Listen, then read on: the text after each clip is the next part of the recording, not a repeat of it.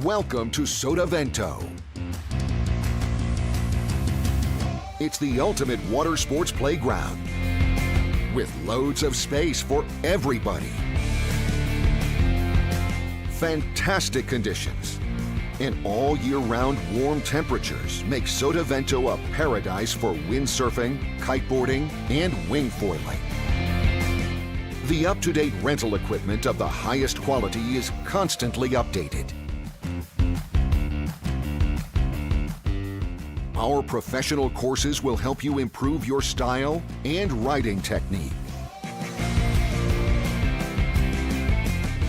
And with the hotels nearby, it's only a few meters from the bed to the board. Come and enjoy our water sports paradise.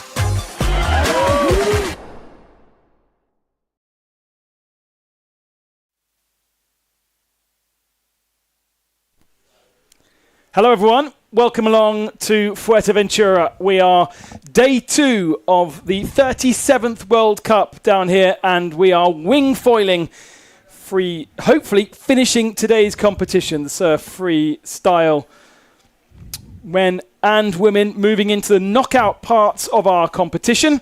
And by the end of today, we are hoping to crown our world champions. It is a beautiful day, a little bit lighter terms of wind than we had yesterday. And therefore, that's why we've had a slight delay in the starting of this competition. And some nervous women out there, they're first on the water. And Joe, they're not really sure what wings to take out on the water. It's low tide right now, and just really not sure what they can do with what they're being offered. Yeah, it's been an unusual start to the morning. Normally Fuerteventura is clear blue skies, and we actually woke up and it was actually socked in, so it was a lot of cloud, a lot of movement, so that has delayed the usual suspect of the wind being in since the early hours of the morning. Sun is out now, which you can see is already burning through the cloud cover, and hopefully we are going to be getting going. Just been told by our racing crew that red flag is going to go in the sky in about 90 seconds. But here you can see everybody getting ready to get down there on the shore. Had a little look with the equipment. There was about 4 and 4.5 meter wings going out. Let's not forget yesterday they were out there on 3.5 meters. So obviously looking a little bit on the lighter side, but they have pumped everything out, because normally days that start off like this then go all the way through and end up windier. Forecast is saying that at the end of the day it's going to be closer to 30 knots. And then we also have information there is an 11-year-old athlete in this competition. Yeah, absolutely. A little bit of confusion yesterday as to her age. But we'll get to her in a few moments' time, because she will be part of our first round of competition. Before we do so, let's go to the highlights of yesterday's action.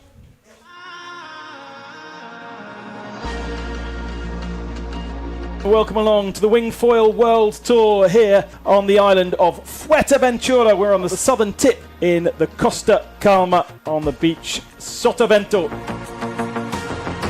So we are back here in Sotavento on the island of Fuerteventura in the Canary Islands. It's an honor to be competing in this place where so many legends and world champions have been crowned in the past. This place delivers wind every day. It has a beautiful beach, beautiful colors. Everybody's looking forward to this event, and I can't wait what's happening here throughout the next days.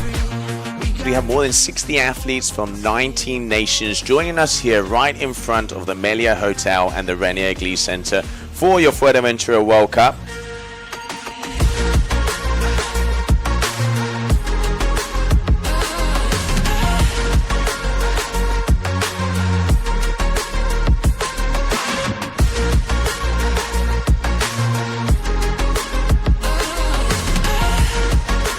I just got out of the water, the conditions just picked up. I'm on a 3.5 meter wing. I'm lit, and yeah, just waiting for my heat now. Definitely see the difference of speed with Axel as well. He is going in full beans. Front roll with a 360. Okay, Palau into front side 7. You can see the change of the hands grabbing the back of the wing. Gerard got an 8.9. Boom. Already on a 25.4 and gets it landed again. An 8.9, an 8.5 and an 8. And it was a 9.4 for Alex Acker. Huge. Chris, 1, 2, 3, 4 rotations. Okay, Benjamin, nice kickers. Front roll, 3. There's a good wave to play with from Benji Kassenskud. He lands it too. Oh, looking over his shoulder. You can see the smile on Chris's face, looking over his shoulder, seeing that move there from Benjamin. I'm coming for him. I'll be back. Just got to win my next few heats and we'll be back together. So get a second shot.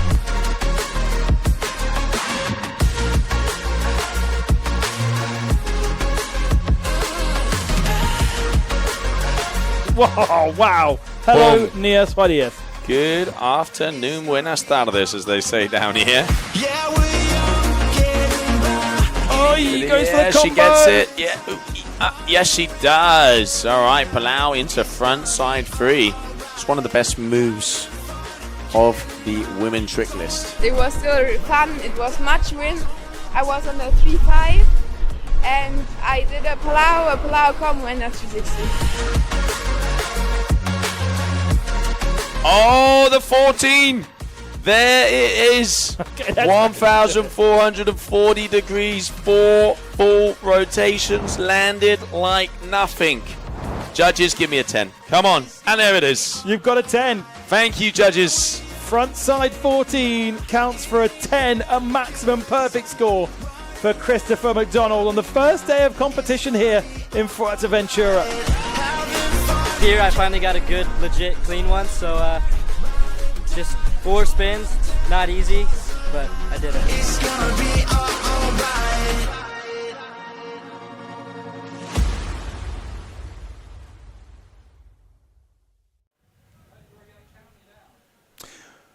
We are live from the beach here on the southern tip of Fuerteventura in the Canary Islands for the second day of competition, what hopes to be the final day of competition for the Surf-Freestyle women and men. We are hoping to crown our champions. Round 3 is on for the women, and that means we see 4 women in the same heat, 2 of which will be eliminated at the end of 7 attempts, 3 of which count. Now, it's light conditions. We saw tiny wings yesterday. Saw 4.5s going out on the water this morning, and that is a reflection of how calm it is. The tide's only just changed, so it should build, as we just said a few moments ago, Joe. But that then changes what they're able to do freestyle-wise, because they've got a heavier and larger wing to play with. Yeah, I mean, you can see just this image here. There's not as many white caps out on the water. It's a little on the inside. You can see it's a bit glassier. As that wind has shifted slightly than the usual direction, which is coming all the way from the top left, it means that there is a bit of a shadow closer to the shore, so our athletes are going to be jumping further out. Literally, as you're saying, you can see there's more gear, there's more leverage, there's more for them to move around to be able to get those moves landed. So it's going to be a little bit harder, and especially coming off of a windy day like yesterday where they're with 1 to 1.5 meters less on those wings. And also I saw them putting up 750s and 800 front wings when yesterday they were out there on 500. So different ball game, but in the end, what is the goal of the GWA is to find the best all-round wingfoiler in this discipline of the surf freestyle. So you've got to be able to pull it off in the strong wind, the light wind. You've got to have your equipment in gear and be able to perform moves on all types of equipment. Does it favor the lighter competitor or the heavier competitor? Yes and no. Obviously, the lighter competitor That wasn't an option. the lighter competitor is going to get going earlier, but the lighter competitor normally doesn't have as much strength. So throwing bigger gear around will mean that they will be slower and won't be able to have the power to make those moves. So I'd always say that beautiful gray area of being in the middle, not being the lightest or the heaviest, but, you know, kind of sticking around in the middle is where you see the top athletes. And that's normally, like we were saying yesterday about, you know, body builds of the athletes. The freestyle wingfoiler is normally athletic, lean, middle kind of weight, because they need the speed, they need the power, but they also need to be able to do all the spins. And if you're super heavy, that ain't going to happen. As middle ground as your answer there, Joe. Exactly, mate. Grey areas is a beauty. We've had the first attempts from all of our 4 women. You can see on the graphic on the top left of your screen, Hélène Simonet, here mainly for the slalom in blue. We are watching Sofia Marchetti, who had a lot of work to do. Who had a lot of work to do yesterday. She already got through a couple of rounds. Started off a little slow, perhaps. Viola Lipic, she crashed on her first attempt. And then Bern van Linden, who I was speaking with a little bit earlier, she's in the yellow. Went out on a 4.6. I think I saw her out on pre-competition. Really kind of unsure of what to do. And now I think she's gone down to a 4. Yeah, see, just getting forecast coming in at the moment, we've got about 18 to 23 knots. So it is really for Fuerteventura on the lighter side. Let's not forget we got up to 27 yesterday, and there was even some gusts of 30. So, you know, I think I got a feeling Bo, just before going out on the water, was playing around with a 4 meter, but then went back to the 4.6 because when conditions are like this, as soon as that wind locks into position, it just does start growing. And obviously, you know, with heats where they have so many attempts, you don't want to be overpowered. But with this turn system, they could also come back to the beach, change their wing, and get back out there. So, yeah. Especially now we've got 4 athletes. Exactly. They've got more downtime, whereas in rounds 1 and 2, we only saw them with 2 athletes. So it was quite fast-paced, in fact, for each athlete. Just 40 seconds, effectively, of break before you're back into your trick. Each athlete gets a 40-second window to do a trick before it then goes to the next one on the list. But basically, as you can see on that left-hand side, Ellen went first, Sophia, Viola, and then Bowen. And they alternate, and they have 7 attempts, and it just goes round and round like that. So there is time to come into the beach and change if needed. Feels as though, as you say, Bo is back out on that 4-6. Yes. So she's gone back to the larger wing. And the only reason you go back to smaller again is if suddenly it blows up. And we were doing some 4 people heats in about 15 minutes yesterday. So it's not going to be massive change in the next, in the next 10 minutes or so, because we are now on attempt number 3 for our athletes. And actually, good job so far. 8 tricks delivered and only 1 crash for Viola. So lots of scores on the board. No, and you can see here Mercetti, Sofia with the lead with that 7.4. There, Viola on the screen out there with the towel. And again, I'm pretty sure that's looking like a 4-5. All right, toe side, front side, 4 in a bit. So that's going to be counted probably as a toe side, front side 3. Saw some nice ones of those yesterday. Again, first heat, you are always a guinea pig. First heat, you are testing the waters to see where you're at. So normally it's unusual that you see, especially not in the complete end rounds of a competition, is they're going to get those free moves, get a feel for it, especially with the equipment change, see where it is, see how they feel, and then they're going to start improving on those scores. So already pretty much all of our athletes have landed those free maneuvers, and now it's where we're going to see them up in the level. Bo here now on her 3rd attempt, and she's got 2 for 2 decent scores, a 3-3 and a 3-5-7. And let's see how the 2-time world champ is going to be feeling. Had a little chat with her yesterday night as well, talking about that backflip. She says, I want a little bit of a kicker to be able to spin up and get that one landed. And she's out there on a new foil and getting used to it. And so far, so good. Interesting conversations from her in the skippers meeting earlier on about where the course was set versus the wind that was being delivered to them. And she felt the course was a little bit too close to the beach for it to be safe with their very long foils. As you can see, she pops out, tries to get a combo, and does so. Not the cleanest, but that will be the first combo of this particular heat. And let's see what the judges think of that. Some decent scores on the board already. Sophia has landed all 3 of hers. We saw a crash from Hélène, and we saw a crash in the first attempt from Viola. But now Bowen's got that one down. That means we'll have her 3rd score delivered in a few moments' time. And if you are watching us online, make sure you go onto our website, wingfoilworldtour.com, click on events live, and you'll get every score of every trick. And they're coming in pretty well today, so they correspond pretty much as to when they are being done. Just waiting for that score to come in on the combination, and we go back to Ellen's next attempt. Yeah, you can see her with those cross hands going for that toe side, looking for the free, but coming down just again, not being able to get the height. And yeah, it's obviously a lot of the athletes, they have caddies down there on the beach telling them, hey, you need this, hey, you need to do that, hey, you're in first position, you're in second. That's one of the beauties of the live scoring, and so far so good. It looks like we have that one flowing. There was some connection issues yesterday, so hopefully that has been resolved. But at the moment, Naketi here, as you can see, already in first position, 10.95. I'll say one thing, she's consistent coming off straight off the bat. Yeah, and in the final in Le Cat, yes, she does manage to land that one. Again, messy, but it will be scored rather than as a crash. 3rd in Le Cat, in the 4th in her semi-final in Tarifa, and so out. But that has left her 3rd overall after those 2 events. And that is behind the 2 winners, Nia and Ma, who took victory in Tarifa and Le Cat. Having a look to see, again, the purple flag, meaning they're reassessing what that trick was and then how to score it. Yeah, exactly. When that flag goes up, it means that It could be a review. It means that they're, taking their time to double check it. There you can see with the wing pass, she does land it nicely. Judges will be taking into account also the strength of the wind out there. Obviously, they adapt to the conditions, so they know if it's light, it's harder to land planing. So if the athletes kind of, hover out of it, they will take the conditions into account, which is one of the beauties of this format. But yeah, I mean, Sofia at the moment, she's looking consistent.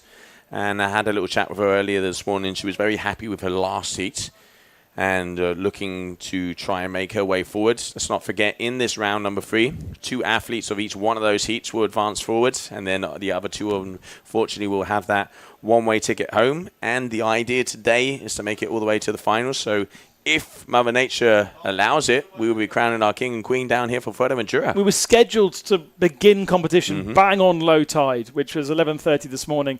And as we've seen so far, the wind does fill in as the tide comes in the afternoon. So tide, obviously, later every single day, and will be high tide will be later today than it was yesterday. So scheduled for a 6 o'clock high tide this evening.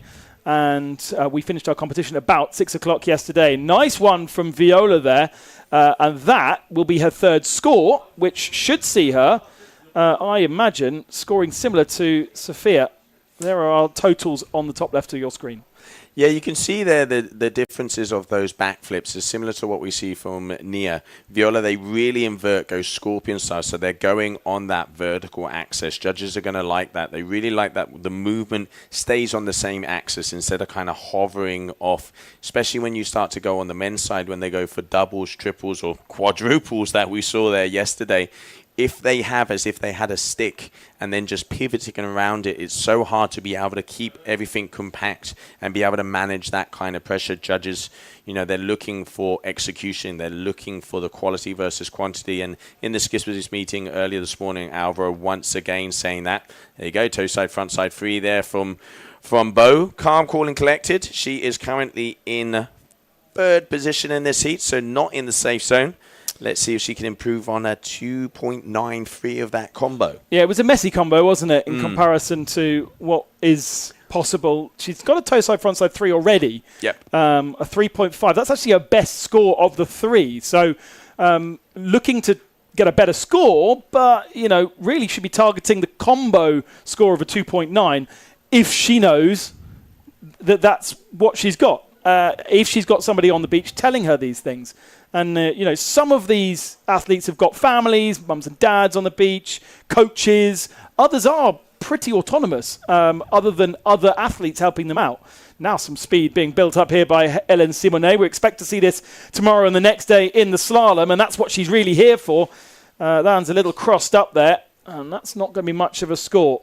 But great that she's decided to come and exercise in the freestyle world, as well as being clearly focused on the slalom tomorrow. Interesting, you can see there, because the one that was done before by Bo was with the spin underneath the wing, and this toe side, front side free has been where she moves the wing in front of her, so it hits 2 different families. Okay. So there you go.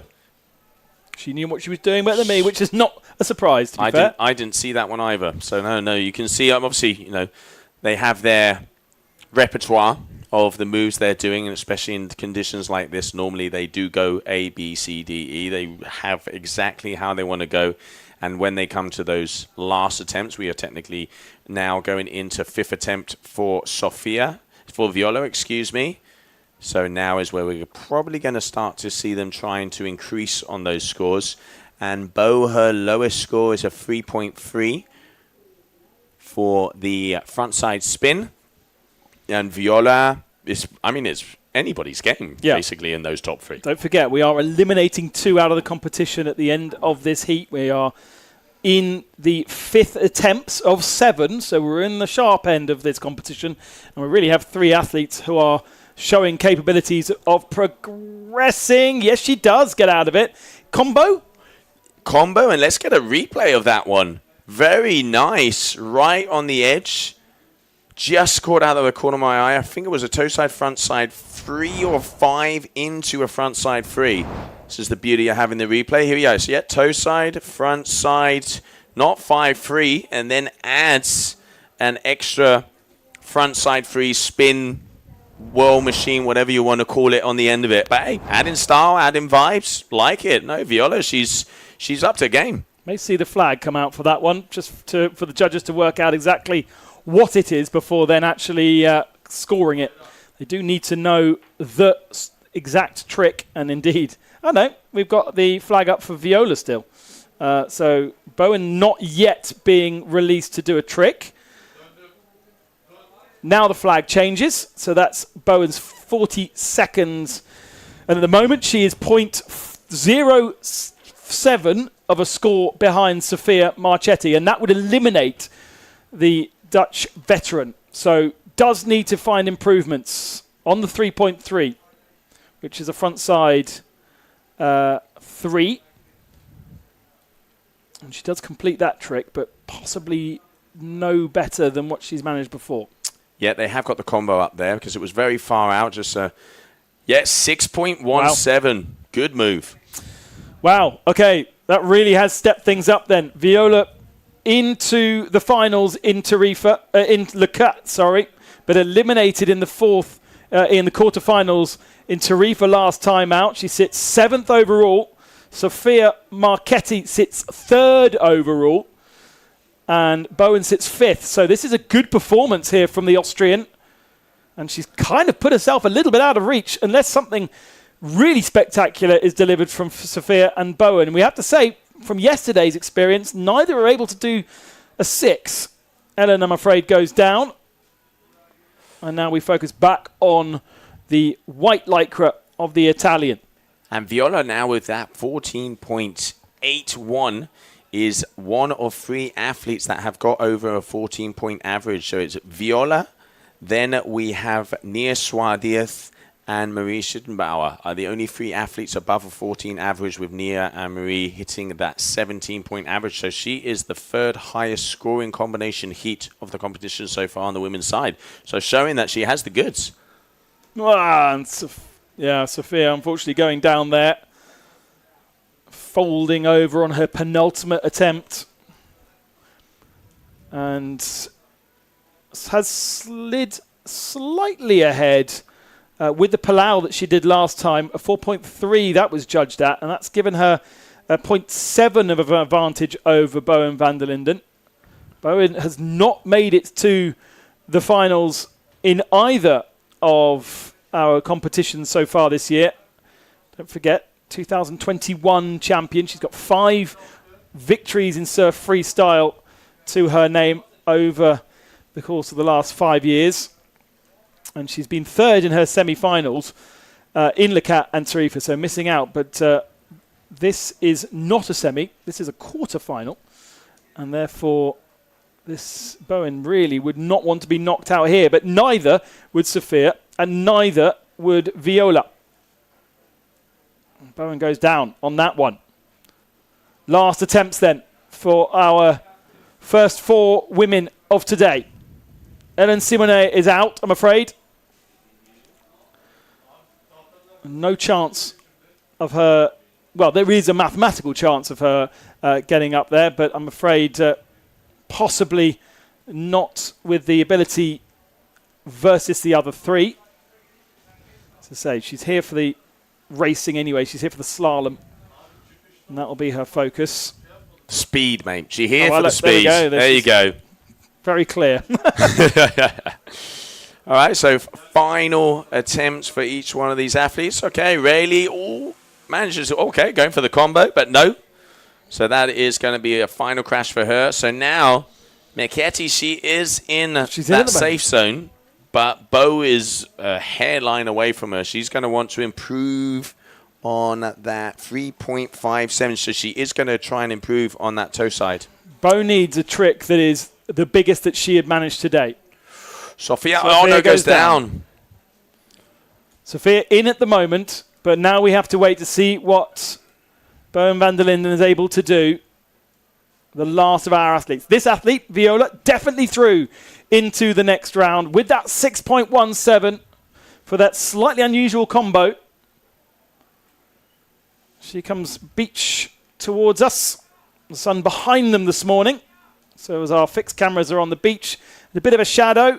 And I think she's on the beach itself, actually, there. She's Foil might be on the sand. Maybe she's trying to plant a flag, mate. No, so that was attack frontside free, but yeah, rightfully so, Ben. Pretty much on the sand in the shore there, so judges are going to... I can even see a crash coming up here because that wing did completely touch the water. Even though they stay on their feet, they need to see control. And Bo has a switched hand. Is she going to be going for a Palau? Bo needs something big here. She needs to have her biggest trick of this morning's competition to get through into the next round, or she will be eliminated with LN. Here she goes. Oh, she gets it. Bo gets it. That could... I tell you what, she only needs to improve by a 0.63, if I'm not mistaken.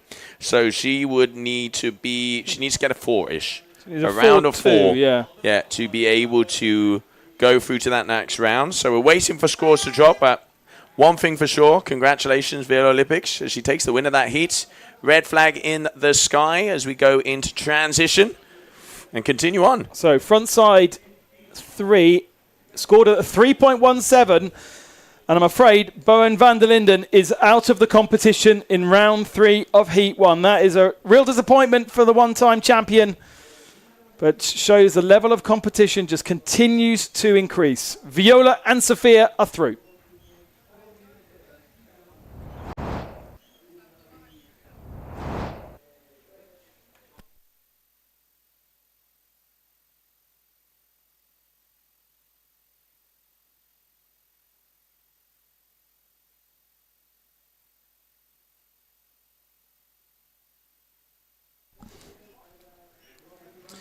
An opportunity to see some of the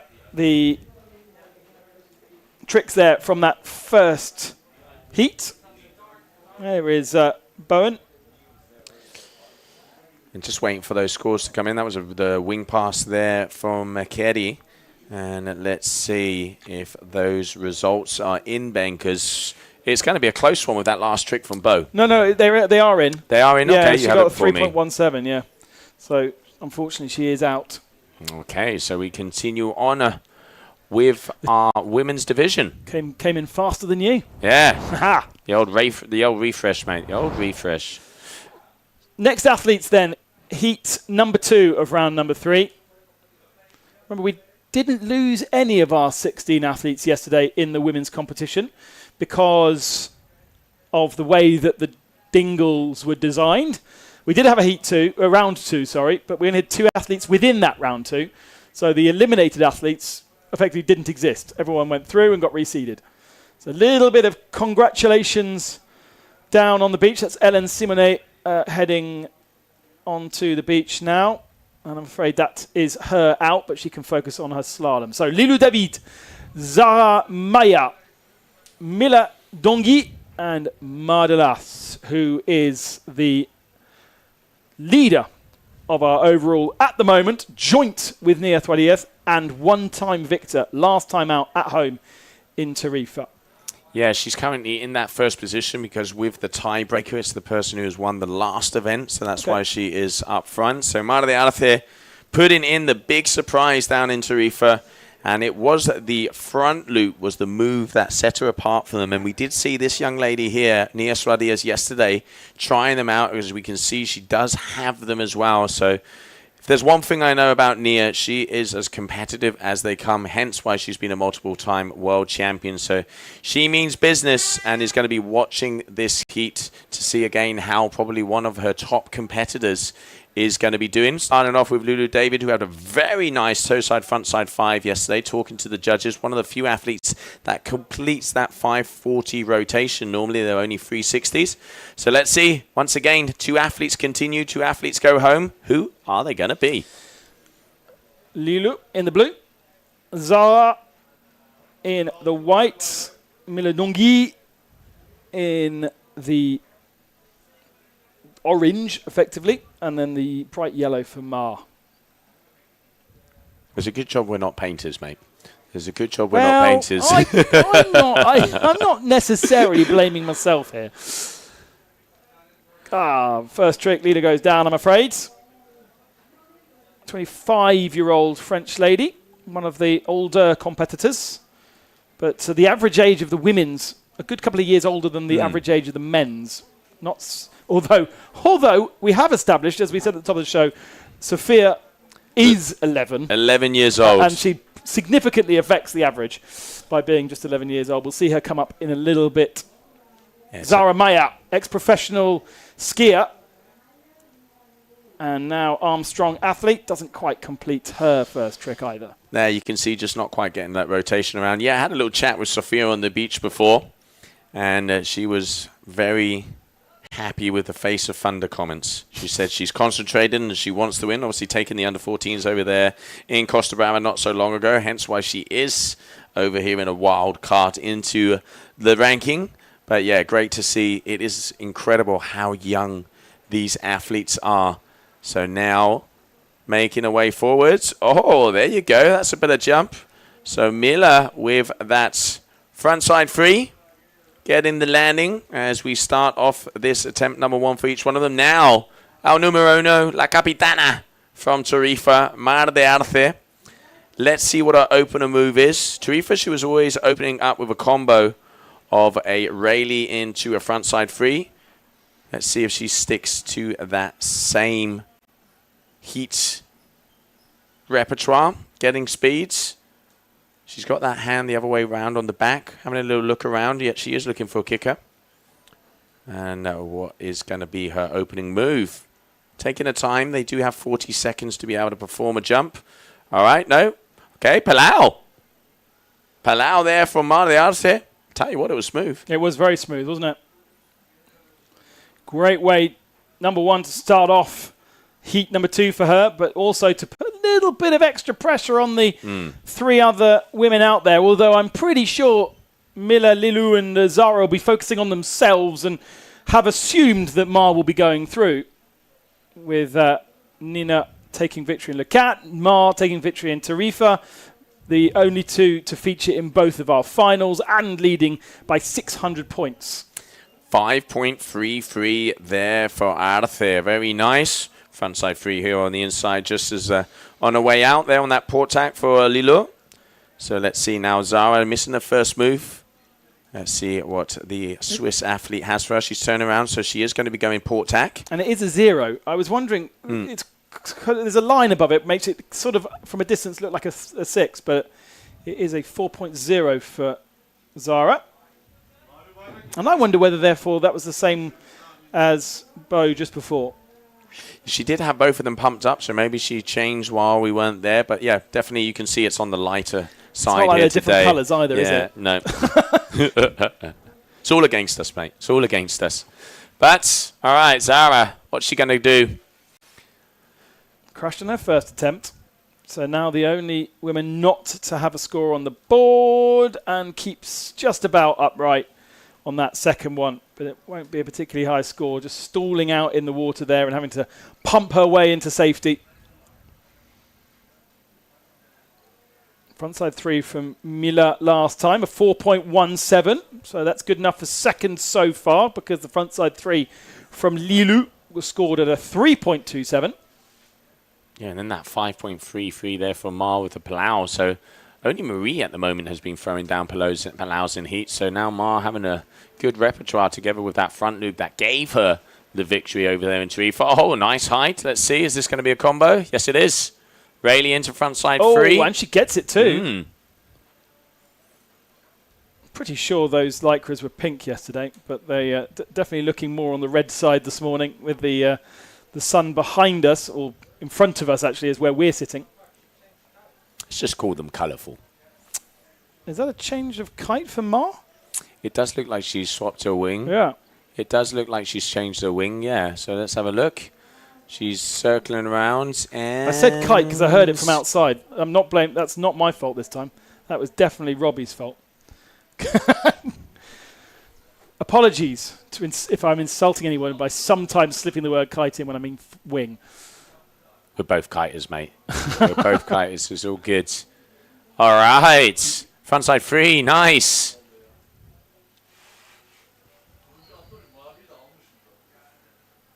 So Mar is going to be 2 for 2.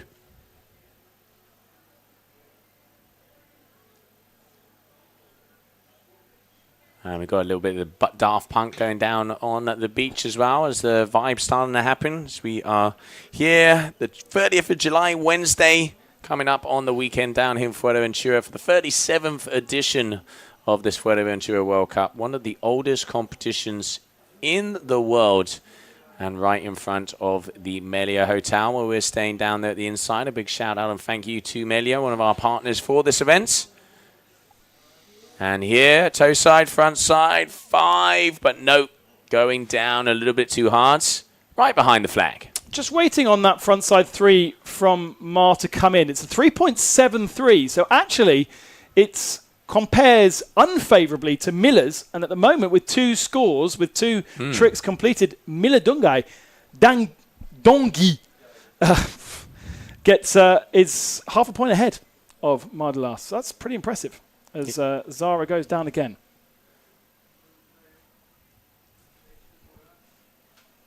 On to Miller once more. Coming out of Nantes in Brittany. 21 years of age. So one of our northern French, rather than the Mediterranean French down south, such as Kylie Belœuvre. Doesn't complete, I'm afraid, on that one. But has ambition, doesn't she, to go bigger than many. Yeah, trying to get that 540 rotation, and it seems to be one of the moves here from the ladies out on the water. Now, Mar de Arte, you can see her there on the units as she powers away. Got a feeling that is the 45-litre. So on quite a small board, obviously one of the lighter riders. And our athletes, they were rocking up with 700 front wings on average. Oh, the front loop. Whoa, head over heels, but comes down like a ton of bricks, unfortunately. So that's going to be a crash for her. Good opportunity to try things like that, though, in competition. Where she'll be looking at her competitors, probably feeling relatively safe about getting through this one. So why not push the envelope a little bit? Halfway through, we've had 3 tricks from each. Only 1 score for Lilo David and Zara Mayer. And 2 for Mila, 2 for Ma. So nobody yet with all 3 as we go into the 4th trick. Yeah, you can see those arms crossed and on that toe side here for Lilo. But having a feeling didn't quite get that full rotation as she did before. Look, Maya is smiling. You can see her. She's, like you mentioned, Ben, you can see the confidence in her at the moment. She's just, getting ready. This is obviously round number 3 of the competition, as the idea is to finish everything off today. So the winners, top 2 of each one of these heats, will be going through to the semi-finals. 11.06 now for Ma, so 2.0 for that last maneuver. Zara needs to land something here. Goes nice and big, but doesn't get the rotation. Lands sideways on the board, and that's another crash, I'm afraid, for the Swiss. Got the height.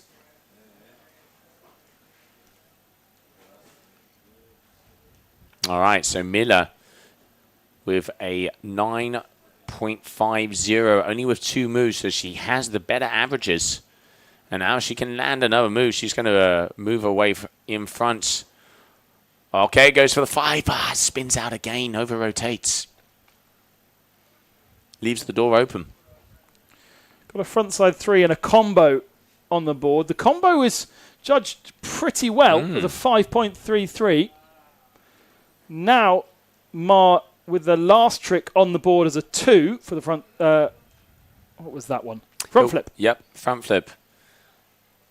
Which actually is a surprise. I thought we thought it would crash. I was very surprised as well. There's the Rayleigh. This is going to be the combo. Yep, Rayleigh into frontside 3, but goes over, and there was distance in between the 2 maneuvers, so that's going to be a crash for her. Yeah, obviously judges saw from their angle something that we didn't, because it did look like she completely stopped, but obviously not. So obviously a low score, so probably gone half points, because the average for the front flips is around the 5-ish. We've seen in the men's they're being a little bit lower on the 4s, but yeah, 5, 6, 7s is kind of where the front flips land. So obviously a 2.0 is pretty much just Ooh, half to that less. would have been nice if Lila had managed to land that. She's just a little bit on the tail, and when you're on the tail, it's a bit like stepping on a banana. The whole thing just flies off underneath you. And Lila goes plunging into the water, so no third score yet.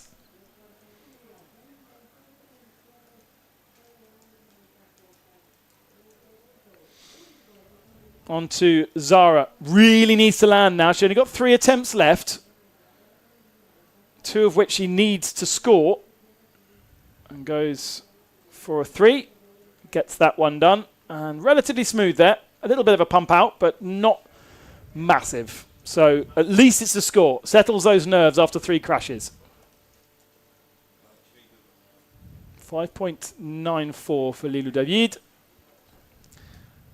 Mila Dungay with 9.5 and 3.17 for Zara's single score, but we are expecting another one to come in. Here goes Mila once again. Starting to build that speed. It's landed, and that is a frontside free. So Mila, it's with the spin, so that will count. That will be her third move. So instead of bringing the wing around her, she spins underneath the wing in that rotation. So similar to what we saw from Bo in the heat before, where she was able to get that score. So waiting for that one to drop. So Mila probably going to go through into first position after that move. Expecting something better from this Lady Mark. There you go. Mila into first. All right. 3.3 the score for that last trick. What? I love the fact that it's coming in before the next trick. That's brilliant stuff. It's on. Ma heading underneath our drone. Oh, Robbie's got that absolutely bang on. And a little pop as well. And goes for a third one. Now, yesterday we saw Chris McDonald going for 5 or 6 tricks in succession. And the judges didn't like it. They thought it was a bit too greedy because it wasn't delivered properly. Yeah, and you can see on that one there wasn't intention. Yeah, she didn't want to go for that jump. She just didn't come down perfectly to be able to perform the maneuver. So she then re-jumped and went for the next one. So that's going to be slashed. Yeah, and that was mentioned this morning as well, wasn't it? Yeah, If exactly. you don't intend to do a jump, then we are going to punish you heavily. So it's a combo trick that we're waiting to come in. Possibly better than a 2, though. But there's real competition between Mara and Mile here. As we go back to Lilo David once again. Attempt number 6. Ooh, actually had a bit of power in the wing there, and she just slightly got hung up by the wing. So the landing ended up being a little later than she expected. And I'm afraid that's another swim to Zara then. With 2 scores on the board. Gets another 3.5 here, and that will put her into the same zone as Mar. The 1.6 from Mar's last attempt not scored. Yeah, see, they didn't even consider it a combo. Yeah, right. Okay, so that's, yes. The separation, they didn't even consider it a combo. So Mar, as I said in Tarifa, she was opening up with Rayleigh into a frontside free, but yeah, they've completely gone, no, that not even considering it a combo due to that fact. So 1.33 judges. I mean, let's not forget, this is the 2 athletes that win here will be going into the semi-finals, so they have that guillotine ready to slash it up. But so far, Miller here at the moment, riding well. Oh, okay. Ducks the wind a bit, but does get the landing. Lowest score, 3.3 for the frontside 3 we just saw from her. Mar should be able to improve on the 2 that she got for the front flip. This is the penultimate attempt for her. If she comes second, it puts her into a semi-final matchup. Puts her into a different side of the table and it puts into a semi-final matchup with Nia, potentially. That is why it can be important, even in these early stages, to make sure you take the victory. 14.42 now for Mila, so 4.92, so up in her game even more. It's a toe side, front side 5 that she managed. Did get the 5. 4.92 score, and I tell you what, that's starting to become untouchable for Mar. She needs to go I'm not sure what she's just done is going to score that big. It's another Riley. It's going to be bigger. She needs a 5 if she wants to hit those 14, because if you scratch the lowest score of a 2, then she's got about a 8.1, so she needs around a 5, even a 6, excuse me, if she wants to go for that 14.42. So as you say, almost out of reach. So Miller really, showing why she has taken the wins. Last trick from Lena David then. Does land it, so she's got 3 tricks on the board, but I'm afraid it looks as though she may be 4th position. Zara looking over to the flags. There seems to be so many shots of her doing that from yesterday. And we've got exactly the same framing again. I've got sort of a static photo in my brain of it. And so Zara with her last trick then. What's she got for us? Flexing those legs, ready to pop at the opportune moment. Looking for that kicker. Oh, it's a bit flat, isn't it? It is definitely. It's as flat as a pancake out there. It's beautiful to see. You can see the foil through the water as well. It's crystal clear out here in Sotavento. There you go. Okay, Palau. She gets the landing and it's smooth. This could make a difference. At the moment on a 6.8. To get ahead of Mar's score right now, she need a 5. Yeah, just a 5. Not even a 5. Not even a 5. A high 4, and she'd be there. So Ma, if I was Ma, I'd be looking at that telephone to know if that's made the difference or not, and hopefully that's going to come through quickly. Yeah, well, at least she's got two scores, 2 athletes in between. So Mila is guaranteed to be going through into the next round, and she's got a really big score as well. Oh, doesn't quite get the landing, but had great height. Doesn't matter though. 5.5 comes in for Zara Maya. She goes ahead of Mardelar by a single point and 1.24. So Mar only needs an improvement of 1.24 on that 2. So she needs about a 3-3. Yeah, which totally possible. I reckon she's going to go for the combo because she normally has these really dialed in, and let's say it's an easier combination of moves. Right, she's going port tack out, which is where she does that, looking for the gust, looking for the kicker. All right, here we go. No. Front side. Oh, it's down. Mardelar. She's out. The overall leader of the World Cup is out and knocked out by a last gasp trick from Zara Maya. She's going to be out. You can see her. She's already got her face in her hand. She knows that mistake is going to cost her a semi-final. Wow. First big upset. You can see. Look at her face. There's disappointment right there. And congratulations for Zara pulling it out at the end with that 5.5. What a story. The first 3 tricks of Mardelar's counted towards her overall. And as she started to ramp it up, there were crashes. There were scores not fully judged. A combination that was deemed not a combination. And she's out of the competition. That is a big surprise, and that is going to have a huge effect on the way that Swadeeth approaches her heat now. A reminder that we're knocking out 2. We're going to have some big smiles down on the beach from Zara Maya, because most of that competition, it didn't look like she was getting through at all. Here's some of the highlights, and the star of the show has to be Mila Dongui. That is for sure. And here we can see the moves throughout that heat. Zara not having the best start. No, absolutely. But throwing down that 5.5 when it was important to do so. And Mar Diaz, she started off well, then had a little bit of a fumble in the middle of the heat. Left it too close, and missing that frontside 3 attempts has cost her elimination here in Fuerteventura. But wow, already the first big upset.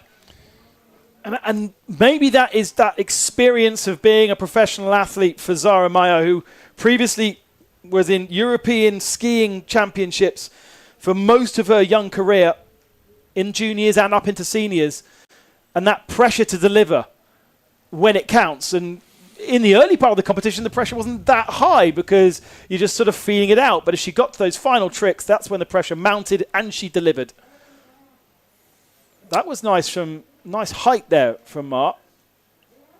There's that very nicely landed so Palau. Clean. Yeah. So clean on the finish of that trick.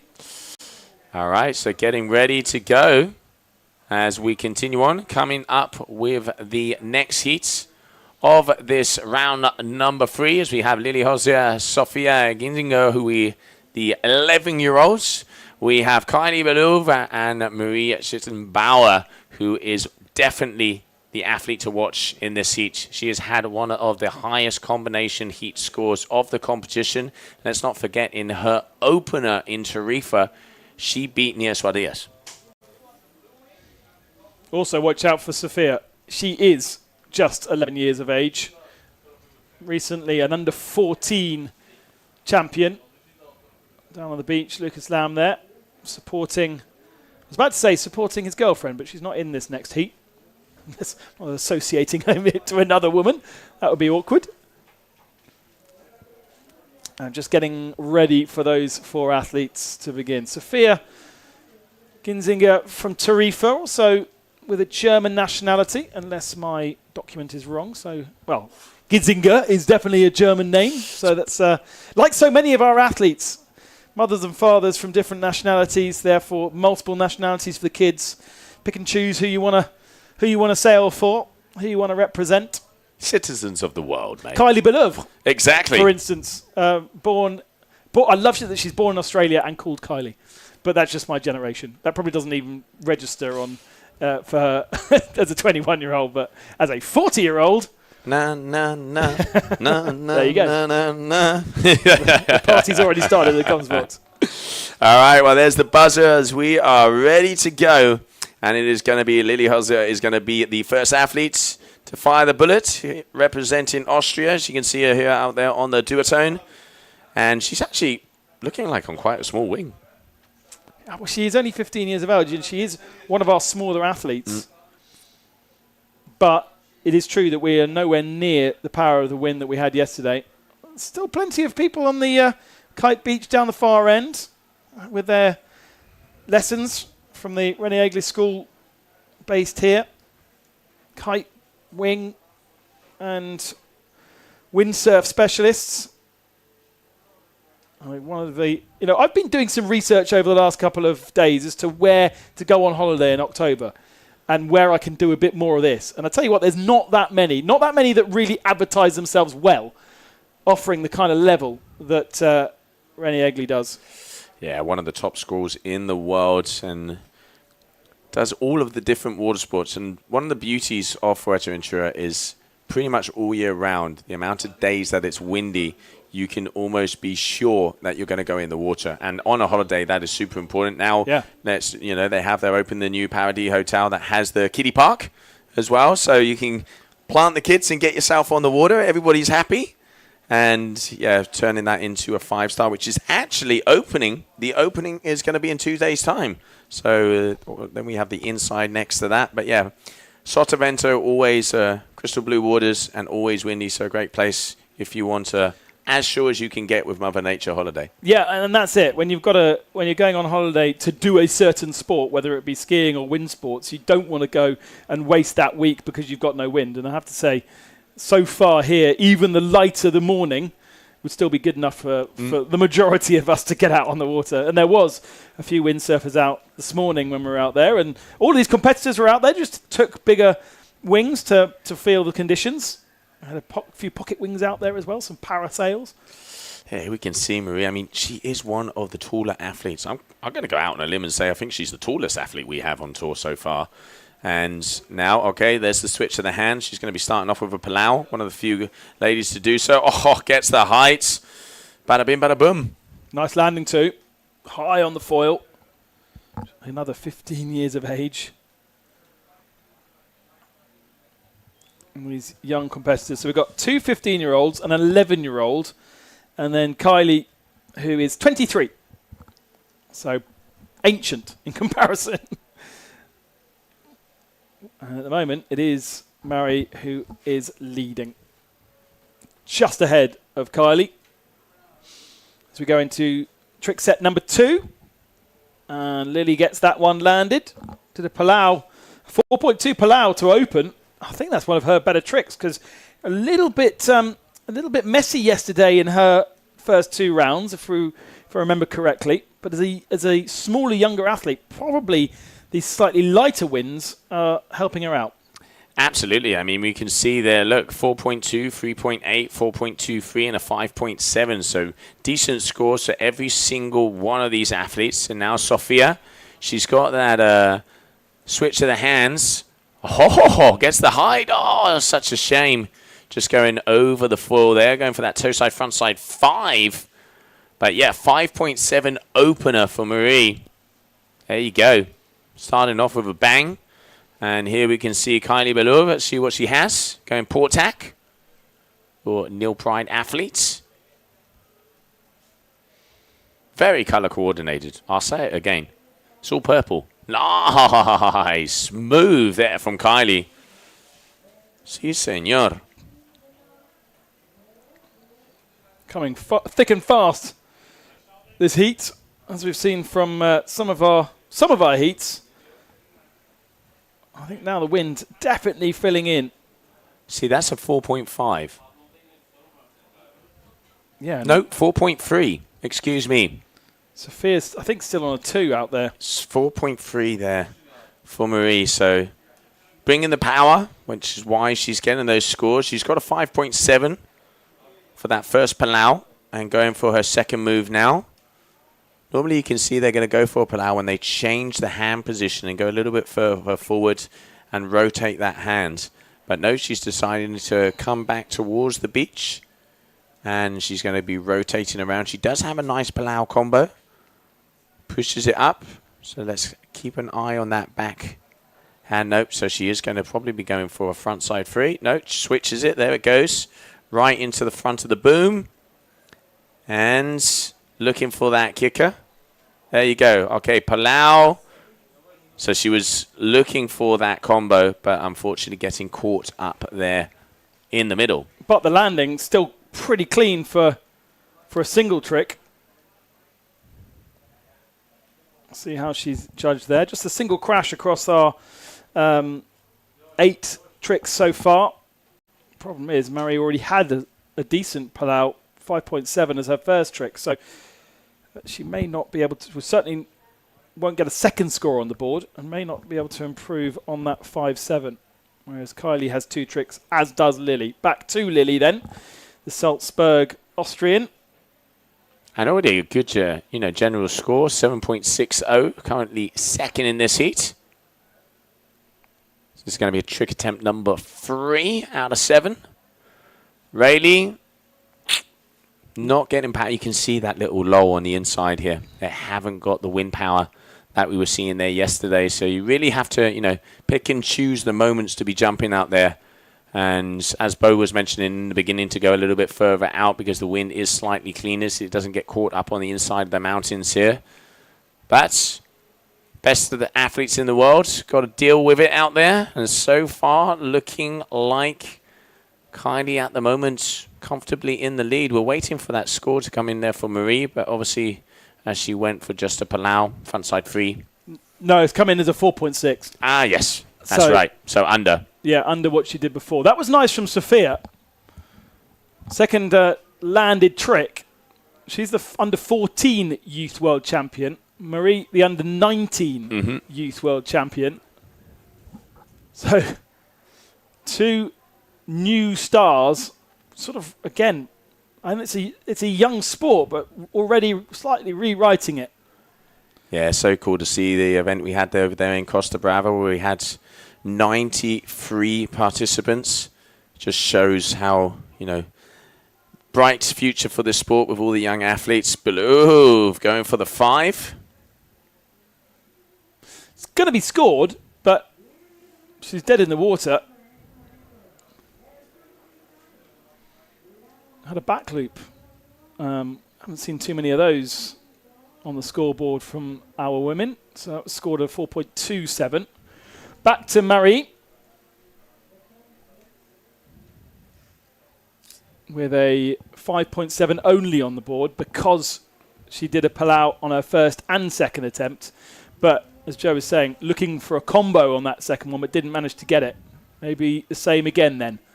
Heading back out against the swell. Have seen a few lumps rolling in and out. There we go. There's the combo, and she gets it. Palau into a front side free there for Marie. So that's what she was looking for before. That is definitely going to take her into the leads as decent speed, decent height, nice rotation and fluid. And they got back in to attempt number 4 now out of 7. Top 3 moves are the ones that count. Back to Lily Holzer. And there is that Riley again, just a little bit off balance on landing, so goes into the water. And that will be a crash. That her 4th attempt, her first crash, actually. Has landed everything else. And now back to the young 11-year-old. Switching arms, switching her grip.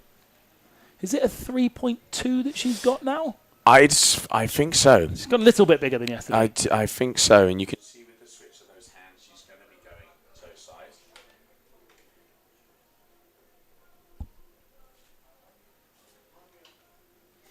And she goes into water as well, I'm afraid. So, right, Kylie Beleuve, back to her. She's got a frontside 3, back loop, and a toe side frontside 3. So second at the moment to the 2 scores of Marie. She got a 7 for that combo. That's got to be the first single, best single score that she's managed. But firstly, Kylie Beleuve, the 23-year-old engineering student from Marseille, studying up in Lyon, and getting a chance to fly in Lac Le Mans, amongst other places. Lands that one.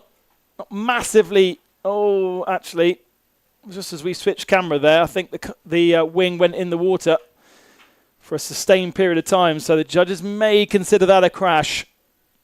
At the moment, though, she lies second because Sophia and Lily, well, Sophia hasn't got that 3rd score on yet. As Marie, now what can she do now? She still needs a 3rd score on the board, although no, she doesn't need to because she's still leading with 2 scores. But obviously, lots of interesting things up her sleeve, in her pocket, in her bag of tricks. And comes up towards the drone. Don't see how high that was, but I bet if the drone was lower, that would have been a pretty high jump because she's able to get the lift, isn't she? Yeah, you can really see how she does get that height. Let's not forget she is on the biggest wing in this heat, but also 17.5 is what we saw her in that first round. So at the moment at the 12.70, but waiting for that final score to come in. 7 for that Palau combo. Yeah, definitely, you can see starting to push, but I'm really impressed with Kylie here. A 4, and a 5. That is a solid heat. We saw Viola, 14-something. So at the moment, it definitely looks like Nia, Marie, Kylie, and Viola are the 4 athletes that are really pushing the top scores. Only 2 will go through out of this heat into that semi-final, as we are currently just starting trick attempt number 5. 5.83 for the back loop from Marie. So up to 18.53 total. Biggest score of the competition. And almost moves her out of reach from Kylie at this stage. Kylie did get a 3rd score on the board with a 5.07 for the toe side, front side 3 that she managed. And they all now have 3 more attempts, although Lily, frustrated with her last jump, didn't really do anything with it. Now, Sophia, to try and get a 3rd score on the board with 2 crashes already. Let's go back to that switch of the hands. Decides against doing it on that way. Going to go with the swell towards the beach. And actually, you can see it's slightly darker ahead of her. If she can get there, she almost chooses the less powerful wind to jump, I'm afraid. And she goes down once more. Back to Kylie then.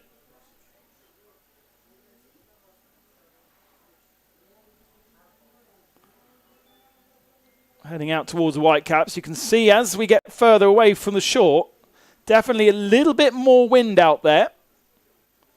But we can't go too far away from the judges' tower, otherwise the judges can't see. And Kylie goes down.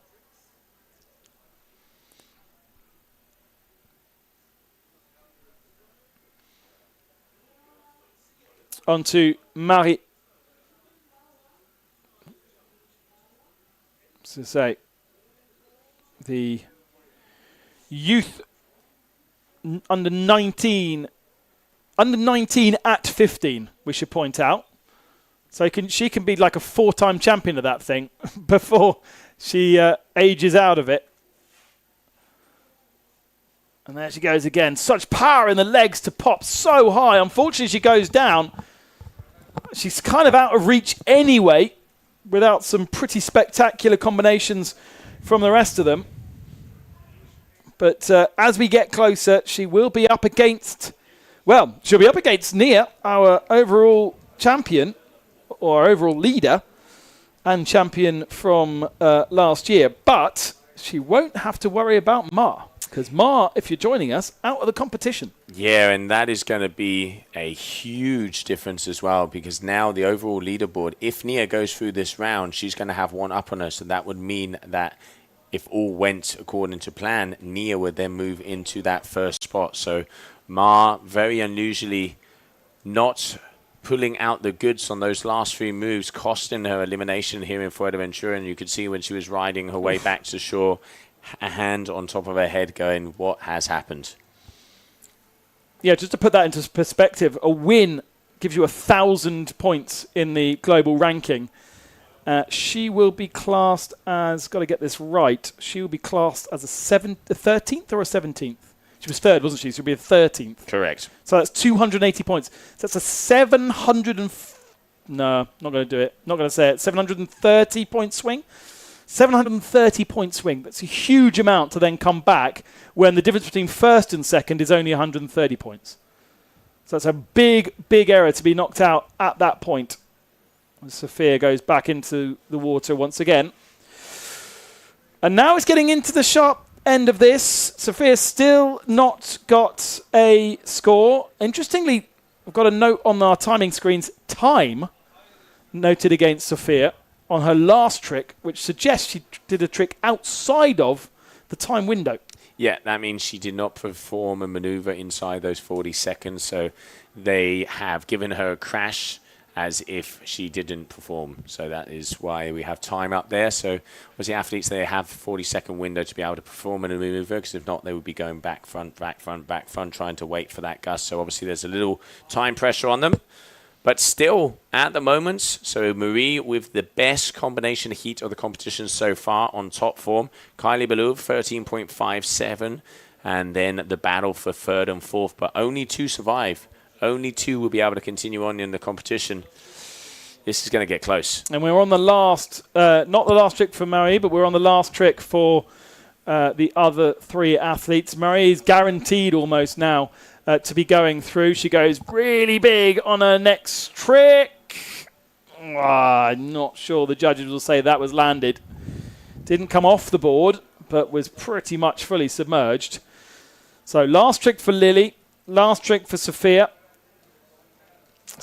And for Lily to get through, I think she's all, no, she can, but she needs like a 7 for Lily to get ahead of Kylie. Sophia needs even more. So unlikely for the leaderboard to change in this heat number 3 of round 3. Review. Okay, yeah, so they're as unsure as I was as to whether that was landed or not. I wonder if we perhaps can see a replay of it. It was big, that's for sure.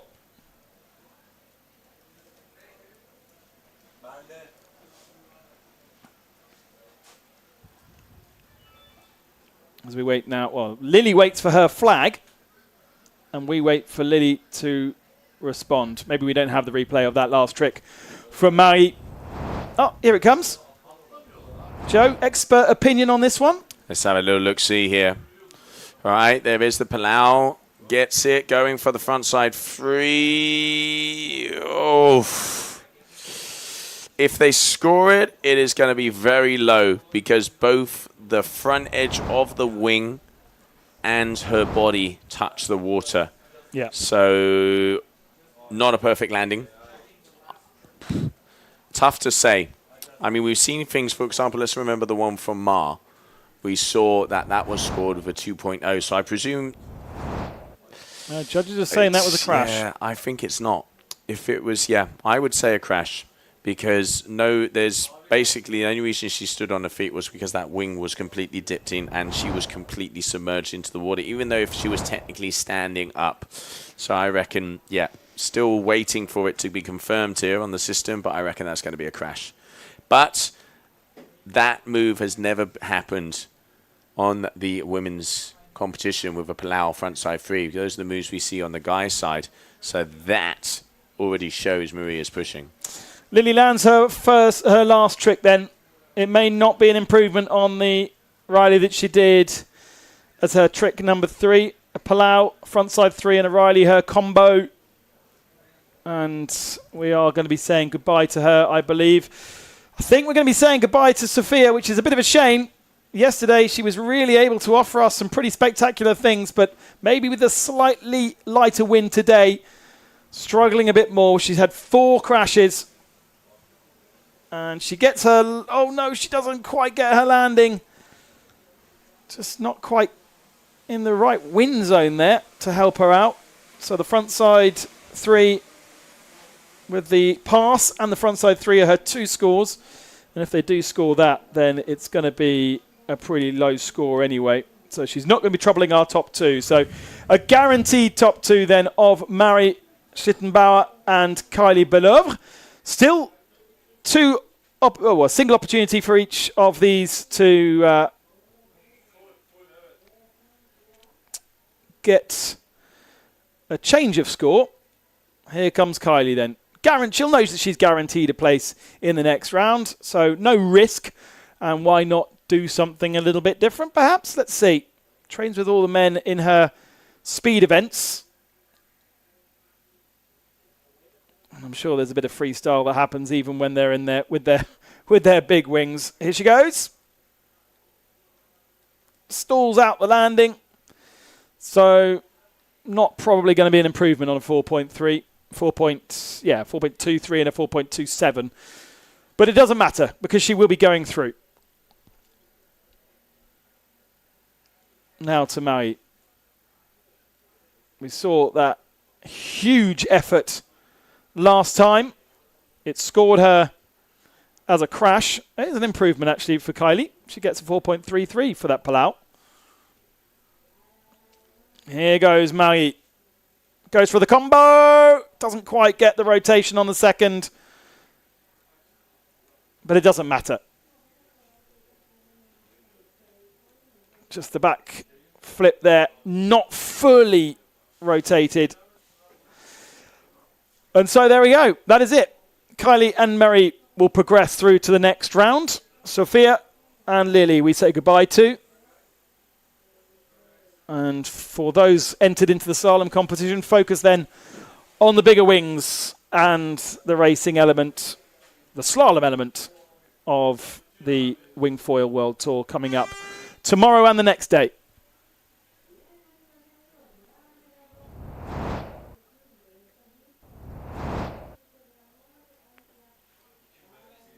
Some of the highlights then of that last round. And Sophia started off well, didn't she? That was a really good first jump. But unfortunately, a few more crashes after that stalled her out. There's one of Kylie's. Oh, so much height from Mary Schlittenbauer. She really is able to pop. Probably that wasn't dissimilar, actually, from Kylie. But from the drone angle, sort of flattens out the image.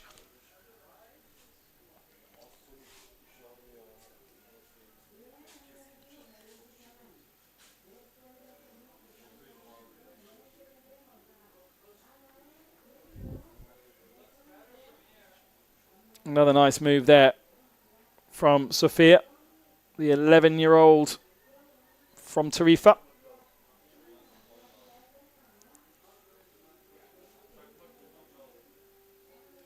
And that is heat number 3 done and dusted for the women. One more heat to come.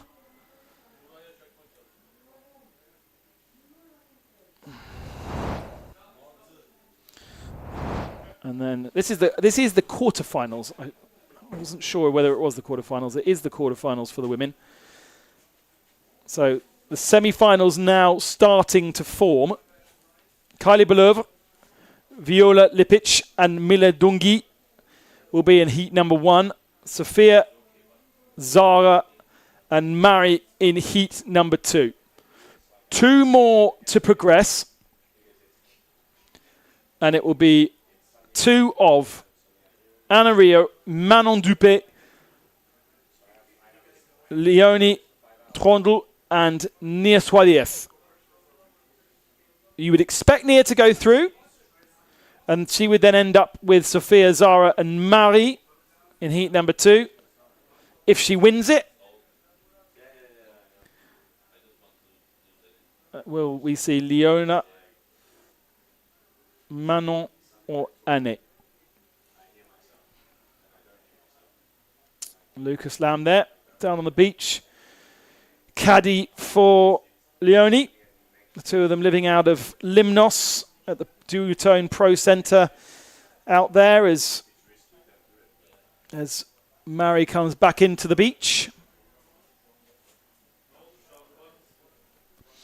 And then this will be the last of our round 3 for the women. And then we will be moving on to the round 5 of the men, which is also their quarter-final stage. From then, semi-finals women, semi-finals men, women's final and men's final. That is the idea. Yellow flag flying. And soon ready to get back going again. Wind still a little bit lighter than we saw yesterday, but is the judges happy that we've got a competition on our hands. Anna Rio, Manon Dupé, Leonie Trondel and Nia Suarez. France, Guadeloupe, French flag, but yes. Leon and Nia.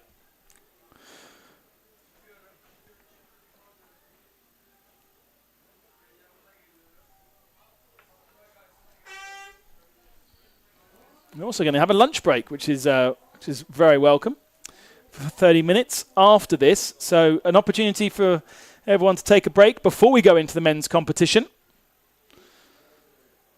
But first, Anna in the blue, Manon in the white, Leonie in the red/pink/orange, basically the colour that they get given at the start of the competition that has the number on it, and then Nia in the yellow.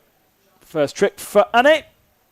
And she lands it. That's what you need. I think that's what is, for these young competitors especially, get yourself a trick, land it nicely, calm the nerves. Exactly. It's that confident booster as well. It's always nice to, first trick of the heat to be able to get some scores up there on the boards. Manon Dupé, let's not forget, she made her way in to the final in Tarifa in that past event. She's going to be there on the white lycras. We have Leonie here on the red lycra, so hopefully we'll be able to catch up with Manon one more time, as this is the next athlete to jump. There you go. That is the one we were following. Maybe we can get a replay of that last move, as it does look like she made one. Next up is going to be Leonie, who had a very good day yesterday. Right, here we're going to see the replay of Manon. Yeah, fast. Okay, there you go. Rayleigh. Okay, Rayleigh combo. A little slow on the landing, but hey, nice opener for her. Absolutely. Got great height. Again, another of our smaller competitors. And the judges looking at that one again. 16-year-old. 16-year-old, but, stand her next to Mari. And, they could be 10 years apart. Absolutely. Yeah, no.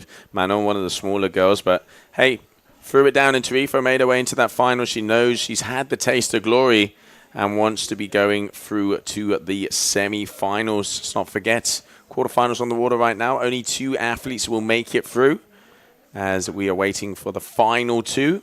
Nia Swadiev, your current number 2 on the ranking, but the big upset that happened earlier on, Mar de Arce, current number 1, going out early in the competition. So if Nia gets through this round, she will improve on her overall score, and that would potentially be making her the new tour leader. I think definitely, because the nearest challenger is Sophia, and she's 600 points back. So as soon as you're through this one, then you're then mathematically it's still good. Nice, exactly what we saw from Nia yesterday. Very clean, very dynamic back loop. Yeah, she always starts off with that one. It's, similar to what we saw from Viola. Very, that really spin, that really whiplash, throwing those legs up. A little bit different to some of the other athletes where they go a little bit more off to the side. That really is a back flip because they're hitting that vertical axis, excuse me. So now moving on to attempt number 2. It's the sort of thing you can really easily do on a Wingfoil board without landing it. 6.23, absolutely. 6.23 for Nia. The judges liked it. Back flip rather than back loop. Difference? Back flip is exactly that, is when they flip, so legs go completely vertically up, and a back loop is normally a little bit more off to the side. So not quite 45, so kind of a little bit not as vertical as the back flip. Does that make the back loop then a harder trick? It's not harder, but normally with the back loop you can go higher because you kind of stall and go off to the side, where in the flip you really need that whiplash that you get from taking off. Different, yeah. Normally, if both of them were performed to perfection, they'd be very similar scores, but on an average, the back loop is normally higher, and as the judges want to see higher maneuvers, it would be higher scored. Always such a great atmosphere down on the beach. Everyone getting themselves set up and ready. Just been announced that 30-minute break, so the boys, the men, are not, they might be ready, but they've got a little bit more of a wait before they get out on the water, although there's no restrictions on them being out on the water. They're allowed to go out on the water, not in the competition area, but might be worth some of the men going out and testing, checking what size wing to go for as they get closer and closer. No point testing it at 9 o'clock in the morning for now. Completely different conditions. Even from when we arrived on the beach after the skippers meeting, and a few of the women went out there, and a few of the men did too, for a warm-up. Nice one from Nia. Oh, beautiful there from Nia. Didn't quite see the angle here, but here we can see that replay. Look at this. Up and away, Palau, boom. Clean as a whistle. Very nice.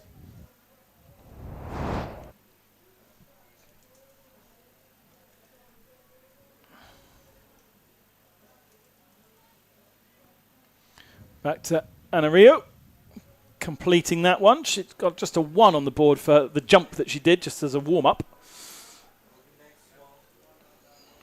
It does look at the moment as though Manon Dupé is the second of our women to bring sort of the ambition of qualifying through into the semi-finals here. It is Manon to come. She's got that quite fancy combo that she laid down straight away. Then a Palau. 4.27 for the Palau. Consistent as well. There you go. 3 for 3. 4-6, 4-2. And a nice third move there. So getting those 3 onto the boards. And we've seen, some of the bigger athletes also making a mistake in not getting those top 3 scores. So now is when she can start to, progress and improve on those scores as she has a decent base. All right, Leonie looking to get her third landed move as well. And I can see that hand change. Maybe we're going to be seeing the Palau attempt. Yes, we are. Palau, oh, just a little bit too front foot heavy.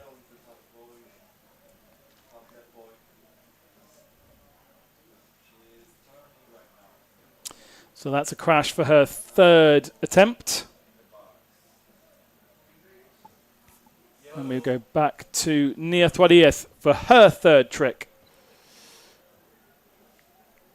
All right, so 5.6 over there for that backflip. So nice way to start it off.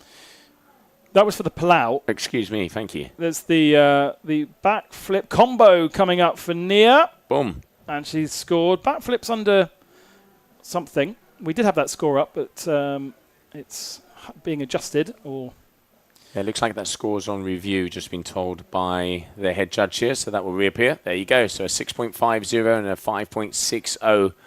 So 12.10 total there for Nia. Nice. yeah, and still with that combo that we've just seen to come in. So she's going to move herself well ahead, as you would expect at the top of the standings in Heat 4. But Manon Dupé with 13.17, 3 good, solid tricks.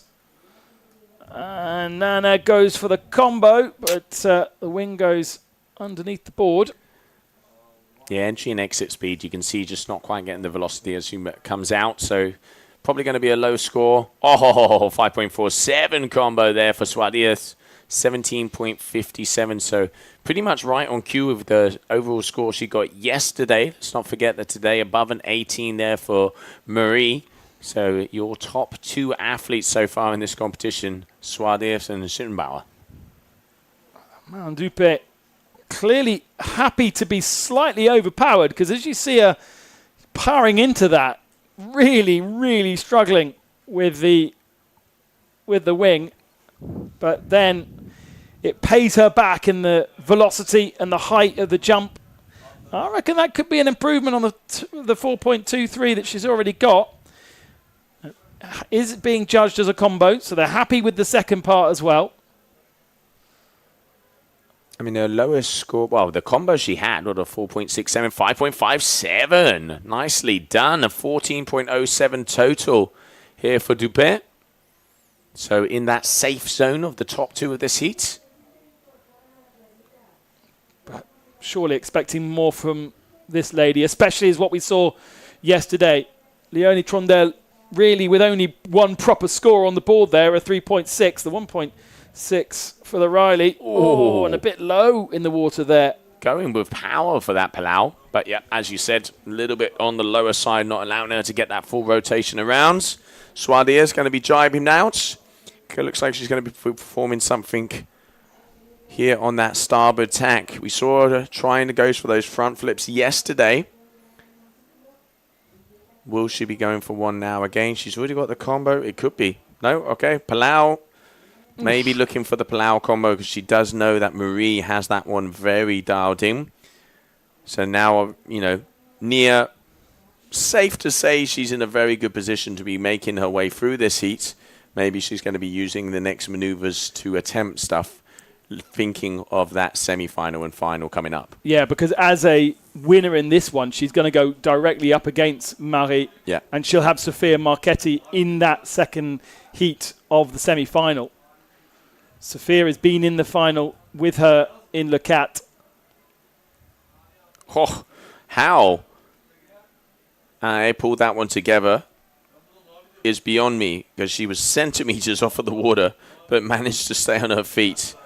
So it's going to be a low-scored move, but it is going to be scored no matter what. Okay, Manon Dupé, 14.07, currently second position, and her lowest score of 4.23, which was a frontside free. Just skipping out when she lands that one, so that's going to be a crash.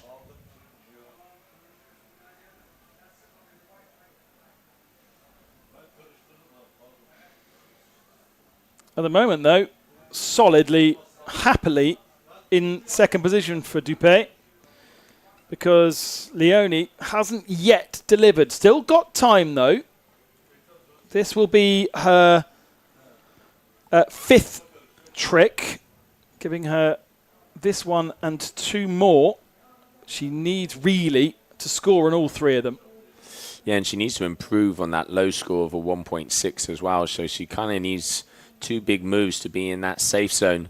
Well, I mean, even the 3.6 doesn't match anything that Manon's done. She's got her lowest score as a 4.23. So really, as I say, all 3 need to be improved. Oh, lands on the very top of the foil. Oh, that was a shame. Such a shame. Just over-rotated ever so slightly. Almost kept it together, sliding on the foil. But you can see there the looks of the people down here on the beach.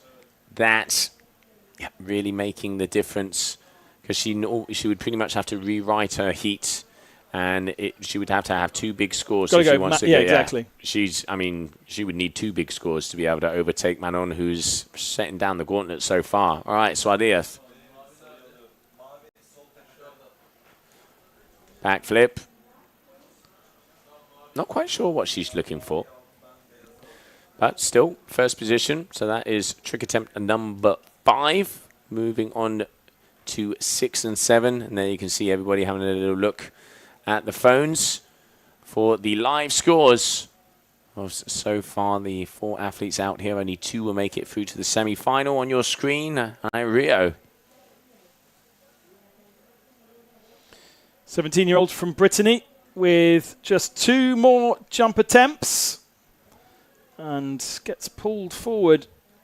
Not a very comfy landing there. Now to Manon Dupé. Don't forget that we saw her in the final in Tarifa alongside the 2 locals and Mari Schittenbauer. As the sort of generation changed, look how she's fighting with that backhand just to keep the wing powered up, because she knows she only needs to do it for a couple of seconds to get that pop, and she lands that one as well. Nice Palau there from her.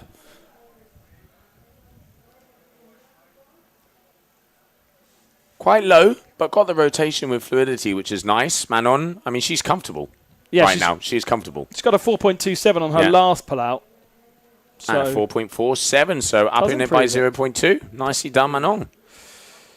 Absolutely imperative that this is a landed trick from Leonie. I'm sure those down at the Pro Centre in Limnos are watching and supporting. I'm surprised she's allowed out, to be fair. Proper holiday week this week.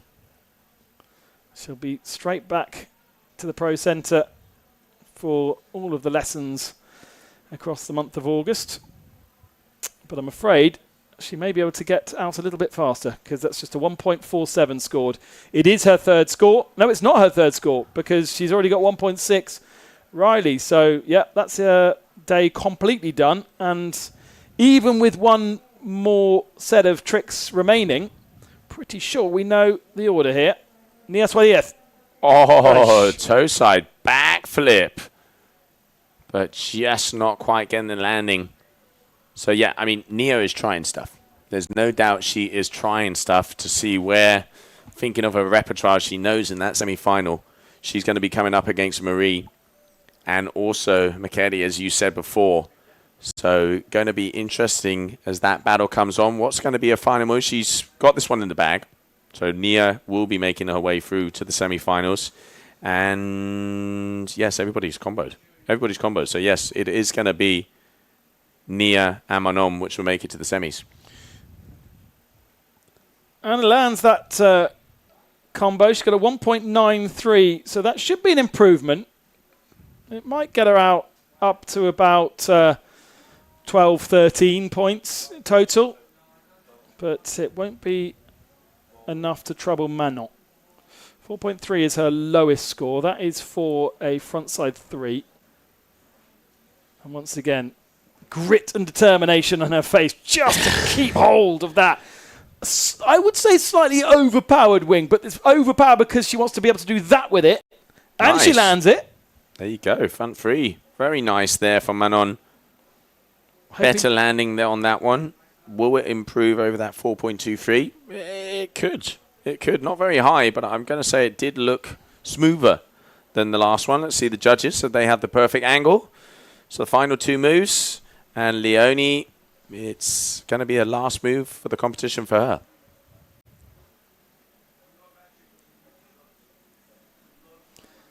One last trick then Oh, just loses grip of the wing there. 4.53 for that last frontside free there from Marie. So improving her score ever so slightly, going to a 14.57. So Nia, now victory lap. So what move is she going to be testing? What's on the showboat? Yeah, is this going to be the confidence booster? She's going for some speed.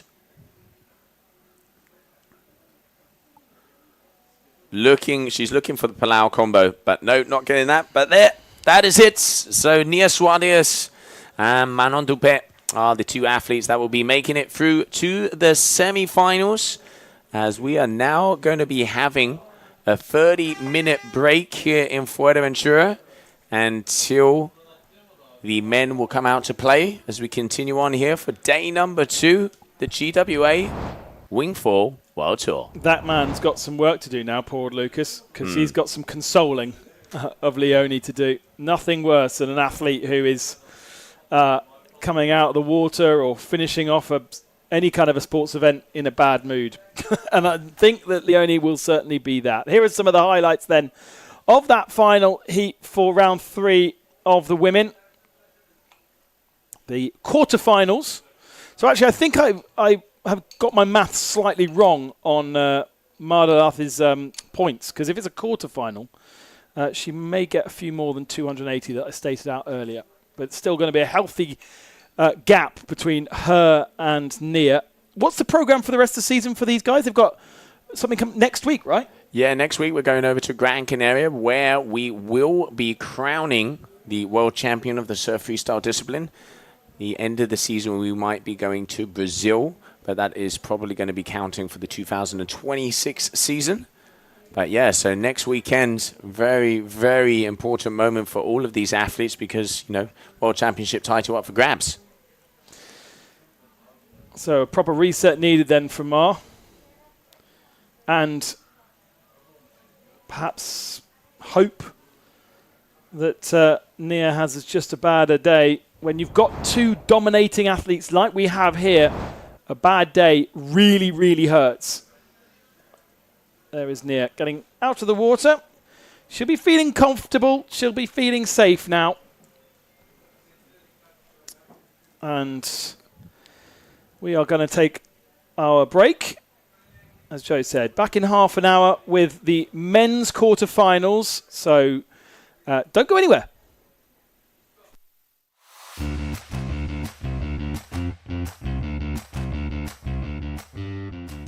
Welcome to Sotavento.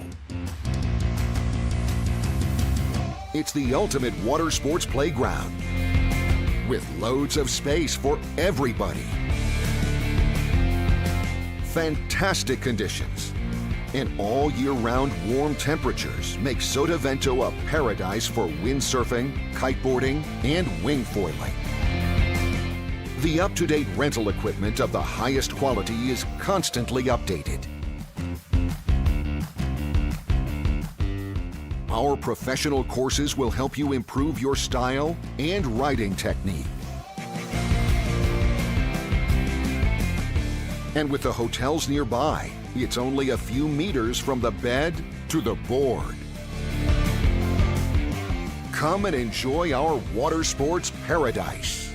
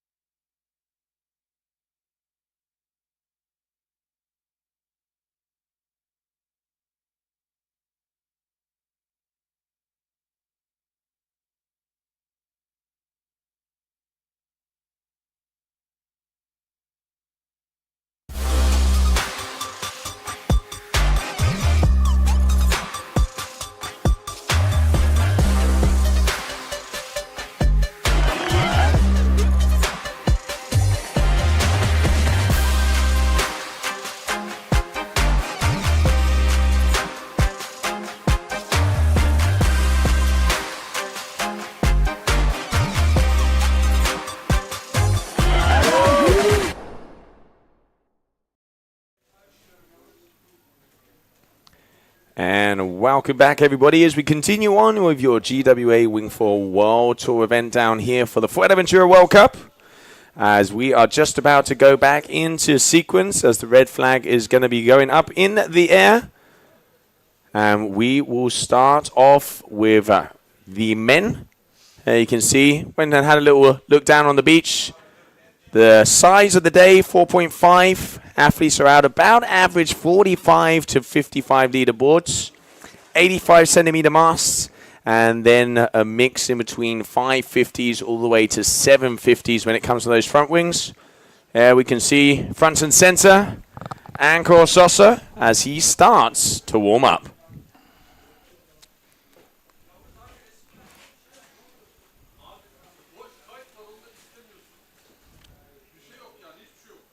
Athletes not quite yet in the water. Red flag, not quite yet. Head judge Juan Antonio, deep in conversation, I think, with one of our athletes just out the back of the judging tower. Maybe lost track of time just a little bit.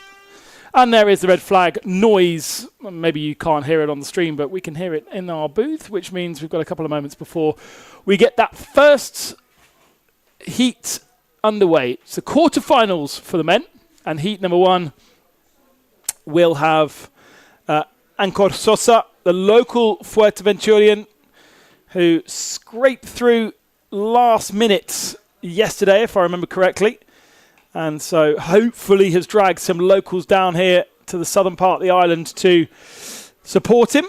Nathan Berger from Cadiz will be alongside. We've got Malin Guenolé and Axel Gerard. So 2 Spanish, 2 French. And we actually caught up with Nathan a little bit earlier on.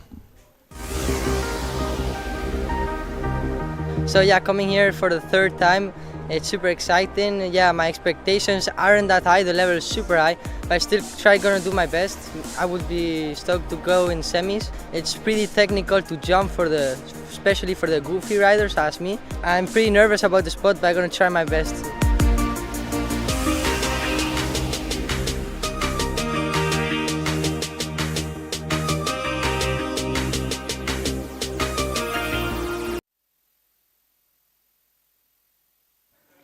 All right, there we can see Nathan, just one of our athletes coming up. He's going to be going up against Anko Sosa, who landed for the first time ever that blind back mode 7 yesterday.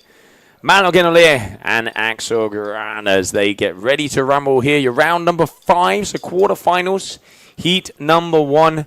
From now on, only 2 will survive, and some very heavy hitters in this heat. And the fact that only 2 survive out of this, it's a tough one. We know how much Anko Sosa wants a big result here in Fuerteventura in his home island.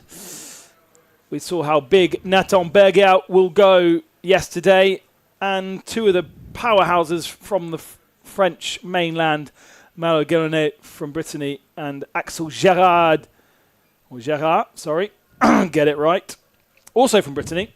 Different parts of Brittany, but both are capable of big scores. Now, yesterday, Joe, 20... Do we get a 27 total? 28.1 from Christopher McDonald's. Yes, that's correct. But in there was a 9-point and a 10-point score. So not too shabby. Yeah. And that was in a heat that was not even a knockout, I seem to remember. Now, Chris was second to Benji in his first round. And that's why he ended up having to do round 2. And then through into round 3. Team France with Julien down there. We will see Julien Ratotti in the slalom, but not participating in this. And he's also been supporting Kylie Belouvre when it comes to the slalom element. And a good big entry of slalom men and women. A few that we're not seeing in this freestyle element, and a few freestylers not doing slalom.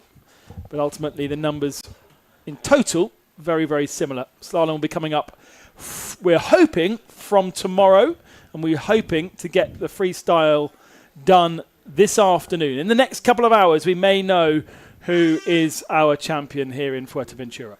That is right, and there we can see and hear the buzzer, meaning that green flag is in the air. First athlete to jump will be with the blue lycra, Ancor Sosa.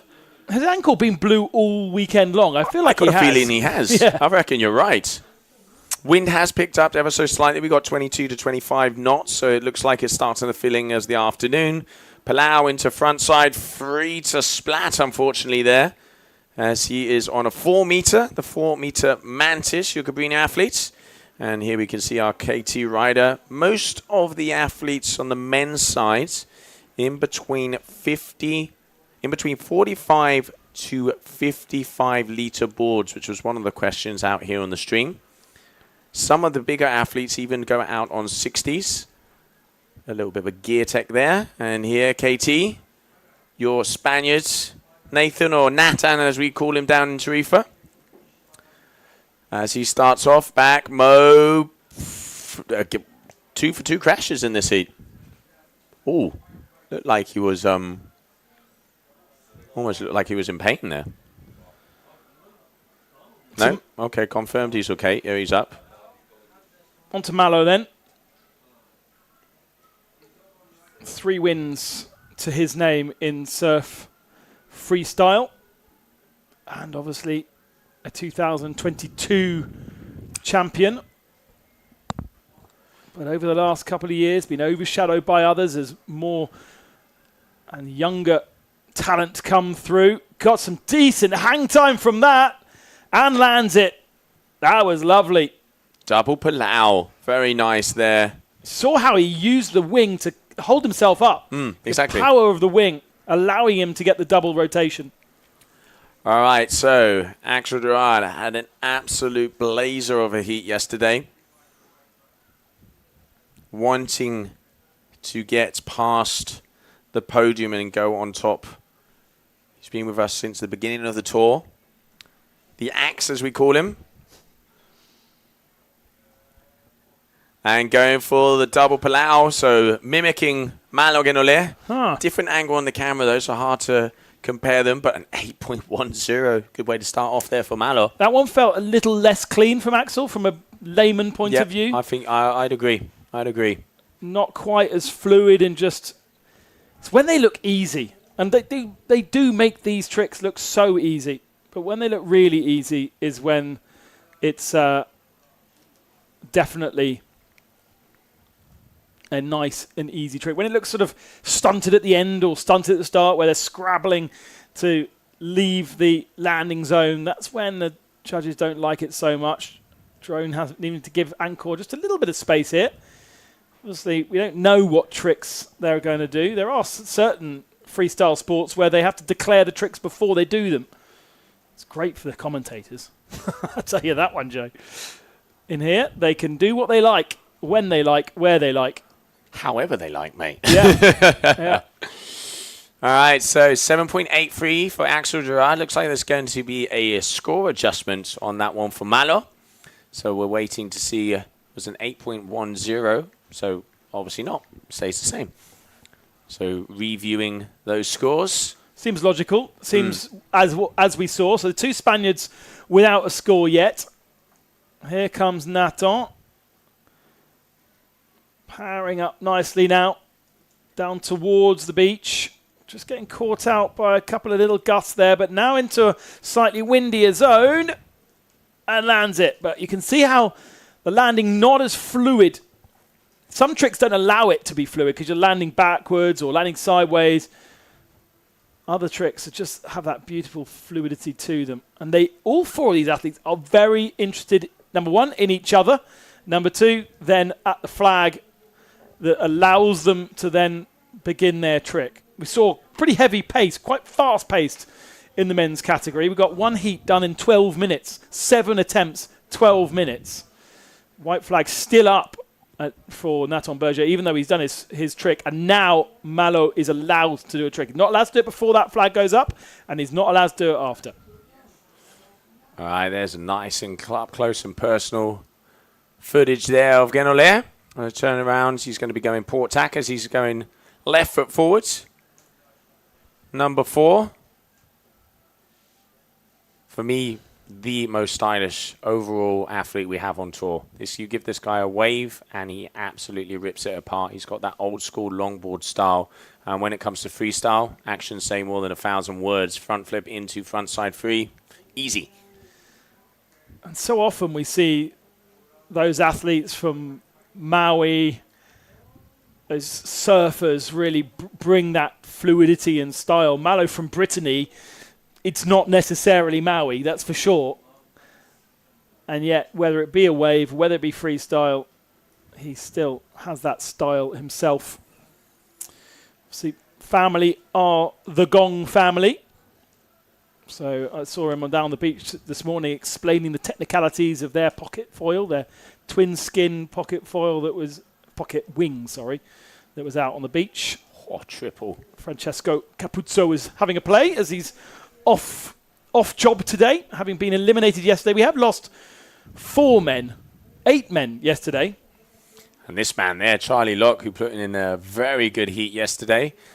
Heat where we saw Christopher McDonald get the 10.0, but let's not forget Charlie, 3 8+ scores. So putting himself as one of the faces to watch so far. Pretty even in this heat. We got 7s and 8s across the board. Malo, 2 8s, so is in the lead. And Axel in second position. Let's see now. Ankur Sosa. Crashed in his first attempt. 7.4 in his second. Goes for the combo. Just about gets it, but stalls in the water to finish off, I'm afraid. Yeah, Palau to backflip combo there. But as you said, stalling in the water. Quarterfinals right now, it needs to be good. I mean, you can see there, only 2 survive, and those top 2 so far, 8s and 7s. So, you know, normal tricks is not going to cut it. Nathan, let's see what he's got. He's got the speeds. Even faster than our drone out there. Back, mob, free. Oh, but goes down. Didn't quite get the full rotation at the end of that trick. So when he went in the water, he was sideways. That is what put him off balance. 8.1 for Malo for his double pull out. And then front side 3, 8.5. Okay, Malo going for his third trick attempt to complete scoring capacity. And then he can start to improve on those numbers.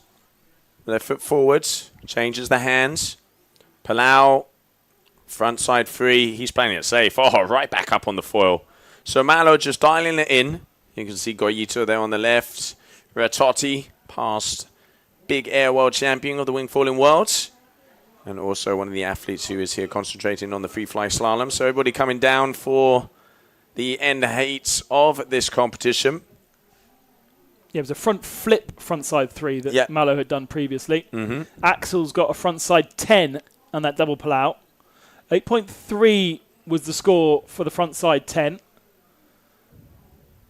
Different physiques from the 2 Frenchmen, even if they're both from Brittany. Oh, tweaks it out as well. Very nice.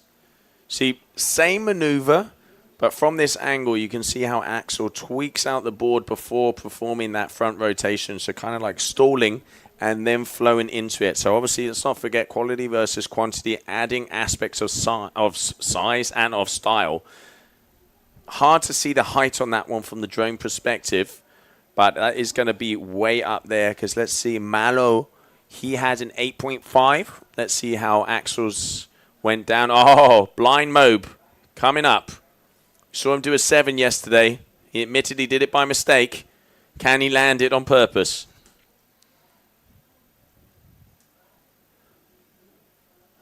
Blind mob 5, but crashing out. 8.07 third trick there for Malo. I'm waiting for the score for Axel. 8.1. Look at how close these two are. 24.67, 24.23. And we're only 3 moves into this heat.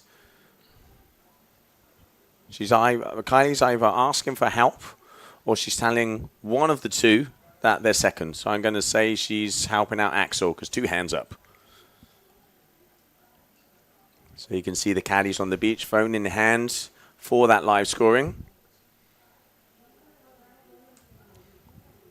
Obviously, Axel, part of the French team, all training together. Good friends as well, which is the important thing. Front to back combo. And he's not got the speed. Starting to get frustrated. Oh, throwing his wing. Frustration starting to hit here for Berger. Yeah, well, that is crash number 3, isn't it? Only 1 score on the board. And, you know, it's heavy pressure as well. He's got the 2 Frenchmen, Malo and Axel. Actually, Malo this year's results haven't been particularly strong out in the quarterfinals of both Lecat and Tarifa. Axel's not been in a final either. And that's a corkscrew into the water. Yeah, going for that 10. But as you say, just going first into the water, so that's going to be a crash for him. There we can see Kylie Belouve on the left, who is continuing on the competition. And the right-hand side is Ratoti. Now, the question is, are they helping the same person, or are they banning it out on the beach as well? There's a lot of French people about. There's a lot of men and women. Oh, double Palau, but no, not getting the rotation.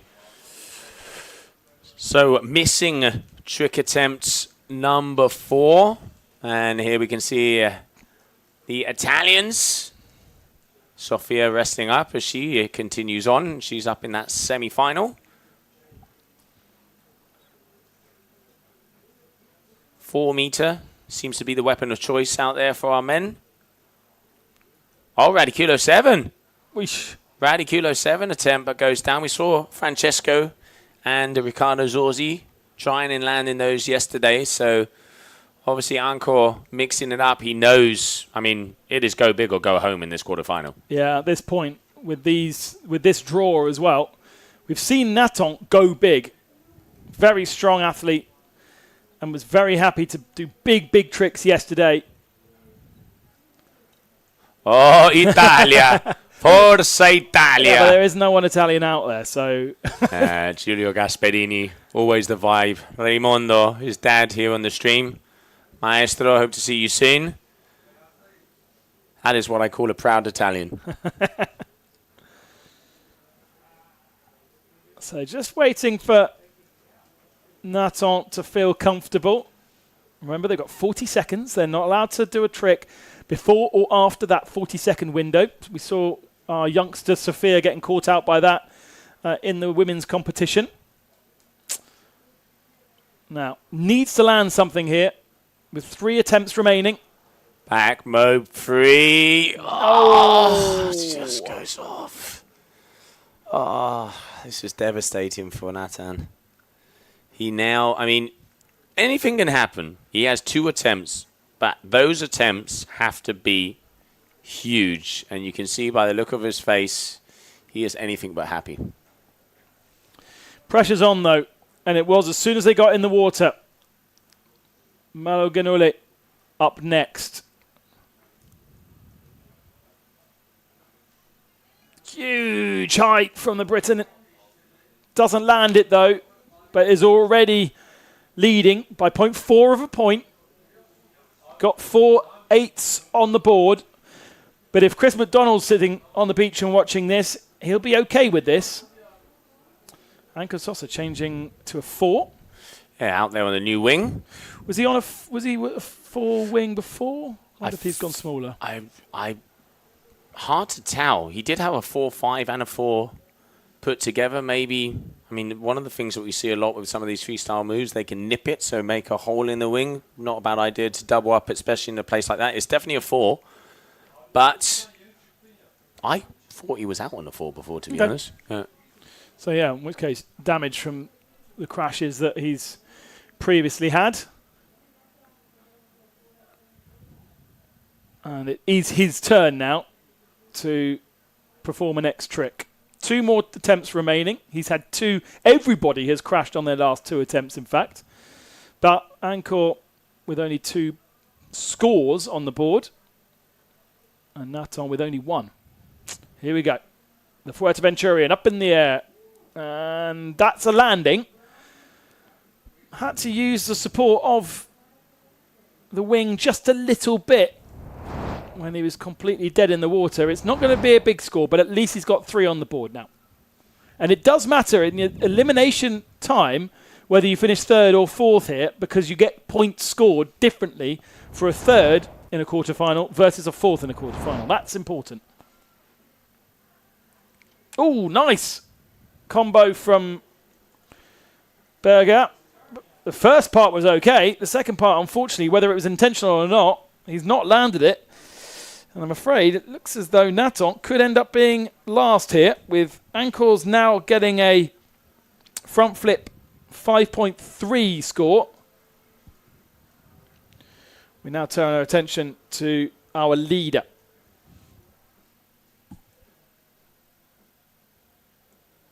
Heading back out. Definitely up and away. A little bit less wind than we had yesterday. Does land it. Double Palau. Now, had a double Palau 8.1 on his first trick. I'm not sure that's as good. I think he was probably looking for that combo because, I mean, an 8.1 is a good move. Of course, you know, having 3 scores, he's going to want to improve on it because he's had 2 crashes, the same as Axel Gerard. But right now, I agree with you there, Ben. Okay, well, obviously we were wrong. We were wrong. At 9. 9. Malo good on him. Moves himself further away as Axel lands another one. Now that, I think, is better than a 7.83. Yeah, it's hard to see with this perspective. Sometimes we see it from the drone, don't be able to see how high it is. Head judge Alvaro Nieva was adamant to the riders in the skipper's meeting. I want to see height. It's one of the, let's say, criteria that has the most important, and you see that does look a lot higher there than it did before. So full rotation of the wing around, not even touching. So that's going to be good. 8.5, so improving on that 7.83. So now both of them moving forwards, and they are pretty much, they've locked it in. They have locked it in. Interestingly, that one, a Palau back loop versus the double Palau that we were seeing from Malo. As Ankor goes down again. That's his last trick, I'm afraid. But he's going to stay safely in 3rd position because Nathan has got mathematically no opportunity to pass him. Come on, Nathan. Nathan just needs something to... Give us a show. Yeah, something to smile about when he gets out of the water. Come out with a bang. You got this. Just a front flip. Front side 3 to the scoreboard so far. His 2nd trick. Or his 2nd attempt. All the others being crashes. Got the drone there. Ready for an Instagram moment. Oh, no. No, not. He's just not. Unfortunately, something is shaking him out. And that is going to be it. So, Malo Genole and Axel Gerard are going to be making their way into the semi-final. The question is who will be 1st and 2nd. So far, Malo in the lead, but there is a hairline in between them. So final move here for Malo. 8.07 is lowest score of the 3. Can that be improved upon to just give him in a little bit more safety? He'll have to wait to see what Axel can do afterwards. Oh, he goes for the 1 foot. Oh, Palau 1 foot into frontside 3. Mixing it up, but crashes out. That would be another new move. Felt like he had the hang time for it, didn't it? It was yeah. so high in the air. Right then, pressure now on Axel. Still 2nd position, has been 2nd since the beginning. Trails by 0.6 of a point. Needs to improve the 8.1 to an 8.7 minimum. Yeah. So big move, basically. Needs a big move. Has he got what it takes to take out Malo? Malo having a little look-see. We can see him just going through that screen. Axel Gerard, port tack, gain in speed. Here we go. Decides against it. All right. Doesn't have the wind for it. Must be out of the box by now. Double Palau. No. He was outside the box as well. It did look like it, yeah. Long way out. So that is it then. And it is Malo who moves through as the winner of that heat. Axel second, and we say goodbye to Nathan Berger. And I'm afraid the Fuerteventurian and Corsosa do not qualify through to the semi-finals.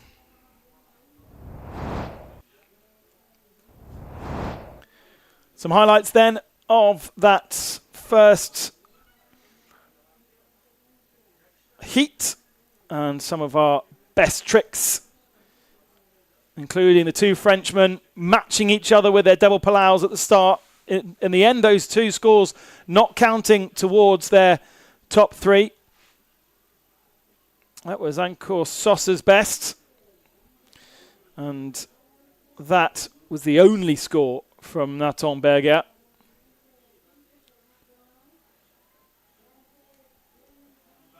Malo with some more tricks, as I'm afraid Nathan was unable to land anything more. So much height from Malo. That one that he landed, he tried again, but was not able to land.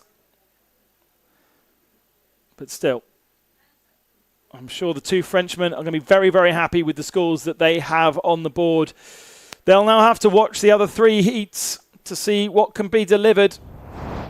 And they'll be curious in each and every one of them, because we've got big names in heats 2, 3, and 4. And coming up, Lucas Lamb from Austria, Chris McDonald, who had those insane score yesterday, Clément Amont, and Tom Acher of the Acher twins,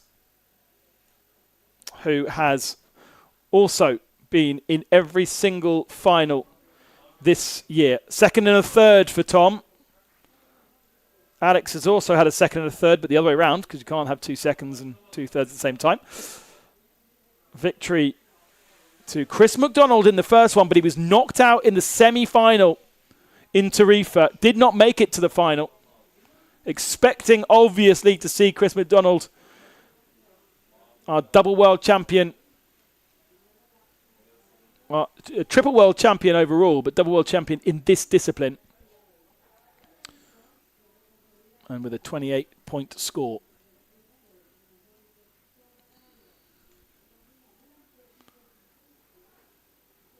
The Acher twins, originally from Innsbruck, very much a mountain region with freestyle skiers, but enjoyed the air bits, enjoyed the jumping, and therefore on their holidays down to Lake Garda experienced that they could do the jumping on the water with a wing.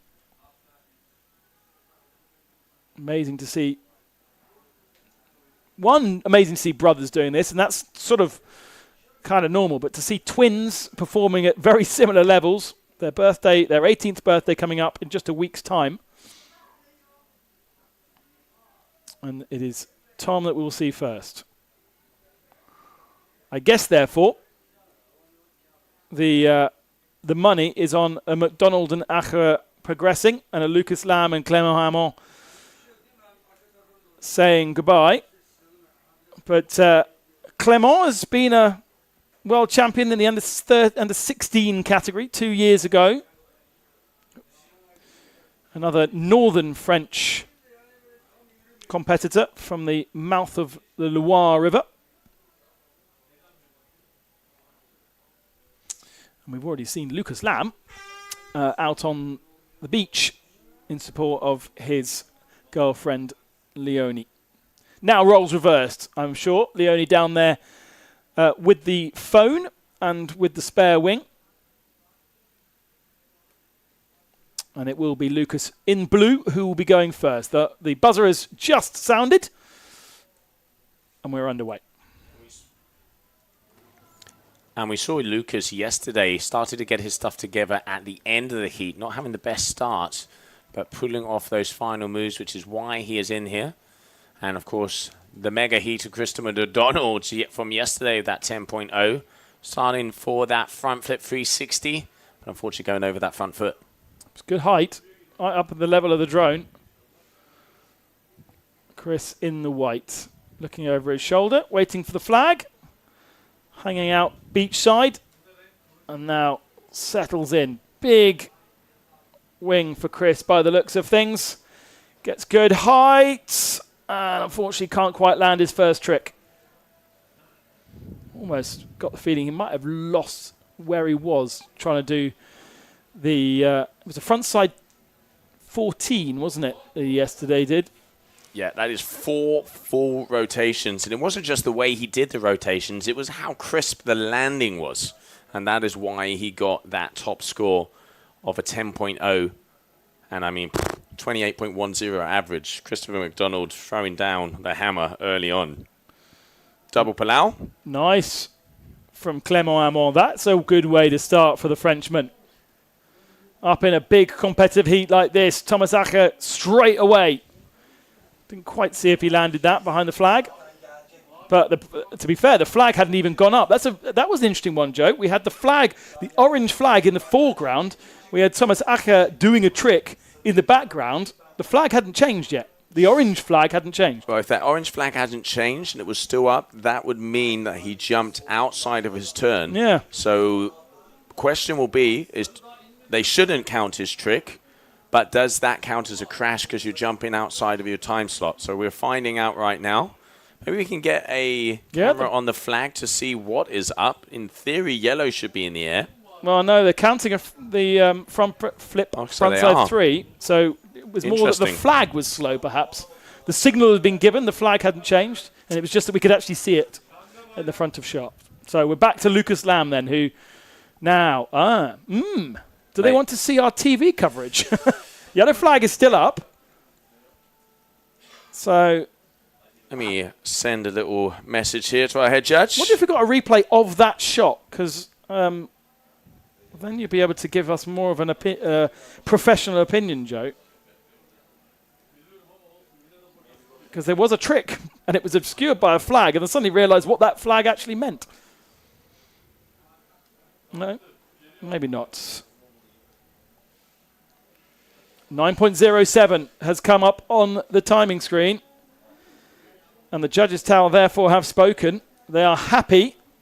And we continue with the competition. Lucas Lamb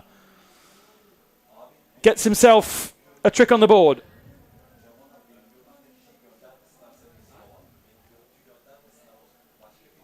And we go straight on. These guys, as we saw yesterday, they are very happy to keep the pace up. Positioning themselves where they need to be. And once that flag changes, getting themselves straight into trick mode. And it was pretty relentless yesterday. Going up to the top windward corner of the box. Now with the sun moving around, we can now start filming from beachside out and see the colours. And there's another... Well, not another, a first good score for Chris McDonald. 7.43 for Lucas Lamb comes up on the board for that last trick. Now wait for what they thought of Chris. They did like Clément's first trick of an 8.63. And it will be Clément who will go again. Double Palau for Chris. For Clément on his first trick.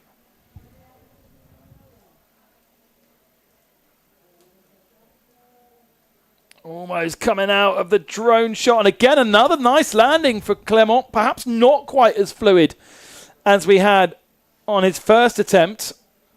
But I reckon that could be another good score. Do we have 3 men in the fight here? Haven't really seen anything from Clément Amon's results this year. Overall 12th position. Yeah, he always kind of buckles under the pressure a lot of time, Clément. But at the moment, he is throwing down with the big boys. And looking very confident. Has the skill. He's one of the Gong team, and out there on the ground when they're training, he does land the big moves. And right now, it does look like he's landing them also when he needs to. But yeah, Thomas, there you can see with that double Palau attempt, going down and going down hard. So, I mean, it's all over the place right now, but 17.33, 2 solid 8s. Clement on his way. Palau back loop for Clement Amont with an 8.7 there. Frontside 1080 for Chris McDonald, scoring an 8.9. Best trick to Thomas Acher for the moment, as Lucas Lamb finally lands something. Oh, that was a beauty of a front flip with a frontside 3 going off axis.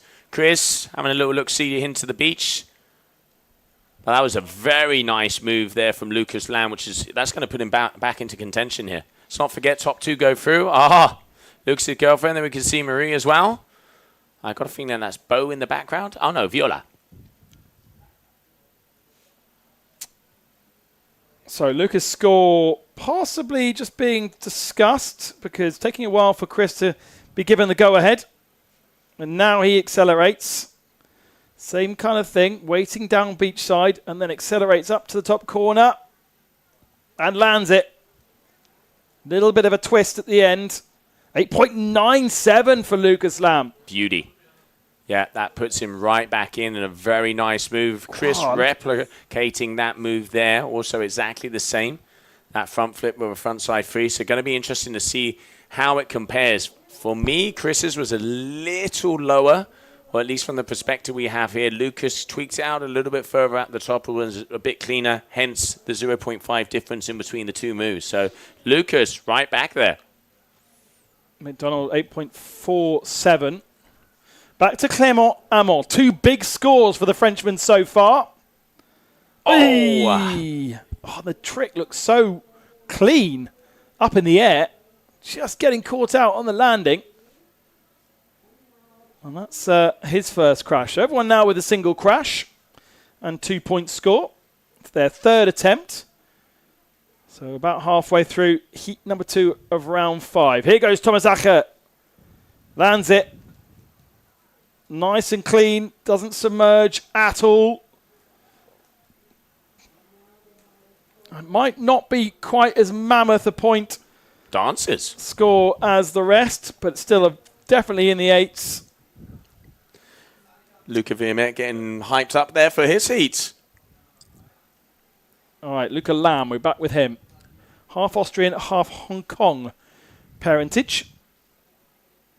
Out of Limnos at the moment, at the Pro Centre over there, working for Duotone. It was a double Palau for Thomas Acher.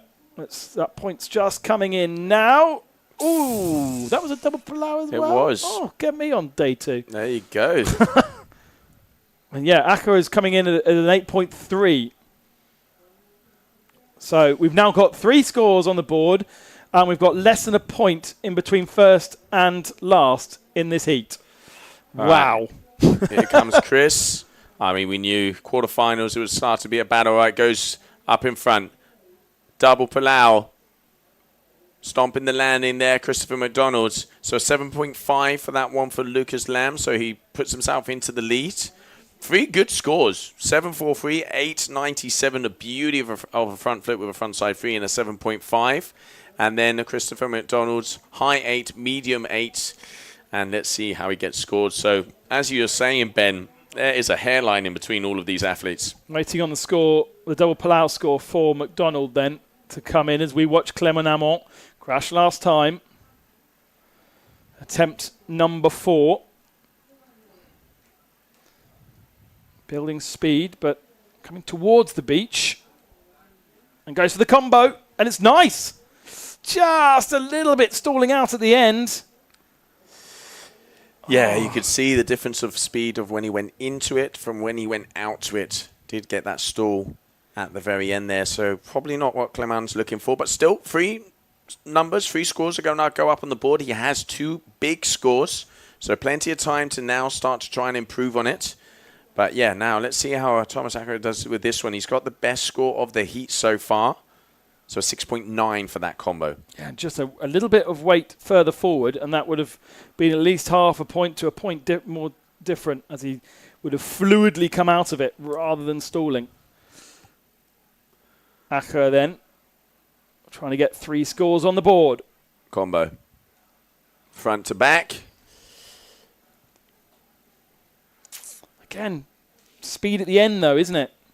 Yeah, and these tiny details in heats like this make all of the difference. Absolutely. I mean, we saw, you know, exactly Christopher McDonald replicating the front flip with a front side free, and there's 0.5 of a difference in between the two of them. So the judges, you know, now this is where you start to get the fine knife out and slice every little detail away. But, I mean, look at that. 23.90, 25.44, 24.23, 25.40. There is 0.04 of a point in between the top two. 8.03 for the combo for Thomas Acker, as Lucas Lamb doesn't complete that one. So far, it would be Christopher and Thomas in that safe zone, but anybody is anything but safe because there's still 3 more attempts for each one of them. I mean, probably the man with the biggest opportunity to improve here with the 6.9 for Clement Amor, really. Yes. The easiest way to improve is we watch the American from Oregon heading back upwind. Oh, catching his wing in the water there. Just slightly putting him off balance. Now pulls in. Palau frontside 7 attempts, not getting the height and coming down a little bit too hard, so that's going to be a crash for him. Even though he is your current heat leader, Christopher McDonald's out of the United States of America. Next up. The danger man, I'm going to call him. Oh, not surprised. Like, yeah, at the start we said expecting McDonald and Acker to go through, but Clement Amor has shown he can upset the apple cart here. I don't even know what that means. I don't know what an apple cart is, but it's a thing. Here he goes. 1, 2, double Palau. Oh, extended. He's looking for a combo with a double Palau. That is what he's looking for because that's the second time he's repeated that. So he already has that move on his scorecards. And I reckon he's looking. You can see how he's eyeing up that landing. There we can see pixelated Goyito and Chavicor down there on the beach. Thomas, opportunity here. Oh, he's got the height. That is nice. Palau frontside 7 for your Austrian duotone athlete. Si, senor. That is going to improve his overall score. 8.03, the lowest score for the combination that he managed just a few tricks ago. 2 more tricks remain for everybody. 2 more attempts remain for everyone now.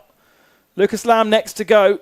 And he really should not be upset with his performance in this one. 23.90. That is a top score. Considering the struggles he had yesterday as well. Oh! No! Back move 3. No, that's going to be a crash. But that is the. I mean, that's what he's got to do. He's got 2 7s. He needs to make those to an 8. If he can up his score by a point, he would be safe. He's now only got one more opportunity. Yeah, yes, exactly. So now it is all on and all in on the poker table. Chris, in the leads, 28.10 yesterday, the perfect 10. 1, 2, 3. Palau frontside 7. Comes out of it nicely as well. That's going to be an improvement on Chris McDonald's score. Not quite sure we're going to see the 28s we saw yesterday afternoon. 9.5 for that last move from Thomas, which is exactly what Chris has just done. Palau frontside 7. Second best trick of the competition, 26.87. Do we not think that Chris's was nicer as well? It's going to be tight. Different angle. Ooh, the old tightrope there. Now that compromises the potential to get a trick in that 40 seconds, because that's not a trick attempt, is it? It's not a crash to a trick attempt. That's just being caught out. Goldfish giving him the old tightrope, mate. Something. Yeah. All right, so he's back.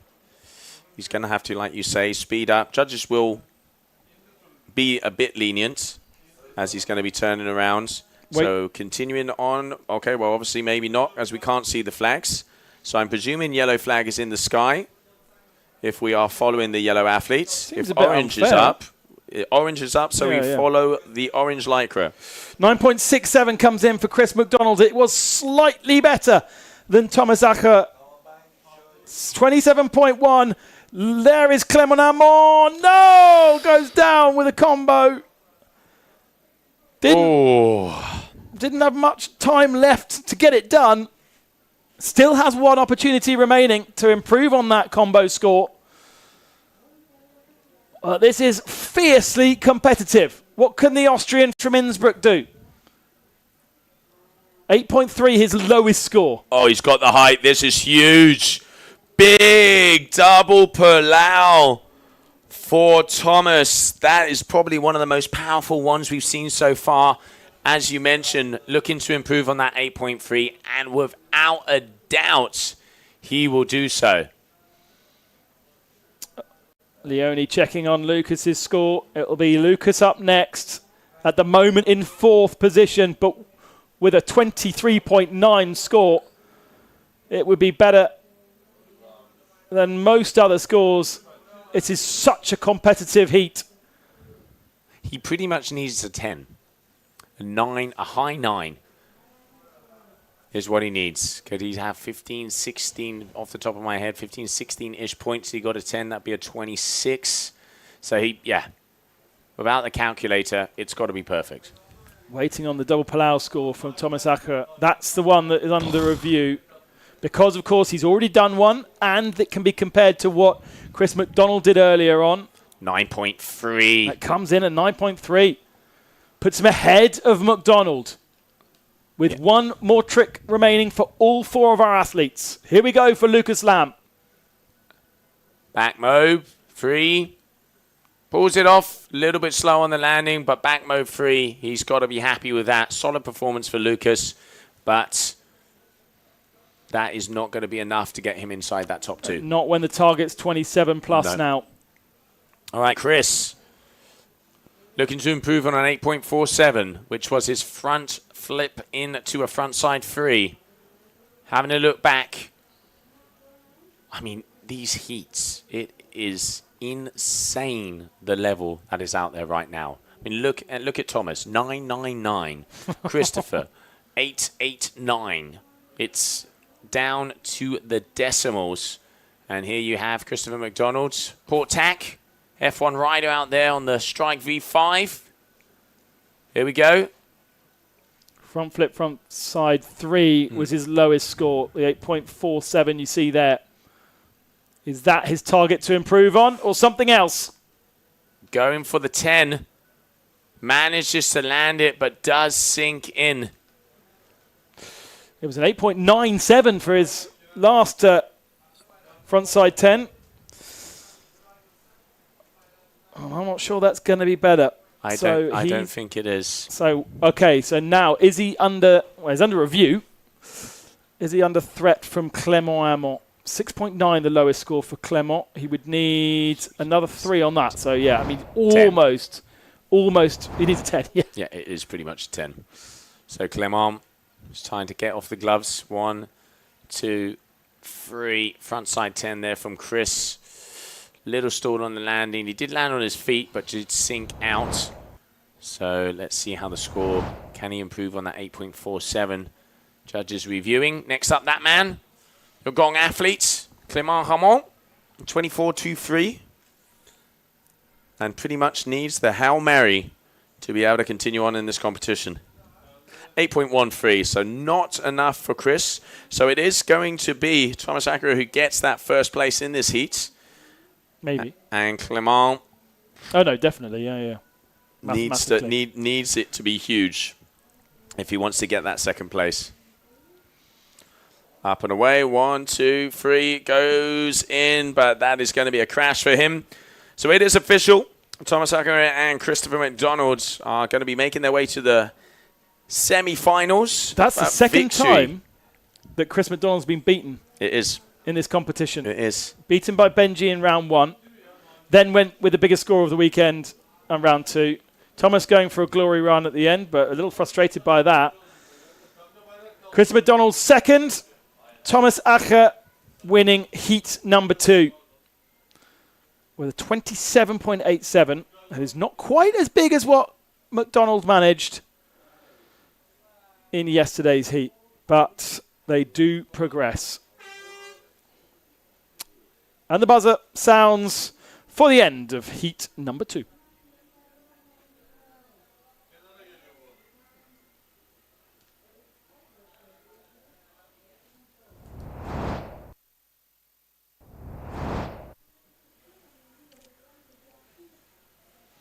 Highlights then of heat number 2. Lucas Lamb kicking us off. And then on those early tricks, McDonald getting himself settled in. Chris Amon going big straight away.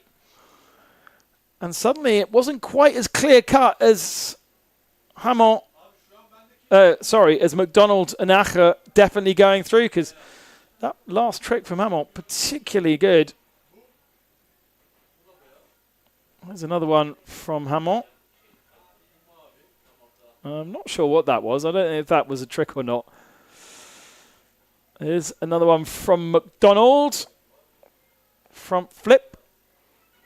Front side 3. And there's a slightly less neat from Lucas Lamb.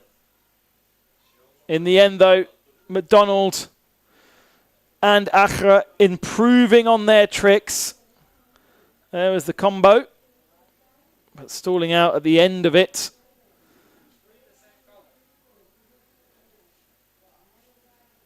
And the combination there also from Thomas Acher. We'll be meeting his twin brother in the next one. And then the support reversed. Both twins in both finals that we've had so far this year. Can they make it 3 out of 3? This is the quarterfinals, let's not forget. Still the semi-finals to come as well. We've got the women's quarterfinals up after these, the women's semi-finals coming up after these men's quarters. And we are hoping to crown our winners today. Right, round number 5, heat number 3. Charlie Locke from Anglesey in Wales. Rocco McCanna, the Italian Hawaiian. Luca Vuillame, the French American. And Alexander Acher, the Innsbruck-born Austrian, now living in Tarifa.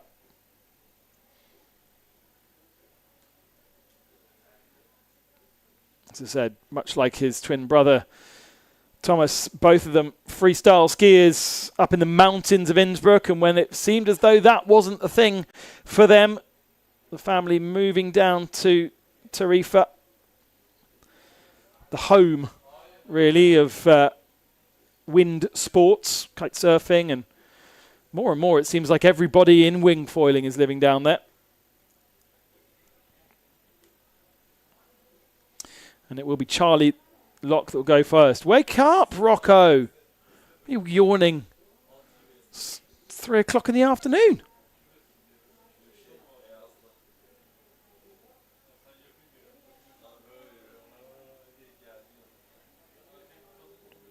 Rocco will go up second. Then Luca Vuillame. And then, much like his brother, Alexander Acher will be the first, with the last to go. Buzzer sounds then. Even out the back. I think Charlie Locke should have heard that.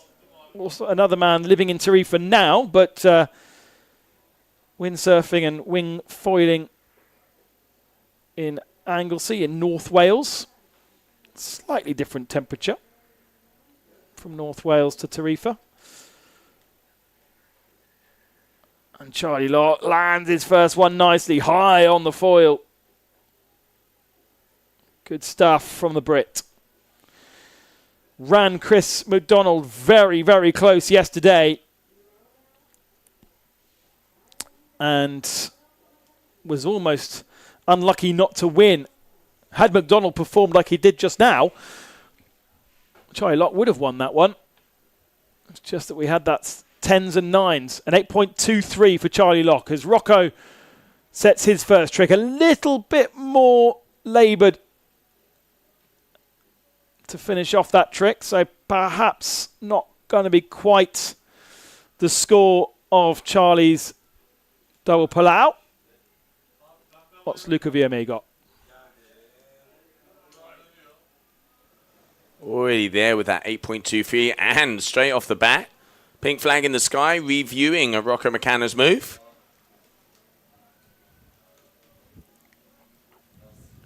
Rocco in the final last time out in Tarifa, slightly controversial. Getting himself into the final, wasn't expecting to be there, ended up 4th in that final. To Benji, who we haven't really seen much of because he obviously was in round 1, won the round 1, and since then we've had rounds 2, 3 and 4. I presume we saw him in round 3. No, we only saw him in round 3. Sorry, he wasn't in round 1. So some athletes only getting 4 cracks at this already. Oh, back Benji mob. winning. Those that won round 3 have only only had one if they were highly seeded. So 8.23. 8.23 for the back mode, 3 for Rakana. VMA doing the same thing. What will Alex do? He's coming down towards the beach. Some preferring to go away against the swell, but there's not a lot of swell today. Oh, smooth. Let's not forget Alexander. He is 2nd overall coming into this event. And that was a front flip with a front side 3. Silky smooth, as textbook as it gets. Short one there from Lucas Lamb in the previous heat. 8.97, if I'm not mistaken. So one of the preferred moves from a lot of these athletes, mixing it up with the Palaus. Obviously having to touch those different families. But now, Charlie Locke, 8.23 for that double Palau to start off. Was going to be his 2nd trick attempt. Here we go. Back, oh, going for the back mode, but not getting the pass. Looks like he got caught up by a gust there, unfortunately. McCanna up next.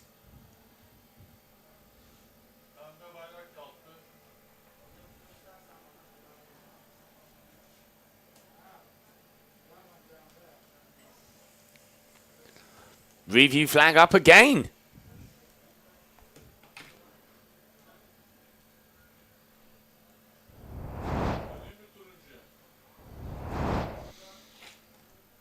Okay, here we can see the replay. Yeah, just not being able to get that pass. That is what I call a shoulder breaker. The height was there, though. Wow, jeez. Absolutely.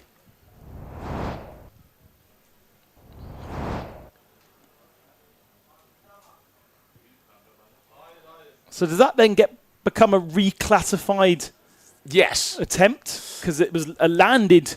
It's a landed maneuver. It's a maneuver without intent. Ah, yes. But I don't think he even completed the back. So basically the back mob is a back loop rotation with a backside 360 handle pass, or wing pass. So it's a back flip where they pass the wing behind their back, basically. Now, by not passing the wing, I'm pretty sure you can't call that a back mob. So interesting. That's why that review flag is up. So they are going to be seeing probably what that is going to be. Oh, beauty of a double Palau. So Love how he gets that around. Do you then call it a back flip, or do you call it a failed back mob? You can't say a failed back mob would be a crash. A crash, yeah. So yeah. So they've basically gone half points. It's in that category because even though he didn't pass, he did do the rotation, but they have gone half points, which is why it's a 4.63 there. So yeah, that's why they were revising. I think that's the first time we've seen that. Because normally if you miss the wing pass, you go down on your head, but he managed to keep it together. Yeah, right. Good on him. Luca Villame next. 7.77 on the board for his back mob 3. First trick. And 8 for Makana's last one.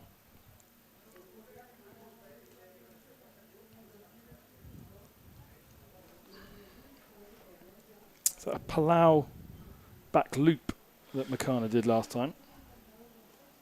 Yeah, 8.0 for that maneuver. Now Luca going all the way out. Oh, he's got the speeds. Front into a 3 and goes down, unfortunately. So that's going to be a crash for him. Next up, Alexander. Let's see what the Atra twin has. Starting off 8.1. So right up there with the moves he needs to be able to be in those top spots. Let's see what his second trick attempt is going to be. Sort of feels pretty competitive, this heat. Not really a particular favourite. Just catches the front of the board there and goes down. Exactly. Vibes down there on the beach.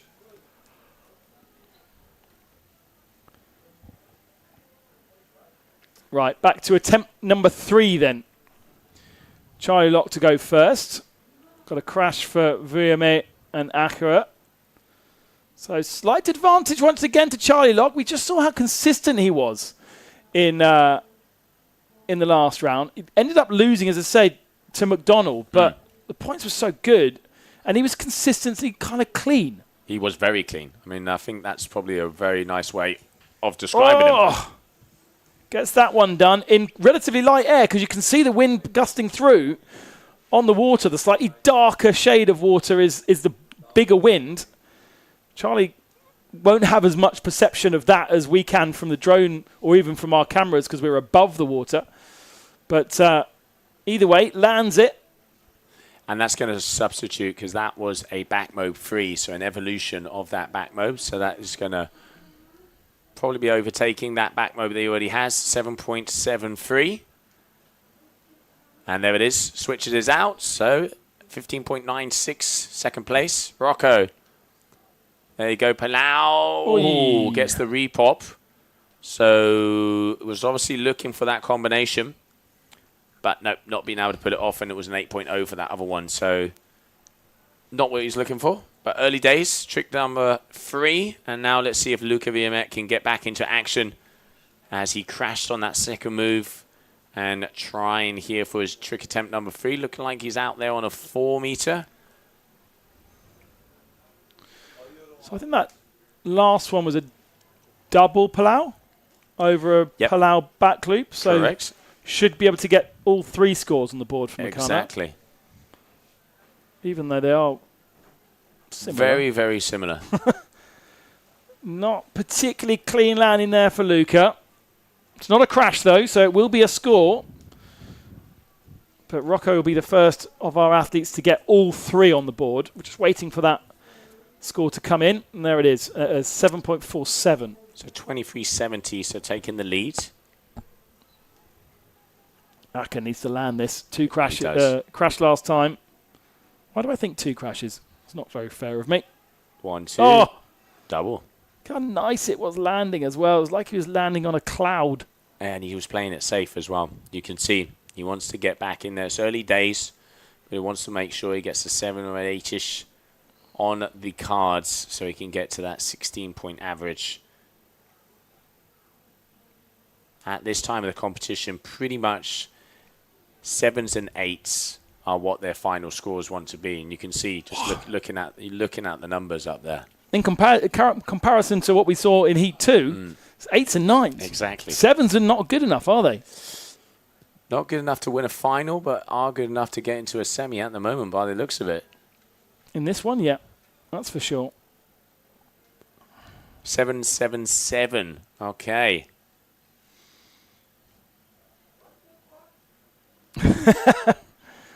Poor old... Boom. Front flip 3 there for Charlie. I don't know if you can hear the explanation from the drone pilot just outside as Charlie does something he wasn't expecting. He's like, disappears under the drone. what just happened? Where's he gone? Lands it, but again, Yes. possibly not quite in the 8s that really that's where they need to be. Big smiles from Rocco as he was watching the flag, waiting to go. We saw the Italians in the last heat. I don't know if they're still there supporting him. And it is getting flatter and flatter out there as that tide is coming up. Yeah, it is, isn't it? Those 1, 2. He's looking for it. So that is going to be a crash for him. Luca up next. So it is 15.96 for Locke. A 23.7 for Rocco McCann. Oh, Charlie, 24.46, 8.5 for that last move. Okay, they liked it. Nicely done.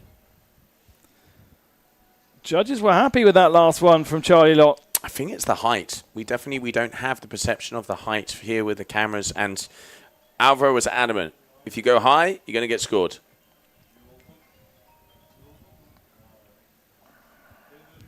With the drone heading out into the depths of the water, looking for that edge, that top edge of the, and goes down into the water. So, again, another crash from Luca. That's 2 crashes and 2 scores for the American. And on to Alex Sakura. Now, should be important moment. Should be plain sailing for him to get through. He's been in 2 finals. It should be relatively easy for him, but goes for... Ooh. Nice. Again, for Alexander, he's playing it safe, but he knows where he is.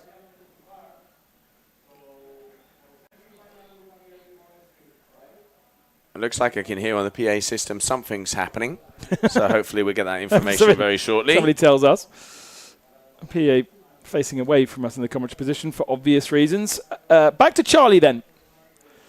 And attempt number 5 for him. 3 scores on the board. 7.73 the lowest. He is our heat leader right now.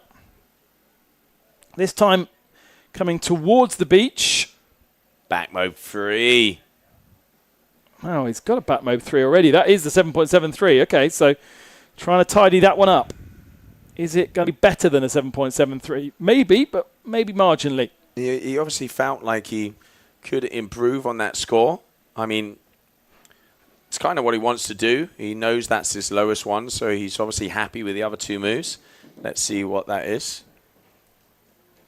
The Palau back loop from Acura, an 8.17, so that puts him up into 2nd position.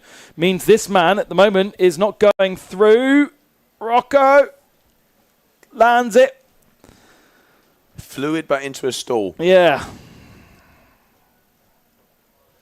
All right, Charlie, we're waiting for that number to drop. Still scores waiting to update. And also waiting for the information on what the change is going to be, as we heard the PA system saying.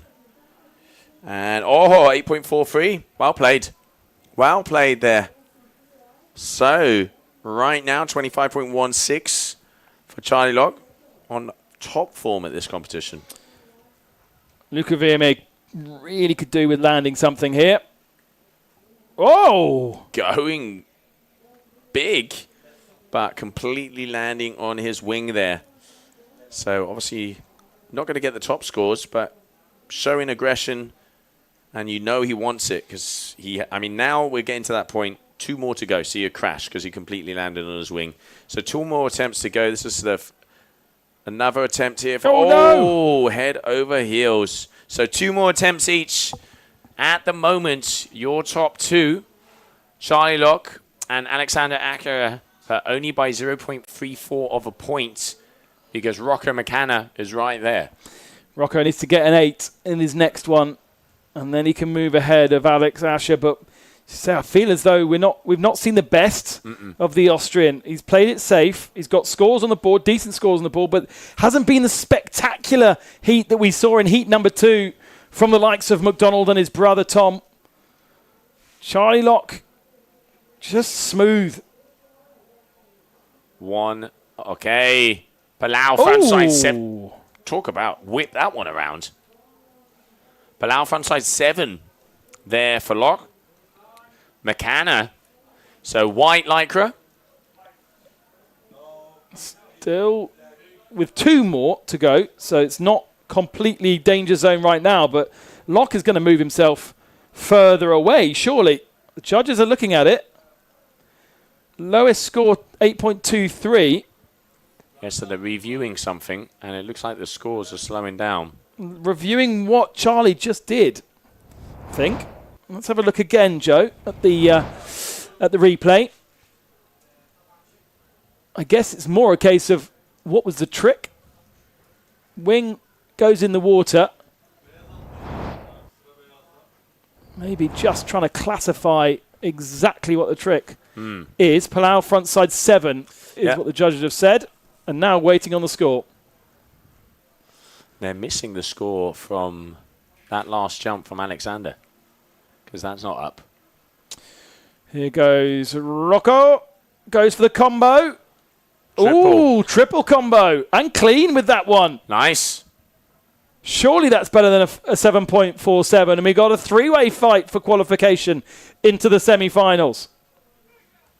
9 for Charlie Locke. Moves him further away at the head of the group. 25.93 would still be third in the last heat, I think. But he still has one more to go. And it's a 9. Yeah. 9 is up. And what about the combo from Rocco? Now I think the pressure's on Alex Akira here.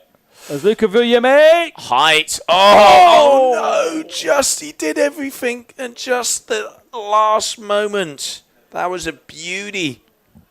Oh, Luca. To Alexander then. 2 more attempts. He's still sitting in that second position. No, he's not now. He's not now. The combo comes in as an 8. He drops down to third spot. Doesn't need a massive improvement. An 8 would do. An improvement on the double Palau even. What's a double Palau average score usually? 8.9 average.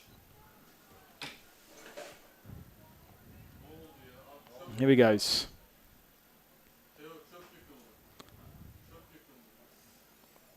Okay. Hasn't changed the hand.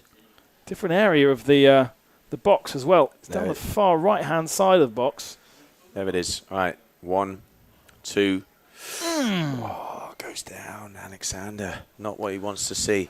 So it all comes down to the final move. Anything can happen. Very close in between those top 3 spots. So far, it's going to be Locke in first and McKenna in second.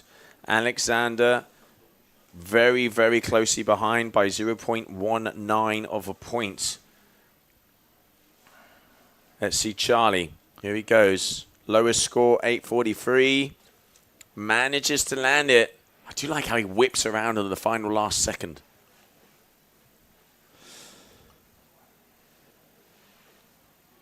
Locke, I think, is probably safely through. And with McDonald being... No, McDonald won the last one, didn't he? McDonald won the last one, correct? Yeah. So the winners won't see each other. No. That's important Yeah. for Charlie Locke. As we start to distribute our men into the semi-finals. Correct. Here goes Rocco McKenna. He's going to want to improve on the 8 to make life even harder for Alexander to try and protect that second position. 1, 2, double Palau. Oh.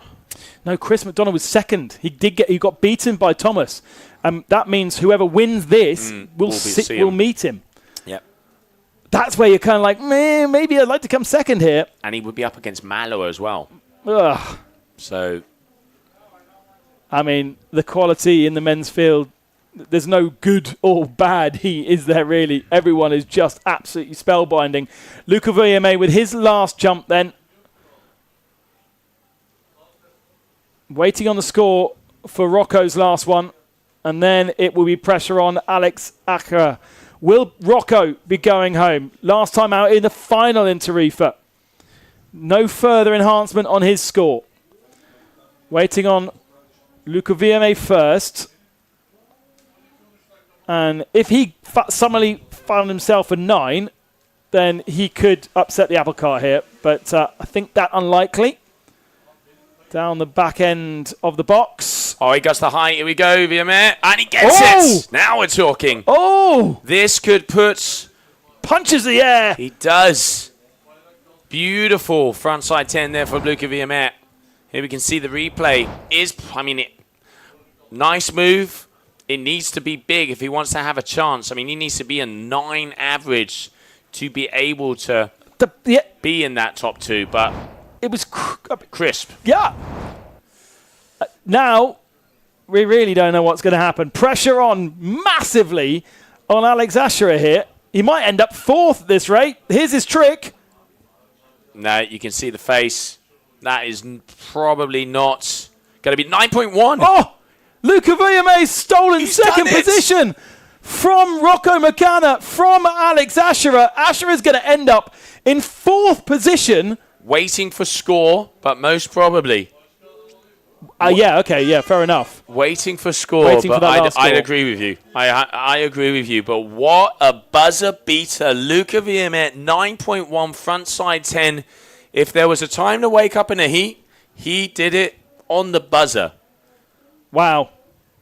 So we're waiting for that last score to be dropped, because will that make the difference? I don't know. Will it make the difference? The double Palau, 777 there for the one he already has up. I know the judges are looking into it, but is that going to be enough? While we're waiting, have a little look-see here of the highlights. Without a doubt, it's going to be Charlie Locke. The mega question. Will it be Luca? Oh, It's equal. they've given him It an is equal. 8.03. It's a total 24.3 between Luca Villamay and Alex Asherer. They've got the same score. So then do they go to the biggest score? This is the question I am literally asking our head judge right now. Who goes through with a... That's remarkable. That Don't is forget, insane. we've got 5 judges, 3 of whom we take their scores from. So to find ourselves across 7 tricks with 3 taken into account, all of those numbers, I don't know how many that is, but that's 5 times 7, ignore 14 of them. And we've got 24.3, exactly the same score. And poor old Rocco McCanna ends up last, 0.07 behind them. Hugely competitive heat number 3. Charlie Locke, though, is the victor. That is for sure. Who goes through in second position? We wait to hear. All right, well, we're going to have to go and continue on while we're waiting for that score. I've asked our head judge, as it is equal, and I know they are looking at it right now, reviewing. Coming up next, we will be seeing out there on the water Benjamin May, Leo Suarez, Bastien Escofet, and Benjamin Costenstiod. What's the But reaction what down on a the change. beach? What a change. Last trick, last moment, last second. And everybody looking up at the judge tower. Where are the athletes? Presumably they've just come out of the water. That was Rocco on your left. Well, he's unfortunately out. No question marks around Rocco. Disappointingly, especially as he was in Tarifa in the final there. Not much he could have done better, to be honest. There is an Acher. I think that might have been... Both of them were in yellow, weren't they? So I don't know which one's which. They are twins as well. All right, well, waiting here as I am updating. Yes, okay, so from what I can see, so far, we are still waiting for confirmation. Yep, still waiting for confirmation. Yellow flag is in the sky. Okay. As let's see what our judges have to say. There's Rocco having a look at the points then, seeing what he was scored. The 3 athletes are actually down underneath the judges' tower, trying to understand. We've got the 2 Acher twins down there. They're both in yellow. And Luca Villamay. And a congratulations between the 2 of them. A decision has been made. And thumbs up from Luca Villamay. That suggests to me Villamay has gone through. And yeah, by the body language of the Acher twins, somehow, and presumably because Luca Villamay got a 9.1 over, and that was the biggest score, the best score of the 6 that were counted. Luca Villamay goes through, and that is a huge, huge hit for Alex Acher, because he was on course for an overall World Cup.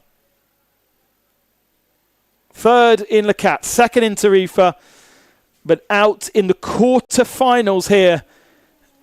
And that is going to really, really hurt that battle for honours.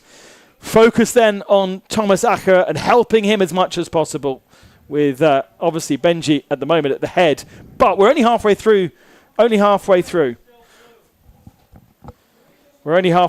the year as well, because we've got this competition to finish and then next weekend as well before we crown our champions. But that's a huge hit for Alex Acher.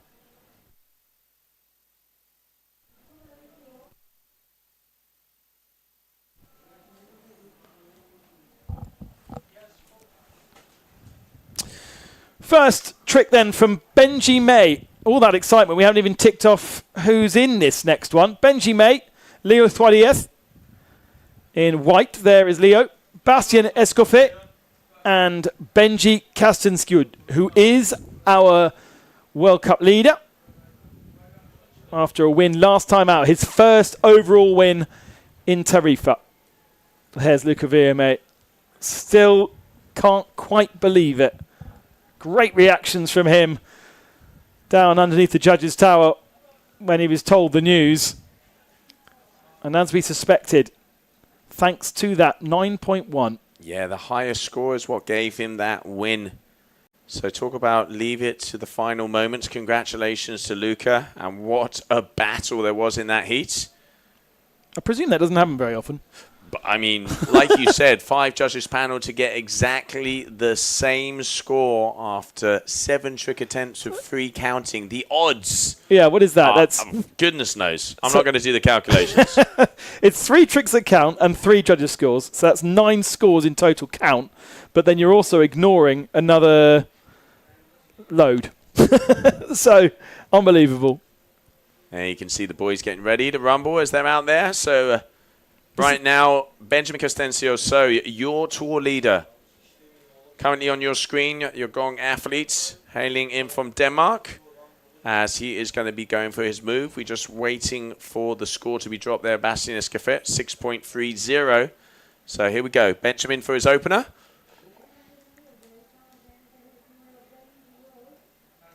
Scores on the doors for the other 3, but imagine Benji will be feeling comfortable about upping that level. It's all about the draw, isn't it?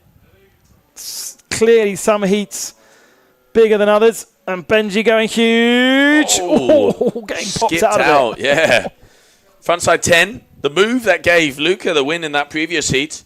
But yeah, just skipping out of it and getting that repop, so that's going to be a crash for him.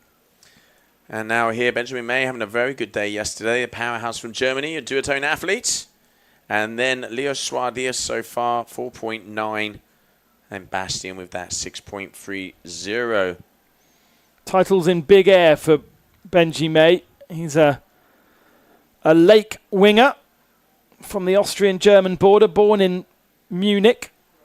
It likes to go big, and if he's got the judges behind him, because they want to see big. Yeah, a few years back we saw in Gran Canaria where the big air aspect of the sport kind of started to come into play, and the riding out there in the famous Pozo Izquierdo going absolutely to the moon with front flips above 10 meters. It's incredible to see. Just that's what the judges want. They want to see that show. They want to see that power, and it ain't a spin to win anymore. So great to see that aspect of the sport coming alive. And combo. Ooh, half combo. Fully under-rotated for Leo Thuadiez there. 16-year-old younger brother of Nia. So at the moment, it'll be Nia teaching Leo what to do, but it won't be long before that will turn around, I'm sure. And I can see a couple of questions here on the stream. Y275, the average wing size at the moment is a 4.0. Biggest size we've seen is a 4.5, even though it doesn't look like there's a lot of white caps here. On the inside, it is actually 22 to 25 knots of wing. So, yeah, 4.0 is the average wing size on the water for the men.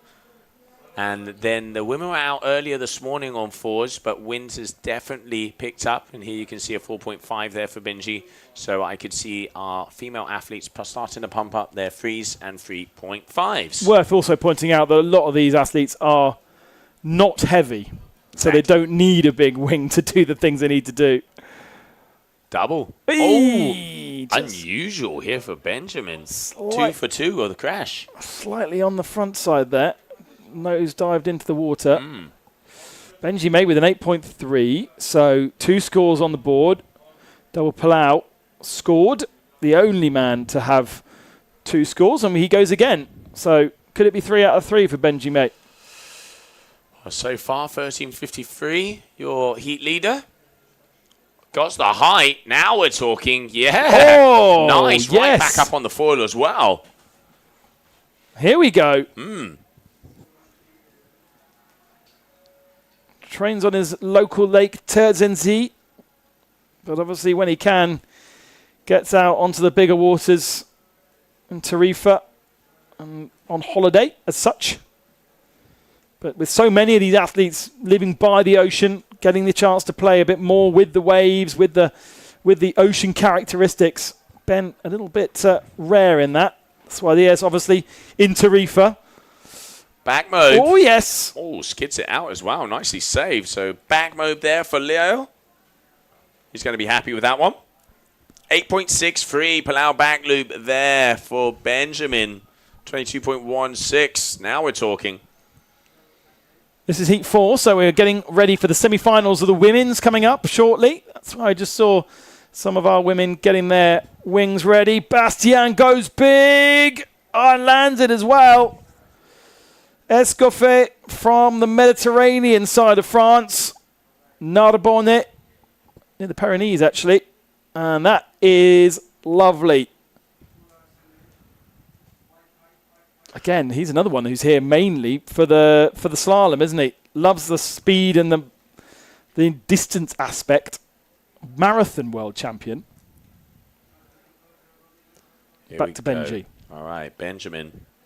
Third move, 2 crashes. Unusual for your rank number 1 so far coming into this competition. Looking for the chop. There it is. Front loop, 3. And he goes. This is unheard of. 3 out of 3 crashes for our leader overall, our winner last time out in Tarifa, our multiple winner in youth and juniors, only just allowed to enter in the seniors because he's just gone past his 14th birthday. Very unusual. 7th of July, so what was that? 23 days ago. He is 14 and 3 weeks. I wouldn't have thought, actually, there's much pressure in this heat either, but there'll be pressure mounting now. Benji May, on his 4th attempt, he's got 3 landings, got all 4 points on the board. Oh, that's nasty. Yeah, he missed the wing pass. And his feet's still in the straps as well as he goes down. Yeah, no, so missing, going for the back mode, but crashing out.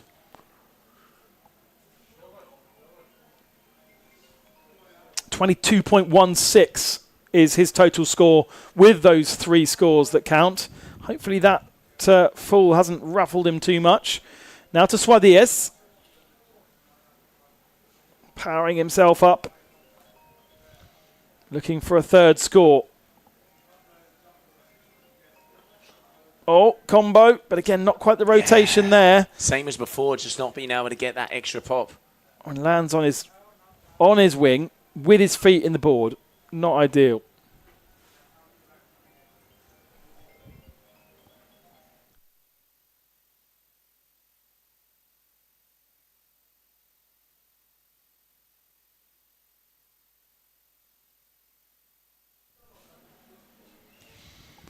Bastien lands it. Yes, he does. Just a little bit high on the foil when he landed initially. But at least it will be a score. 7.9, his previous score, which is, I was about to say the best of it, but of course Benji May's got 2 8s on the board. Right. Pressure's now really on Benji Kastenskoog because he basically needs to land all 4.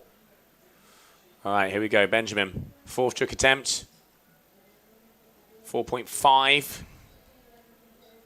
Goes up. Oh, answering back.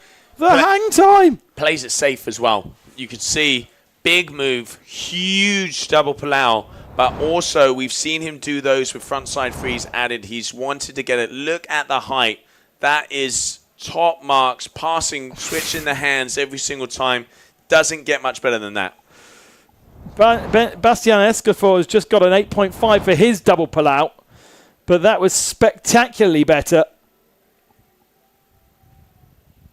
And now that should have settled the nerves for Benji. Our leader then, no, not our leader. Second position, Benji May. Back move. A little bit clumsy. 9.5 for Benji Kastenskjød. Yes. Beautiful. Well deserved. Top marks there for that double palau. Pretty much textbook, and the height is what made the difference. Now to Suarez. Still needs that third score, but also slightly shy and needs to improve on the 4.9 as well to get into the mix with Bastien and Benji. Looking like a palau into a frontside free. Couldn't quite catch that, but crashing out no matter what. Oh, here we can see Kylie stretching it out, getting ready. Always important to warm up.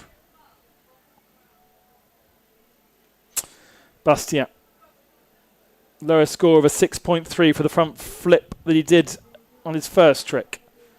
Big, powerful. Palau frontside free. Manages to keep it together. All right, so far, Benjamin May, first position. Second position. Excuse me. Bastien Escofet, first position. Second position, Benjamin May. But the top move of the heat, 9.5 there from Benjamin Kastenskjød. He needs to start to get a groove on because there's only 3 more attempts left. Here he goes then.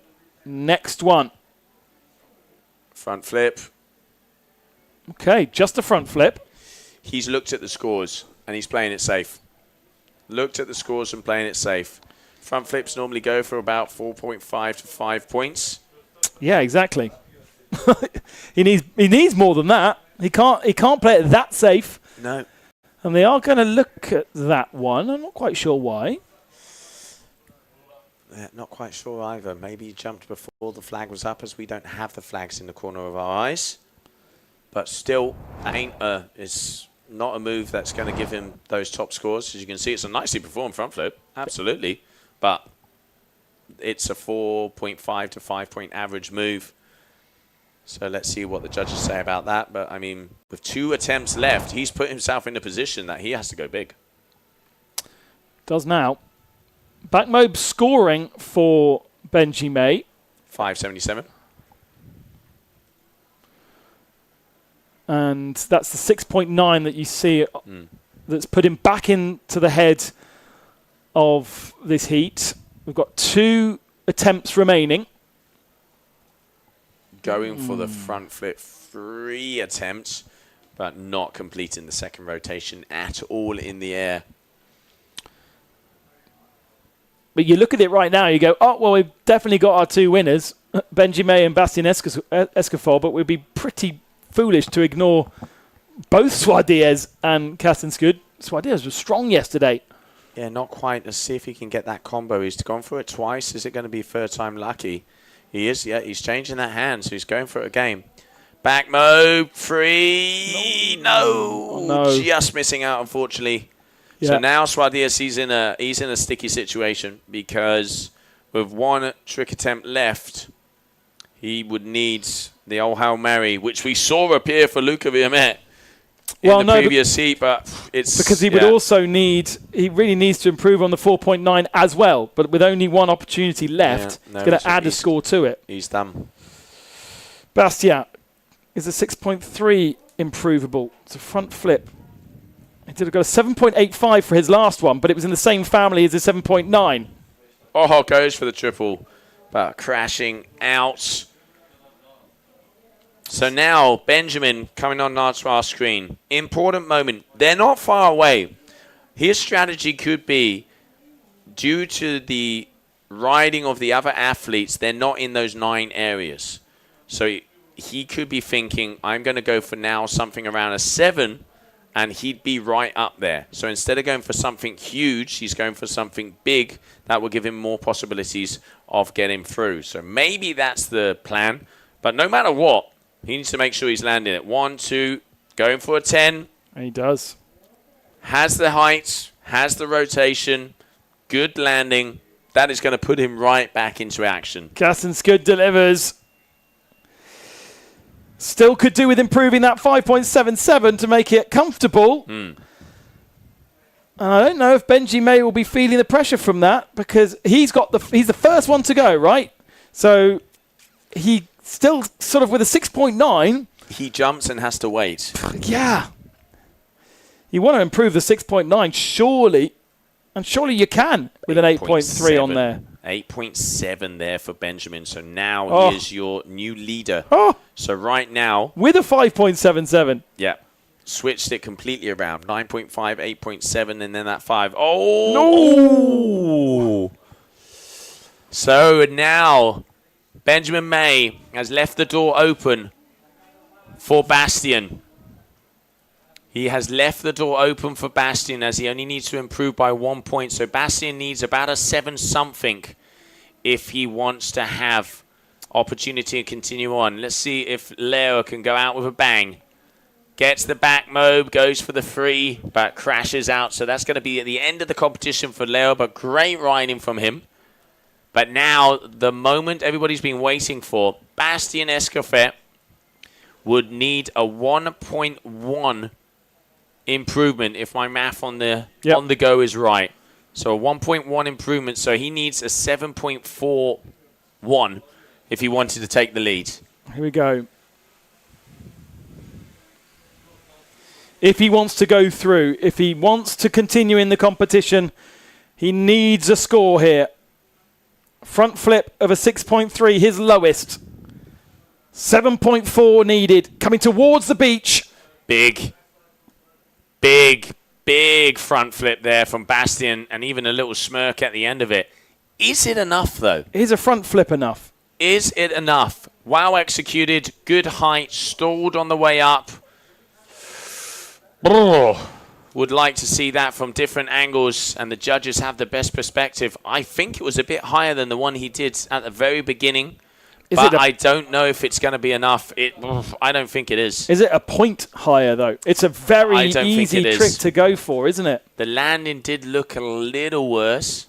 Too safe, and it's not good enough. 5.97. Unfortunately, Bastien played it too safe, and this man now on a glory run from 3 crashes at the start of this heat.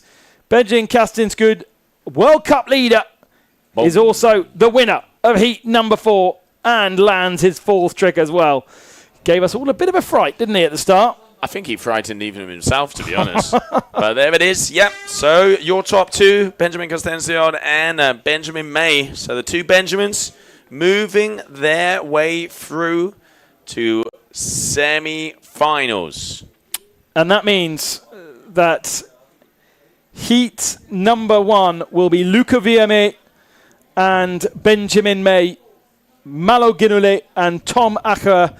Heat number 2 of semi-finals will be Axel Gerard, Christophe MacDonald, Charlie Locke, and that man, Benji Kastenskud. That is going to be a heater.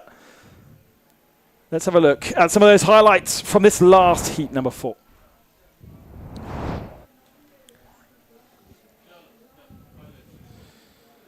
A 9.5. The height is enormous. The fluidity is perfect. The foil does exactly what you want it to do. Oh! And that is why he's your World Cup leader.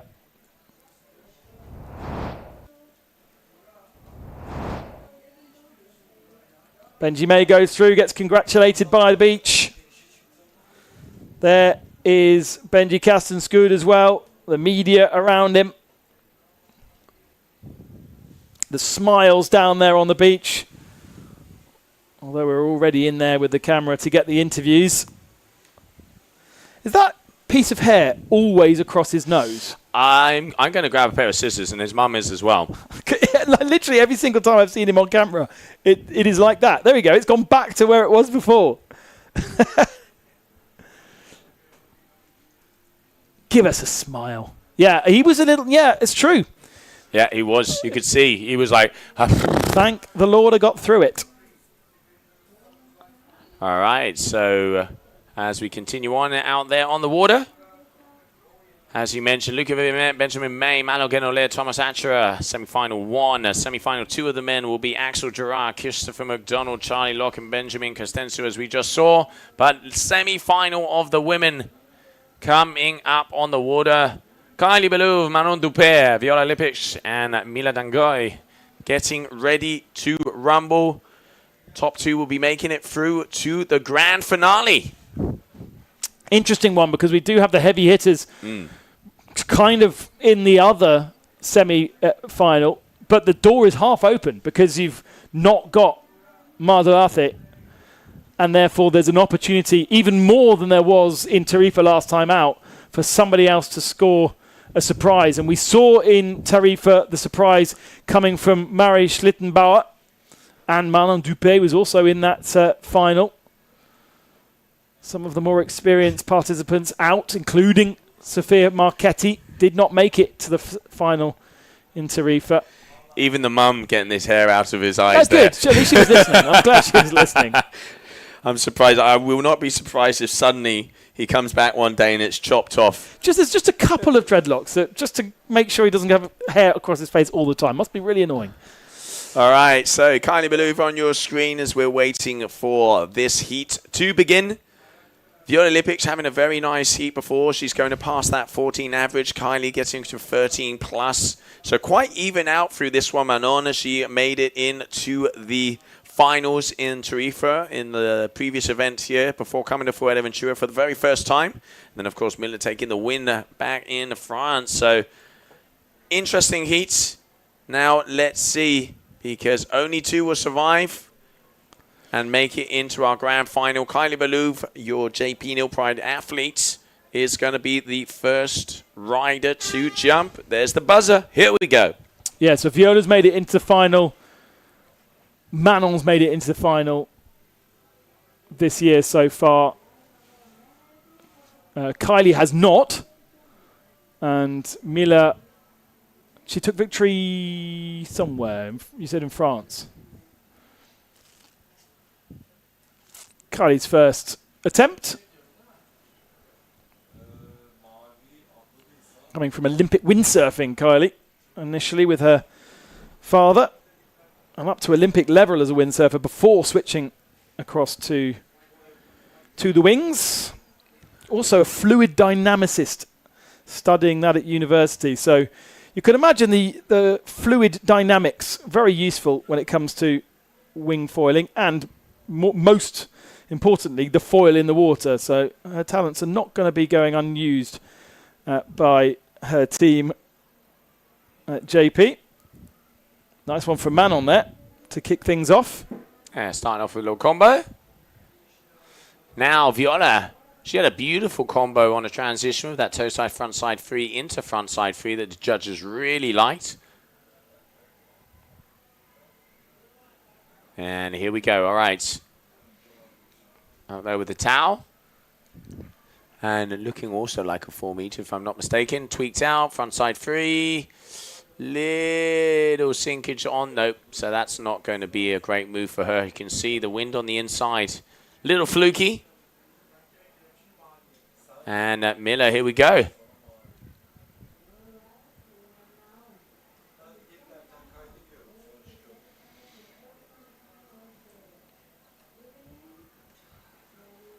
Mila Dongi coming towards the beach, so with the swell, although there isn't a lot of it. Nice ride in front of our drone. Oh, just lost balance at the end there. And so that is a crash for Mila, leaving Kylie at the head at the moment after one attempt. Kylie going away from us now. The blue working well with her purple ball kite and helmet. Cuts across, and another landing. Get the pump on. 4.3 plays the 4.23 that we saw from Manon's combo score. What's Manon now going to offer us? 4.4 for that back loop there from Kylie. So going to that 8.83. Now Manon port tack. Switch the hands. I tell you what, I got a feeling the wind has dropped off a bit. It has. The wind has dropped off a bit. I've just been told that some of the athletes are starting to put up 4.5 meters. There we can see Bowen van der Linden having a little look at the stream and at the live scoring. Toe side. Oh, going blind. Okay. So as you can see the way she holds the wing. So that is blind. Blind, front side, free. There for Viola. Nice move. Not many of the female athletes do that one. And that makes a big difference, doesn't it? When it's a rare move. Correct. The judges are going to like that. Manon with a pull-out, 4.3 for her. So just shy of Kylie at the moment. But interesting to see what the judges think of Viola's first attempt. And now Mila hoping to get a score on the board after going down on her first try.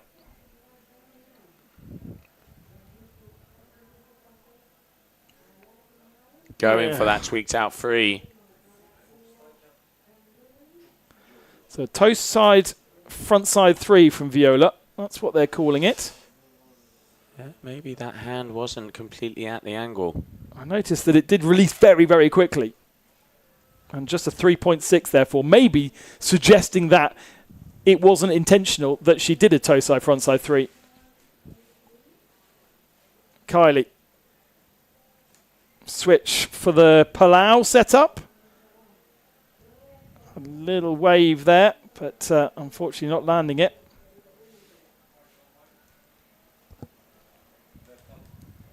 And so Kylie still leads. But Viola needs to try that one again, doesn't she? Because she was obviously able to do it. Perhaps just a little bit technique-wise not quite right. And there's that familiar face of Manon who's gripping. Oh, wow. That is what I call coming down like a ton of bricks.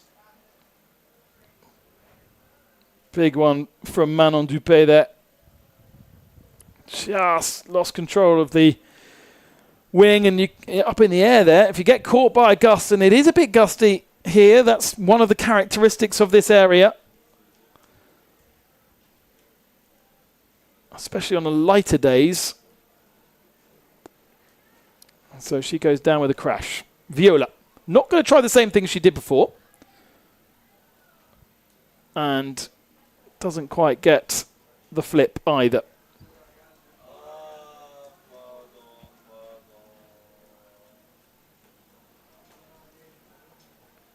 Okay, so yeah, the reason that wasn't blind is because he let go of the hands before taking off. If she holds on to both hands before taking off, it is blind, so we didn't quite catch that. Thank you, our head judge. Getting the info on all the little details of the maneuvers. But right now, Viola, third position, Mila still to land, and now that lady, those two ladies, Nia Suarez and Marie Schinsbauer. Do you think they're looking at each other? They will be when they're getting on the heat. But watching this is worth it because they're going to meet, potentially if they qualify through into the final, going to meet two of these. Kylie going with that same setup again. She didn't manage to land it last time. 5? Oh, such a shame. Got the full 540 rotation round, but crashing it out. So that is going to be attempt number 4, excuse me. And that's okay, because she is still leading, not by a lot, but she is, at the moment, lead woman. There's still points to come on the board. And once again, that grit from Manon Dupé, holding on to that wing. definitely feels as though it's lighter. Considering what we saw from Manon, what was it, about an hour or so ago, maybe a bit longer than that, there isn't the same power in the wind. We've got a little bit of equipment questions coming up on here. Thank you, Mark. Yep, 85 mass is the go-to that we've seen out here. In between 550s to 750s, depending on the athletes, is what we're seeing for those front wings. When it comes to boards, 45 litres seems to be the average board for the women. And then we're seeing 55s, 40 longs, 50 longs, even up to 60 on the men. Let's not forget we have athletes that go from about 50 kilos to about 90 kilos on the men. And then at the moment, the size out there, 4.5 to 4s when it comes to the wings. But of course, again, big weight differences in between the athletes. Yeah, and then the weight and the wind is what really dictates the equipment they're using, right? You'll have your favorite board in the end for your weight for this particular discipline, but then you'll change that for other disciplines. And then whatever the wind is offering up is what you want to be using. But you definitely not something... Sophia Gidsinger, for instance, the 11-year-old, is not going to be sharing a board with Mary Schittenbauer, for instance. Exactly. I mean, I even saw some of the guys out with 70-litre boards out there yesterday. So, obviously, all of the gear, but on average, those numbers we just shouted out is kind of what we can see there. This is the 45-litre board there from Duotone. I reckon that's a floater for Manon. She can't be more than about 40 kilos.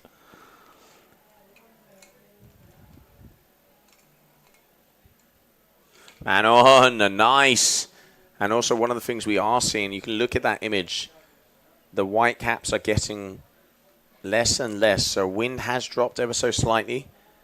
Got about 18 to 23 on average, but the inside section right now is a little patchy because it's shifted direction ever so slightly. So we can see that a lot of the athletes tending to be a little bit further out, because if you come in on the inside and don't keep that speed, you do stall on that landings, which we have seen. We can see Viola, your fly surfer, backflip, nice. Yeah, that was clean. Pumping the towel there.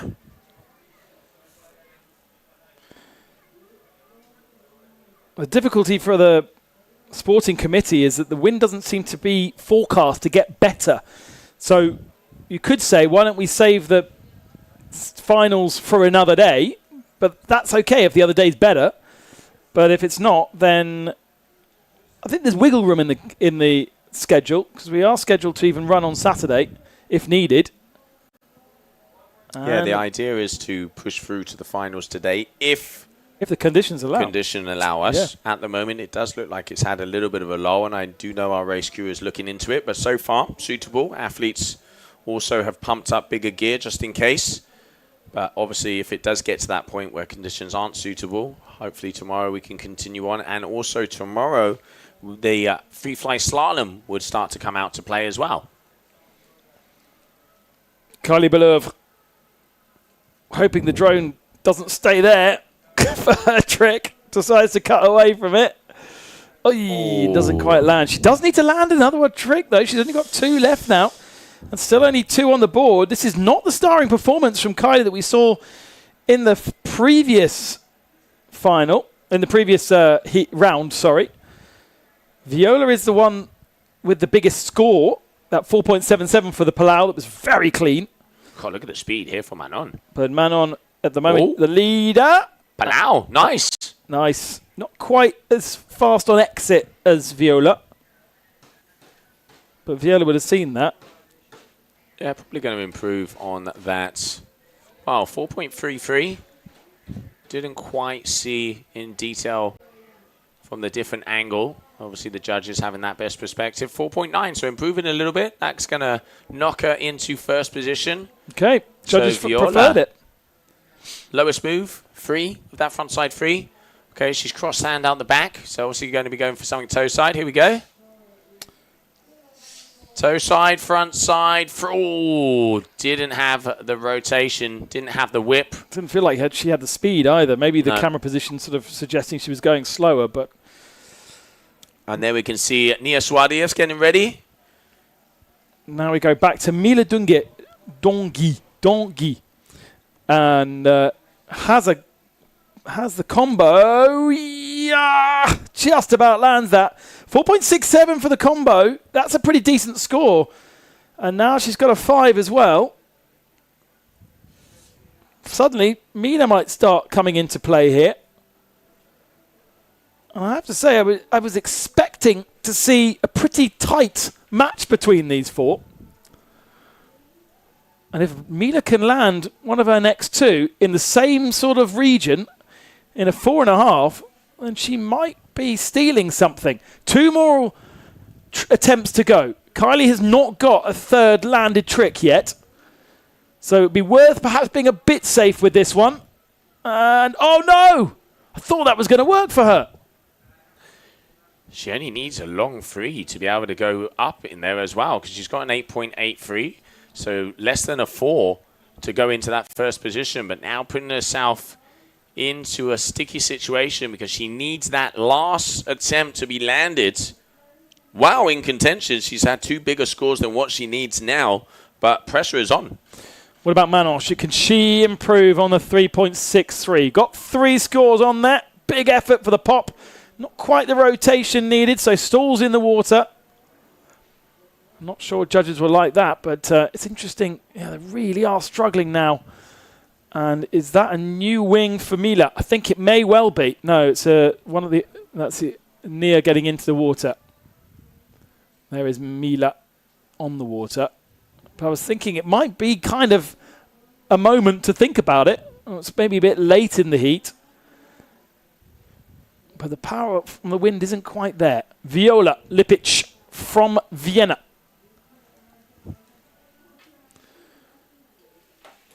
Is there an improvement on the 3? The 3 is for a front side 3. Hands are switched, so not going for that.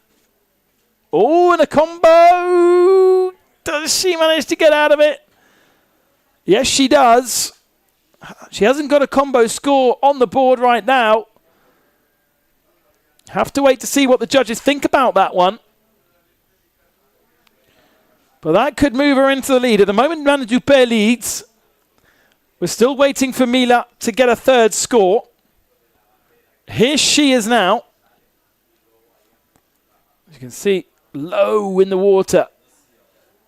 Struggling for power from the wind. Combo score not yet come in for Viola, but may well put her into the lead of this one. And now, waiting for Mila to go for her trick. So cool from the drone. Bang! Pops! Gets it done. Now just doesn't quite have the power out of it, but at least it's a score. And I'll tell you what, even if it's a 3, she needs a 4 to be in contention, but a 3 is at least safe. And a 5.6 from Viola. She goes to the head of the field and now puts pressure on Kylie Belov. Her last attempt, she doesn't have a 3rd score on the board, and she needs to go really big here. She needs a combo like we saw from Viola. Otherwise, it will be game over in the freestyle competition.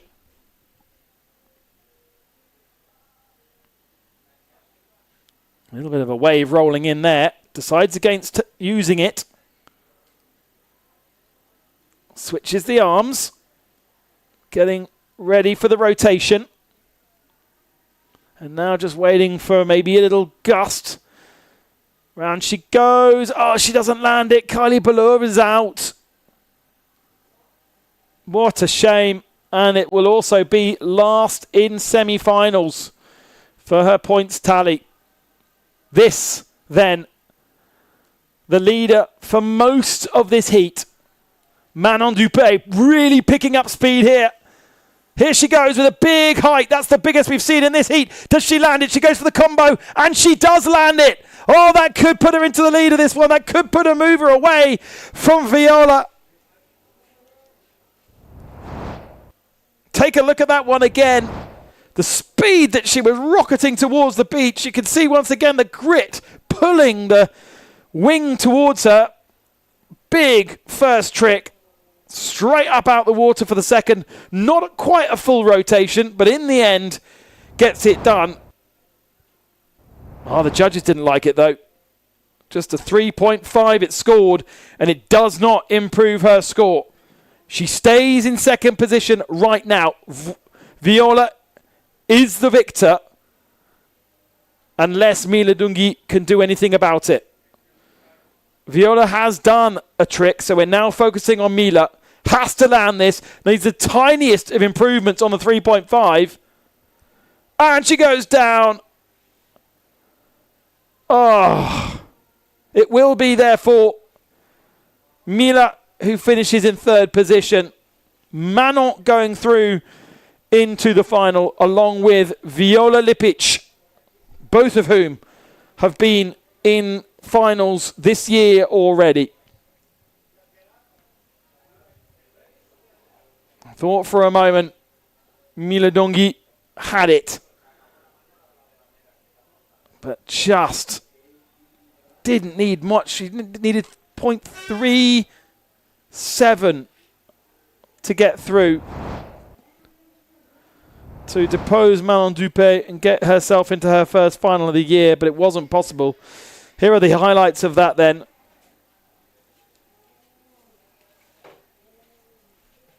Disappointment for Kylie Beleuvre. Disappointment for Mila Dunghi. But you can't have everybody in the final. Here was this ambitious attempt from Viola. We didn't see her try and do it again.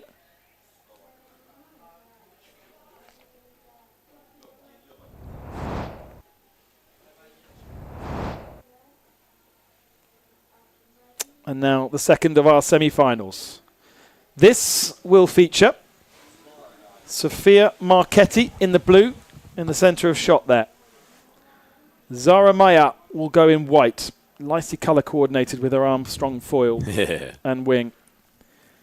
Marie Schlittenbauer will be in orangey, reddy, pink. And Nia Thwadieth will be in yellow. We saw her go out there already. Winner in Lecat, second in Tarifa, leading overall, double champion. If the changing of the guard isn't happening yet, then Nia should easily sweep up on here. But you've got Marchetti, and you've got Schlittenbauer, and a really nice last trick from Zara Maya in the quarterfinals put her through into this one. This is competitive. Yeah, and let's not forget Marie beat Nia in her first appearance over there in Tarifa. So very, very on the line. And both Marie and Nia have been similar scores throughout the whole competition. 17s, 18s, overall averages. Marchetti also improved on those last heats. And as you mentioned, those last moves there from Zara gave her this position in the semi-finals heat number 2. As we are waiting for the green flag to go up. Now we get ready to go. The sequence for the finals is there's going to be a 10-minute break in between the two winners' finals, where we will see the action out on the beach. And of course, the winner, women's, will be going first. The winner receiving that country flag, victoriously throwing it into the sky. Who is it going to be? It is too close to tell, because we have seen heats with less than 0.5 of a point of a difference. And now just waiting for the green flag to go in the sky. And first athlete to jump will be that lady there, front and center, Sofia Marchetti.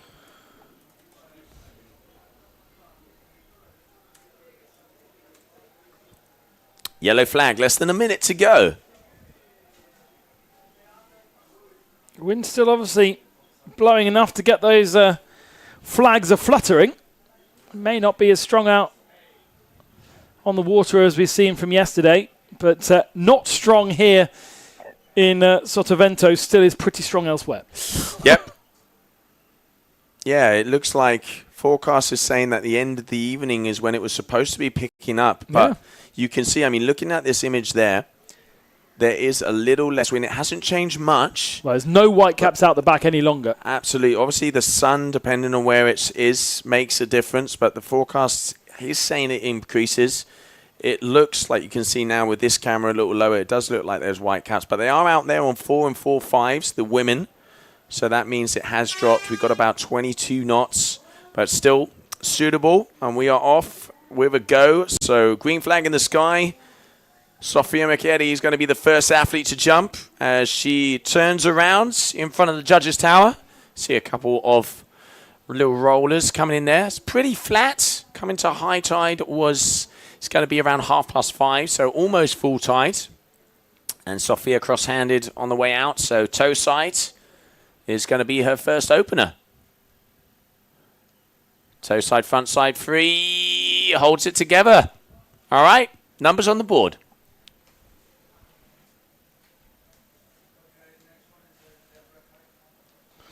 Here's Zara. As I say, the white working very well with the rest of the kit. Is that a 4.0 or 4.6? Isn't that the question all day? It is. I think it's a 4.0 with a dot above it. Yeah, I think that's going to be a 4.0 because I did, just as I popped out, I did see... Yeah, that is a 4.0. So 4.0, so they're still on 4 meters, meaning... I mean, obviously... well done, cameraman. I tried to do that earlier on today, and it's really hard to get that tight into and stay in focus. Oh, yeah. Oh, she lands it. Doesn't fall off her board, Zara. Frontside free. Yeah, you can see just having to pump her way out of the landing there. It's not quite getting the height. There we can see the boys getting ready. Some of our semi-finalists as they get ready to throw down. And now, Marie Schuttenbauer, the new young sensation on tour. 15 years of age, coming out of Germany.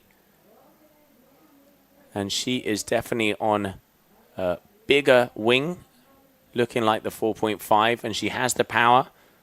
She has the height as well. There we go. Palau. Beautiful. Textbook. So clean. Yeah. Oh. So clean. And it's interesting to see some of these young pretenders versus the older guard with all their sponsors and all their support and all the branding they need to do online versus someone like Marie who is just a girl having fun with some kit at this particular moment in time. And I'm pretty sure there'll be brands jumping on board very, very shortly. All right. Nia Suarez, multiple time world champion, knows the opportunity is there as Marte Arce, who is current overall ranking leader, has fallen out early in this competition, so she wants to put the damage on and get those extra points to move her way forward into first position.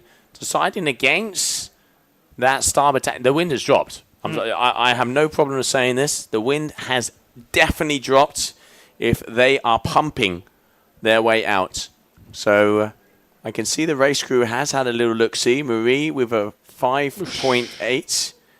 But yeah, going for that toe sides backflip, and you can see a little shake in her head. But yeah, the wind is definitely lighter out there, mate. Contrary to forecast, which means you can't trust it for the next couple of days either then, can you? To say, it should be up 20, 25 knots consistently for this evening, according to forecast. Just about a landing from Marchetti there. Opportunity, perhaps, for Zara Maillard to do something. That last trick that she pulled out was a beauty, but it took her the whole of the heat to get to it. She's got a 2.5 on the board already. Best trick from Marie, 5.8. And just waiting. Here we go. Got the height. Decent height. Doesn't quite get the rotation then. Yeah, you can see either they go in with power or they just sink because they can't come out. Obviously, you need that perfect land to be able to keep and maintain that speed. I'm going to say it, 4.5. Where are you looking? I'm looking at the little scribble on the purple. On the purple? Yeah. Wow. 4.5. So Marie out there on a 4.5. Unit D-lap. But yeah, wind is definitely on the lighter side. I do just see a message that race crew are looking into it as we are currently 4:30 local time down here in Fuerteventura on the south coast. Playa de Sotavento for your Fuerteventura World Cup, right in front of the Melia Hotel in this water sports paradise for the 37th edition of this Fuerteventura World Cup. It'd have been very different back in the old days, that's for sure. All right, so she pulls her way out, looking for it, goes up, Palau into a frontside free, but not getting the rotation, as that is going to be a crash for her. This one here, no score on the board yet for that first one. I wonder whether she needs to come in and look to get a bigger wing with that pumping up wind that she was doing before. She's still pumping now. Now, may have found a little gust to play with. The drone is the best place to see the gusts.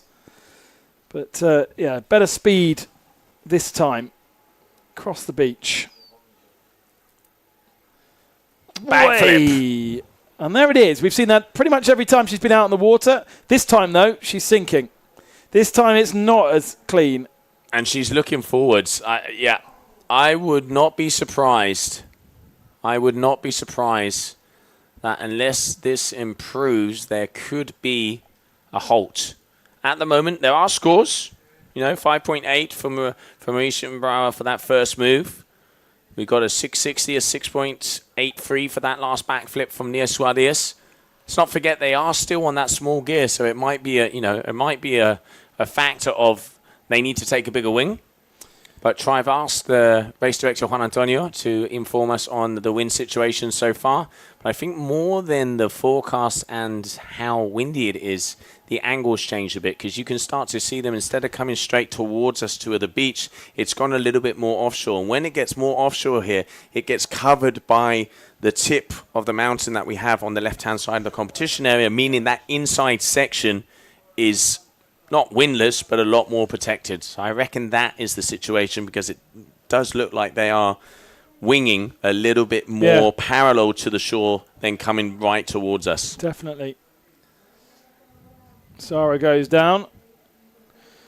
So just 2 scores on the board for her. Only Sofia Marchetti with all 3 scores from 3 attempts. That was Zara's first swim. Marie crashed on her last attempt. Yeah, so we're still green flag, but yeah, I can see they're looking. The judges have given a 6.8 to Nia for the last one. It was a good backflip. Yeah, but she didn't come out of it.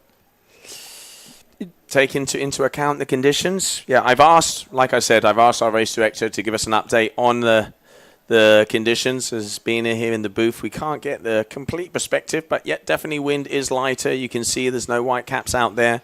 They are on 4 meters and 4.5. Here we can see Marie. There you go. But pulls it together. Nice combo. Palau into a front side free. So conditions still there. Yeah, and you can see behind her as well, there are darker patches, but it's outside of the competition area. So I think you're right, Joe. The wind is there, but not as close to the beach as we need it to be. The competition area does move with the tide. So this morning when we started off, we were basically started at low tide. Water's now filling in for high tide in about an hour and a half's time.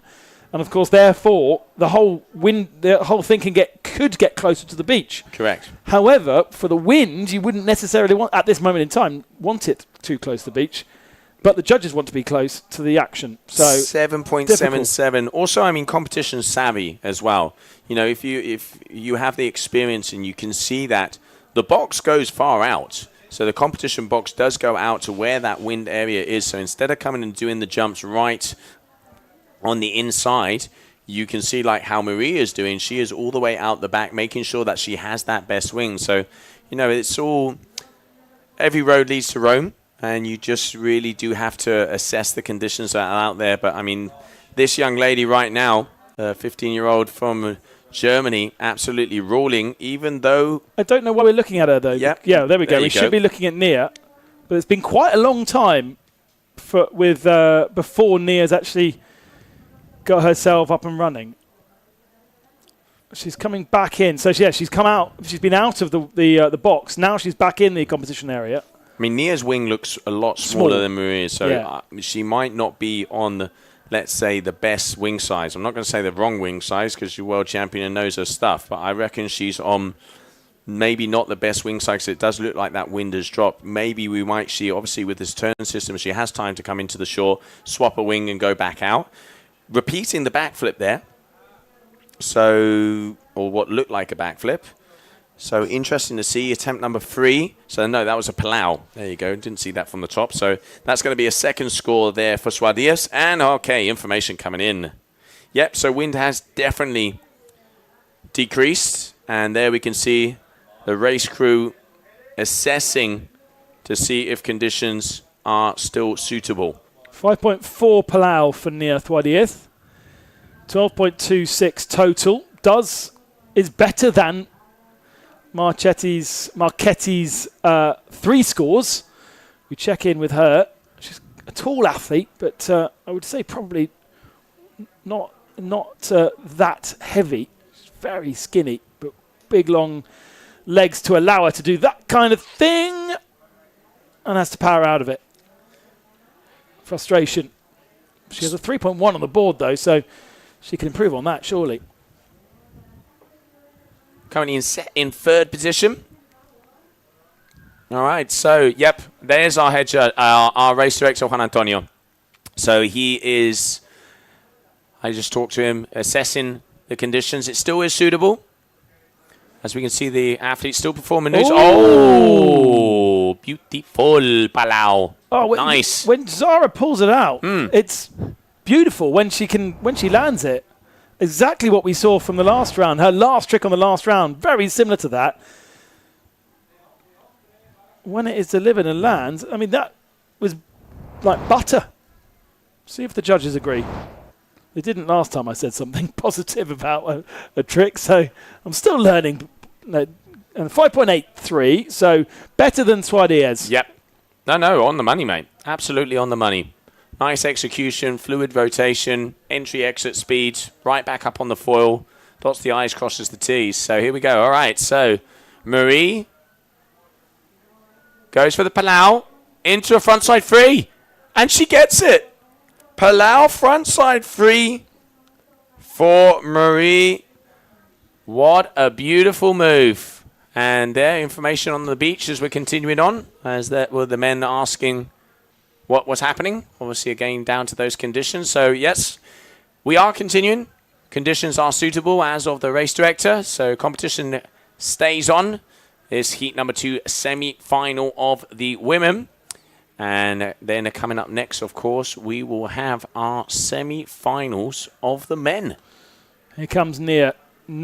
Her turn next. A 9.43 for Maddie. First time in the competition landed that one for the women. That's huge. Oh. Good morning, buenos dias. Marie not firing out a bullet, getting an AK-47 and actually going for it. I guess a first or a second doesn't really matter in a semi-final, does it? Oh, not at all. It's not even really putting you in a different progression. But she lays down the gauntlet for Nia to think about before we get into that final. Nia does another landed trick, but I'm not quite sure it's going to be, just a 3.3 for her. And so we go back to Sofia Marchetti. She's looking to improve on the 3.1. Got a 4.9 last time, so it is getting better for the Italian. Yeah, she's hunting down Suardias. Oh, was that a little grab? But goes down. No, that's a shame. I think that was a backside 3 with a grab. Maybe we can get a replay of that move. And here we can see Zara getting ready to go.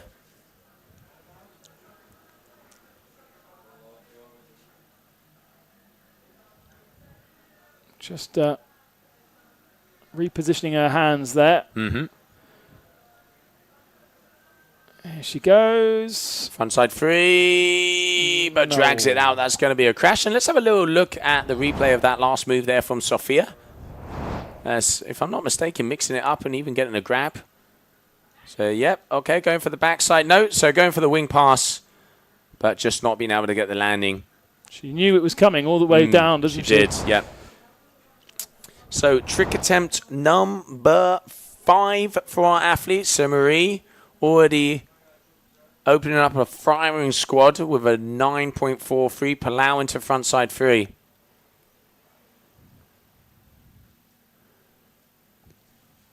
Calm, cool, and collected. Very much setting the gauntlet. Maybe it's not as easy as we were thinking when we saw Mardelarth being eliminated earlier on today. We sort of thought that Nia could easily win this one. But this German 15-year-old, who was third in Tarifa and got the best score of each of her rounds in Tarifa, maybe she is coming of age and she can take the fight to the Spaniard. I mean, she's taken the fight. She has taken it. She has taken it. She's got the best score. She's got the second best score and an 8-point lead. I'm still not sure that Nia has the right wing. She does look underpowered. Okay, Palau into frontside spin, but no, she does look underpowered without a doubt. But at the moment, she is in that second position, so she's in that safe zone. Sofia Makeri and Zara Miranda. We saw Zara last move of the last seed. We saw it with Luca. We've seen it time and time again here in Fuerteventura. It ain't over to the buzzer. Will we see another buzzer beater? We will soon find out. But here we have Sofia. Will she go for that wing pass that she missed before? 3 more attempts for each of our women out there in semi-final number 2. Waiting, coming towards the beach and with the swell. Not much of it. Goes for the wing pass. No. That is a really hard move when it's light wind as well, because you either land it perfectly to be back up on the foil and continuing with that speed, because as you pass that wing goes completely into that neutral zone, which means it has absolutely no power. So you need to have that power in the foil to move out and then regain speed with the wings. So maybe not the best light wind move. And yeah, as we said before, information in the wind has dropped. But so far, continuing on as conditions are suitable. As next up, we will see a semi-final of the men. Zara. Come on. She gets the move. Oh, she does manage it. Powers it up. There you go. All right, this could mix things up. Well, she can improve on a 2.5 with that. There's no doubt about it. Whether it can bring her into the clutches of the 15.59 total of Nia, we'll wait to see. Yeah, it's with the spin as well, so it is that 2.5. She has the front side free. So this would be, if it is more than a 2.5, we'll be increasing her score, and she needs about a 3 long. She gets a 4.73, so nice. Oh, as Murray goes down again, safely at the head of our group at the moment. Zara not yet able to be in second position, but it's a decent improvement. And an easily improvable 3.53 frontside free if she wanted, or maybe a combo. So options are there. Two goes left. Yeah, Suardias with a 3.33 though. Toe side, front side free. So, you know, for the likes of Nia, that is normally something that she can do in her sleep. That was the one that basically she sunk on, wasn't it? Exactly. Here we go again. Preferring to come down towards the beach from left to right almost now. Bit more speed this time. Palau. Okay, so going. She does have a Palau. She has a 5.43. Doesn't seem like the right choice for me. No. Yeah, I mean, when the conditions are on the lighter side, it's hard, and especially coming from stronger winds, your mindset has to completely change. And we've seen, you know, the likes of Sofia, we've seen her trying that wing pass twice and actually getting the pass, actually technically getting the landing, but then going down. And here, that review flag up for Suardias, meaning that something is being checked. Let's have a look again. What would be the issue here? definitely a Palau. Back up on the foil. 5.4 for her last Palau. Yeah, let's not forget the first big Palau from Marie was a 5.8. And that was a lot better than that. Okay. So, using memory about 20 moves ago, obviously the judges can see all of the numbers right in front of them, but I think that is not going to improve on that score at all. Sophia needs a 6. She hasn't got a 6, but she needs a 6 if she wants to go through.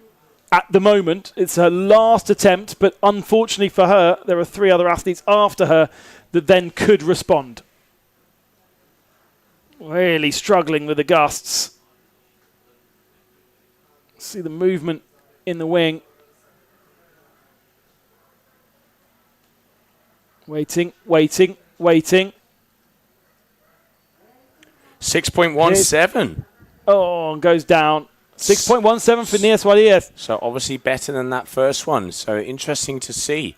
And that moves her a little bit further out of targets. Right, so Zara Maya in 3rd position right now. And her worst score is a frontside 3.5. Needs to get a 6.5 to go ahead of Nia right now. 6, actually. We saw her do it in the last round. What can she do here? Oh, I hope they don't consider that as a trick. They will. I think they will. Oh, no. Because she then repopped, so you can see smiles out there on the beach. As Kylie Belouve on the left, Lilo Davido on the right. Okay. Well, we're switching to Murray. Yeah. Does that mean the flags have switched? That. Yeah, the flags have switched, so they did consider that a jump. So it's sort of a missed jump from Zara. And Murray.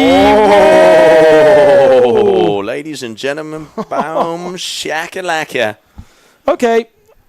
Murray is absolutely taking the victory here. I think she might have maybe moved herself out of reach from Nia Suarez with that one.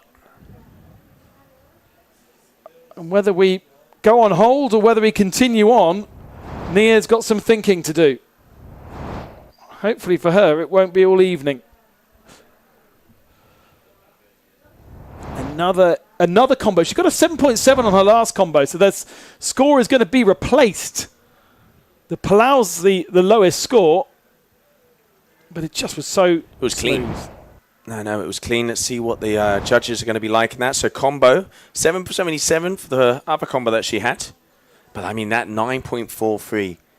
Throwing down that Palau into frontside 3 just really shows that she is hunting, and she definitely wants to take the prize here in Fuerteventura. Suarez. Slightly further downwind this time. Yeah, looks like she's got a little bit more power as well. Okay, there you go. Oh, not get 10. It is a 10 combo. We have a 10.0, ladies and gentlemen. Double digits. Hang on. That did appear. It did and appear. now I've I've disappeared. We got excited. Let's see if it reappears. Have we still got another trick as well? 1, 2, 3, 4, 5, 6, 7. No, the website's now decided to give an extra trick. It is has there. Come back up. It is there. 10.0 for Marie. Gave us a little scare there. So for that combo, what an absolute banger. Congratulations there to Marie. As we now move on to the final round of maneuvers. So have we got 8? 8 maneuvers then. We might have suddenly got 8 maneuvers, yeah. Did we have 8 maneuvers last time? It was 7 before. Yeah. Okay. Continuing on. So 10.0 for Build up all the Marie. excitement. Another opportunity for Zara then. Absolute banger there for Marie. So Sophia then makes her last 8th trick. It still seems as though 3 to count, but they're giving them an extra opportunity, presumably because of the wind conditions. Would have been nice to know.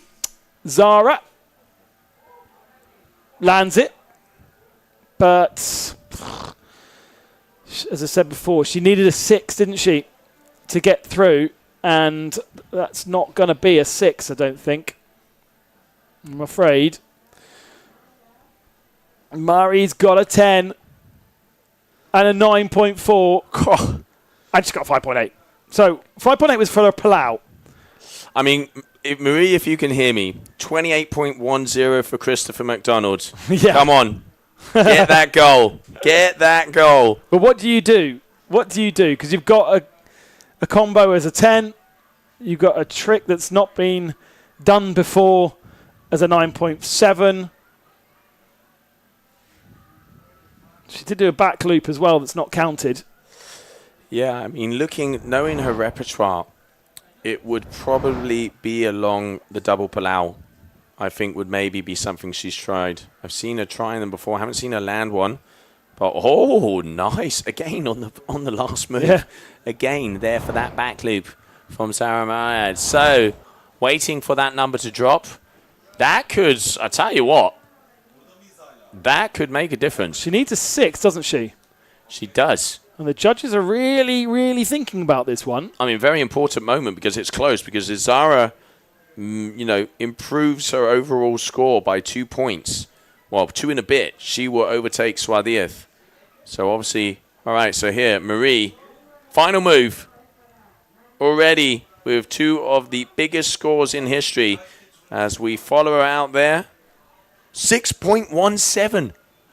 Oh. Zara has applied the pressure. Oh. She's applied the pressure. Again. So Maria's going to jump first, and then Nia has to defend and get back into second place. I love it. Tension. This is awesome. Nia doesn't need a lot because she's got a 3.3 that's still on the board, but she cannot crash. Marie going for Chris McDonald's target. Back mobe. Oh! I tell you what, is there anything this athlete can't do? The first back mobe we've seen. The first back mobe. It's not landed though, surely. Her face was in the water. It was, yeah. Let's have a look what the judges, because they got a better angle. But yeah, I'd agree with you. But look at this. That's awesome. I mean, that is... Yep, no, I do think that is going to be a crash, or it won't be a big score for sure. But throwing it in there on a semi-final. Next up, Nia Swadia. So yellow lycra, very important. Yellow lycra, as this is the one that has to mark the difference, because Nia needs to improve her score by 0.41 to take the win, because she doesn't have... Yeah. Yep, so it would be 0.41 is what she's looking for to improve on her overall average. 3.33 is her lowest score. Surely that's doable for our multiple world champion. She hasn't got a combo either. It's not She hasn't gone got a particularly combo. well for her, certainly in the early stages of this semi-final. Here she goes. Rayleigh, she's going for the combo. Yes, she is. Rayleigh into... No! Oh! Swadiers is out! She misses it. Nia Swadith is out. What an upset. Nia Swadith. So your 1 and 2 coming into this event is out of the competition. And taking it into the finals is going to be Maria Schittenbauer and Zara Maynard. Congratulations to them. The crowd goes wild. And that is the beach celebrating to Zara Maya, who is going to be in the final for the first time. And Bo is down there to celebrate with her as teammates at Armstrong. Again, last gasp attempt, and she's knocked out a double world champion as well. Mardelard not through to the final, and now Nia Thwadiers not through to the final. Unbelievable stories on the beach here at Sotavento. Kylie also down there to celebrate. Quite remarkable scenes. And that is the joy. There is going to be lots of disappointment in the Spanish camp this evening. Winner in Lecat, winner in Tarifa, not featuring in the final in Fuerteventura. It does mean we'll have a new winner for for this year. It also means, I think, that we'll have a new winner ever. Only 5 women have ever won the female surf freestyle. Nia Twadiev, Mardelas, Bowen van der Linden, and then 2 competitors that I haven't noted down who are no longer in competing with us from the early days. And what a smile, what a surprise. Maybe a surprise. Last gasp to get into the semi-finals for Zara. Last gasp to get into the final for Zara Maya. I think there was a little bit of, please don't do that again. And this is the atmosphere we love to see. This is the joy we love to see down on the beach. We've got a 10-minute break between, I think we've got a 10-minute break between this and the next semi-final, if we are going. But before we do, we'll leave the beach for a second and have a commercial break.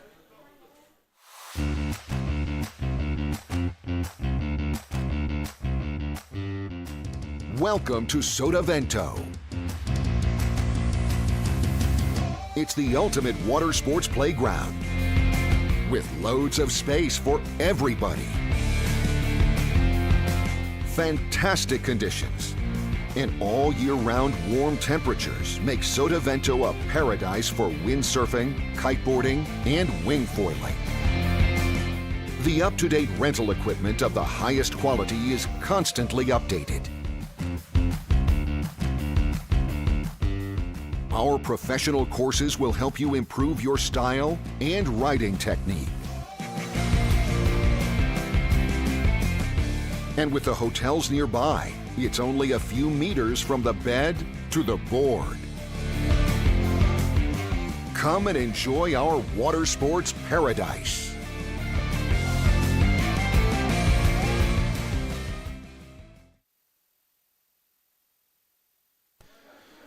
What a massive upset in the women's competition here in Fuerteventura, the 3rd stop of the Wingfoil World Tour.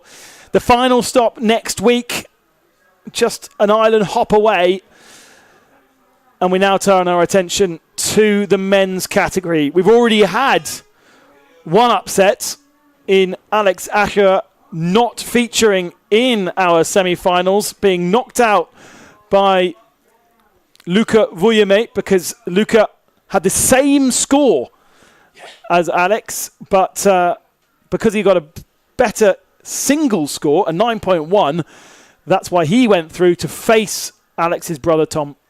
Benjamin and Malo Genole will join them in semi-final number 1 coming up in a few moments' time. Now, the women switched to 8 attempts. I imagine the men will follow same. Yes, they are.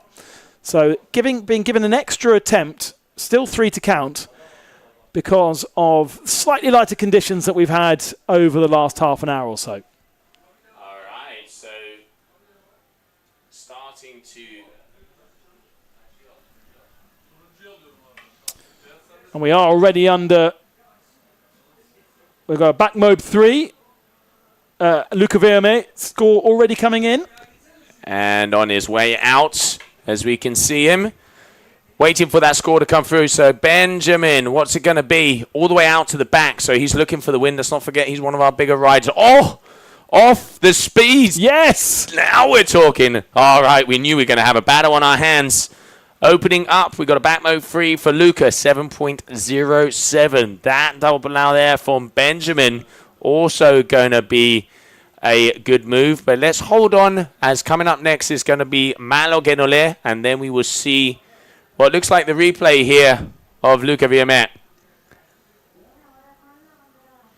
Back mode 3 in the water. That's a 7 as well. Interesting. Judges feeling generous this afternoon. Malo Genole then, the Frenchman. Multiple titles across the world of wing. And such a stylish athlete. Very. Really, him and Tom would be the favourites to get through. But Malo hasn't been in a final this year so far.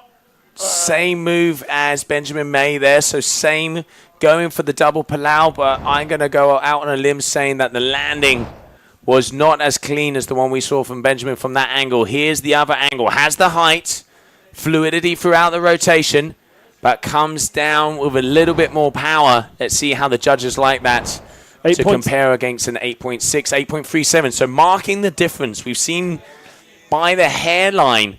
And, okay, front loop into a frontside free.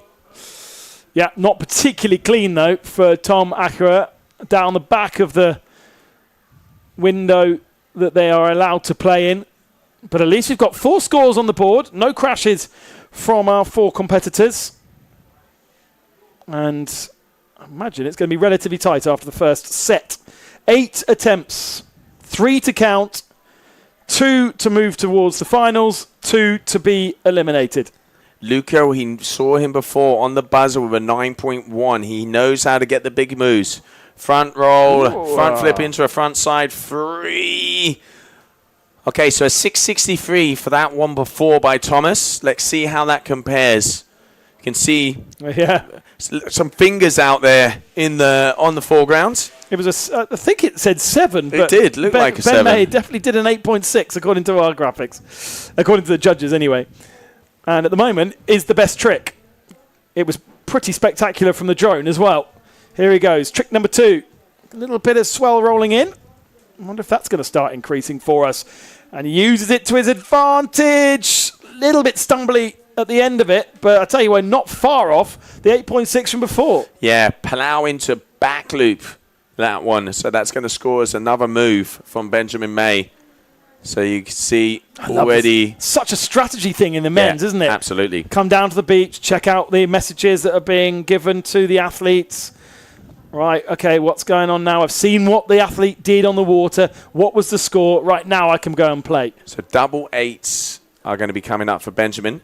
8.23, 8.60. Here we see Malo, an 8.37 for that opener. Going for his second move off the kicker. There's one. Palau into frontside free, holds it together, but landing move number 2. 8.6 and an 8.23 for Ben Mayer. 7 and a 7 for Luca Voyame. Waiting for Malo's second score to come in.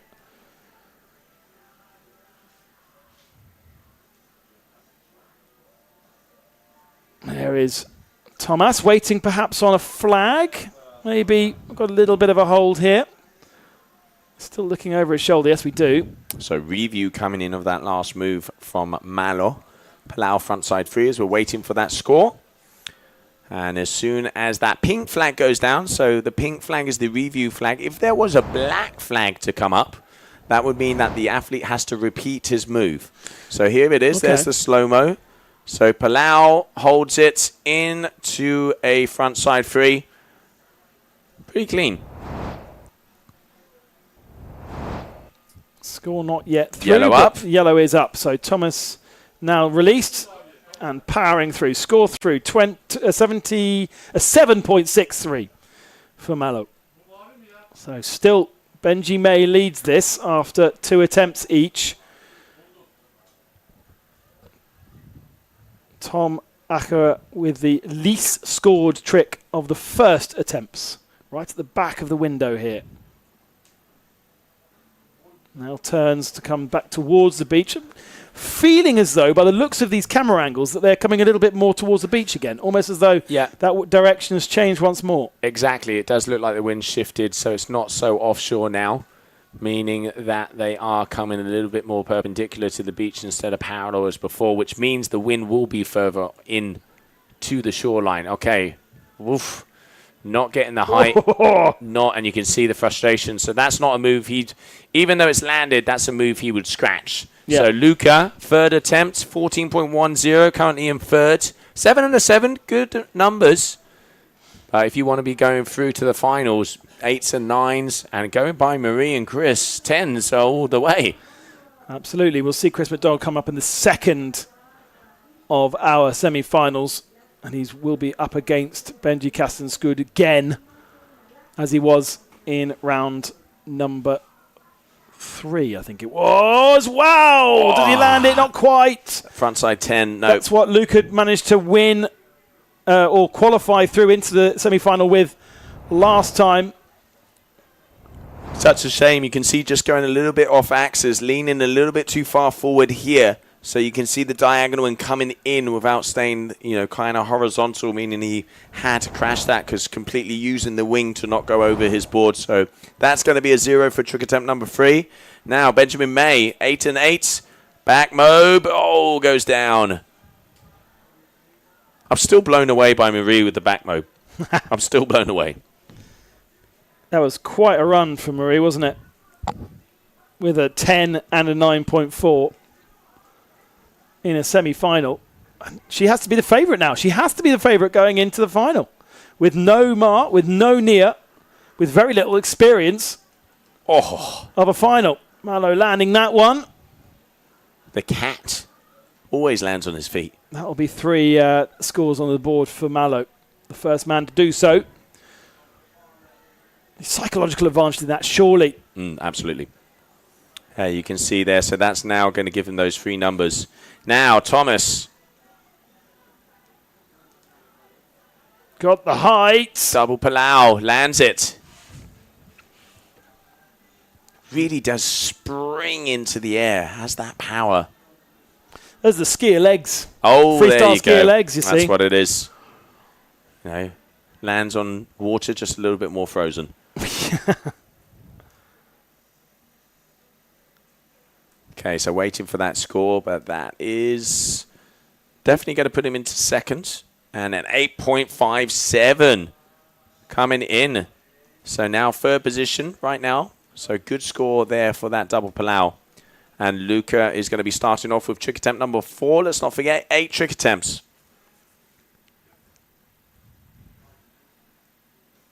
Waiting on Luca. Getting himself set up. Across the beach. Upwind. Went for the same one again, didn't he? Just didn't quite manage to get the landing. It shows, doesn't it, when you can do that under pressure or when you're in a chilled environment. But when it's kind of this middle ground and you're thinking about it too much, perhaps, it's like playing darts. I can hit a bullseye when I'm not thinking about it. As soon as I'm thinking about it, impossible. As soon as I want to. Back mob. Oh, again goes down. He knows what he wants. Yeah. But, with 2 8s, he's the only man to have 2 8s. Might be worth trying to get another decent score on the board. Yeah, I mean, normally he lands that move, so it's obviously, I'm not going to say it's one of the easier moves, but it's one of the ones that he has in his repertoire as a third attempt, so kind of way up there when he normally has those ones landed. Malo here is now going to start to look to improve on his moves, as he has an 8, a 7, and a medium 7. So double Palau, Palau frontside 3, and a front loop with a frontside 3. So let's have a little look at what he's going. Port tack out. Right, up and away. 1, 2. Okay. Frontside 10. Has to plant the wind. Has to plant the wing into the wind to make that one landed. But yeah, is that going to be more than a 7? We'll have to see how the judges penalise that part, because if he didn't, he would have gone over his board. Absolutely. It's not a crash. It is going to be judged. And Thomas Asher wants the news from the beach. It's an 8. It's an 8, wow. Yeah. There you go. Obviously, frontside 10, let's not forget that's 3 rotations. So, we saw Luca get a 9.1 for one very well landed as well. So, obviously, Malo having the speed, having the power, having the style, just a little fluky on the landing, which is why it's below that. But still, 8.0, 24-point average. Your current heat leader, Malo Genole. Oh, Thomas going up. Oh, Palau frontside 7. Beauty. Now he's come to play. That is going to be a big score. He's already got the 8.57. And the difference with this move is look at the speed. Look on the entry. Look, he is flying. He gets the height, gets the width. 1. Then goes into the double rotation and whips it around and comes out with ease. Big move there for Thomas. And that must be plus the 9. 9.5. Oh, yeah. Now back in action. Your current heat leader, Thomas Attra. Welcome back. There's the 10. Oh, and such a shame. He's going to be hating that. Third attempt at the same trick that got him a 9.1 and through into this. Yeah, the lady's smiling at the phone, and Zara, this lady's going to be very happy as she moves her way into the final. So that's the wonder of having this live stream for the athletes. They can go straight back on it and watch how cool it looked, and then start to analyse it as well, of course. Oh, Okay, Ben. third time. That's his third crash. Gets to the... I mean, this is where, wouldn't you like to be a fly on the wall in an athlete's mind at this moment? He's missed the same maneuver 3 times. Yeah. It's a move he normally has. Do you keep going for it because you know you're confident that you land it, or do you go, this ain't working today, I got to switch it up? There's plenty of tricks on the list. There's something about 80-odd tricks that are recognised. Plus about 20 new ones at each event. We've seen the Inno come up yesterday a few times. Nothing today. Oh, bit of hang time there from Malo. Doesn't land it, though. Palau grab with a front side 3. 0.7 of a point between Malo and Thomas. We're now into the second half of this heat number 1. I mean, if Benjamin May got an 8, he would be leader. Yeah, wow. Okay. Boom. Oh. Maybe now, not after that. Not after that, because that is the front flip with a front side 3, improving on a 6.63. That was a beauty by the Austrian. Just so smooth. And what I love about Thomas is the height. He gets that power, and this is why he's getting those top scores. And that's what the judges wanted as well, the height from these competitors. Even with the less wind that we've got now, we're going to have a look at that once more. And now the judges have decided Thomas is released. Luca is able to go. I'm still waiting on that score. 7.63. Okay, so it was an improvement, but not a great improvement. Still 25.70 average, though, so good. But as you say, room for improvement there. Yeah. So, all right, Luca on his way out. Here we go. Good kicker. Couple of rollers coming in. Deciding against them. Pancake situation once again. There's a kicker. No, another kicker. Leave me hanging. Third time lucky. Neither. Right to the edge. At this rate, he's going to jump over in Gran Canaria. All right, Luca, up and away. 1, 2, 3. Does he get the 10? No, he doesn't. Same situation. Missed that 4 times. Surely now you switch it up. Surely now you try something else. But exactly the same situation as for Benjamin May here. Does he go for another mobe, or does he switch it up?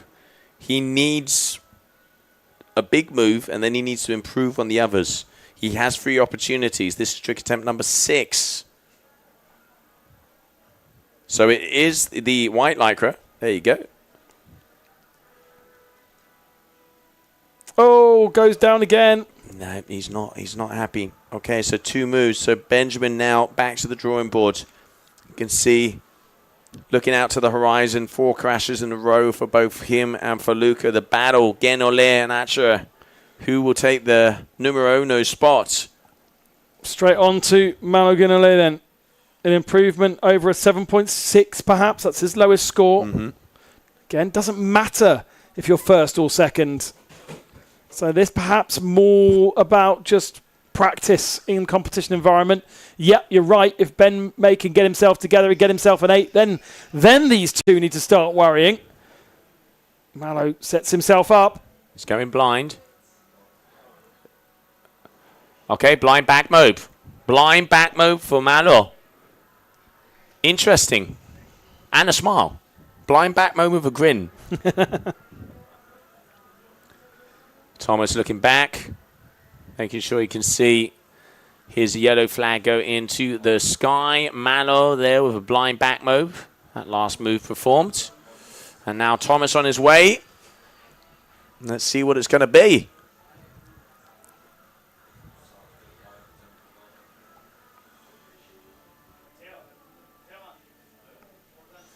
Still waiting. Still waiting. Also, I think on that last score to come in. Okay, going off downwind. Look at that.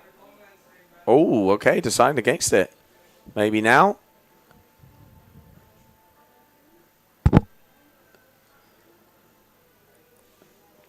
Coming down towards the beach. Now cuts. Oh, decides against it again. So we've got a hold.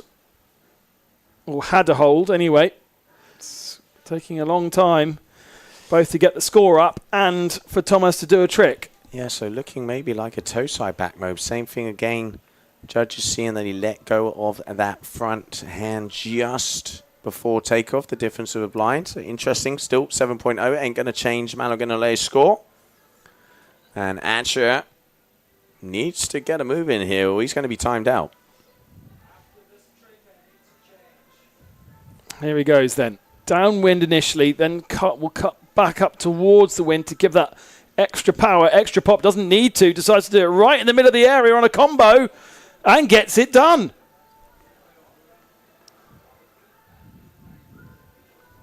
Now, doesn't have a combo on the list, so 7.6 is the target improvement.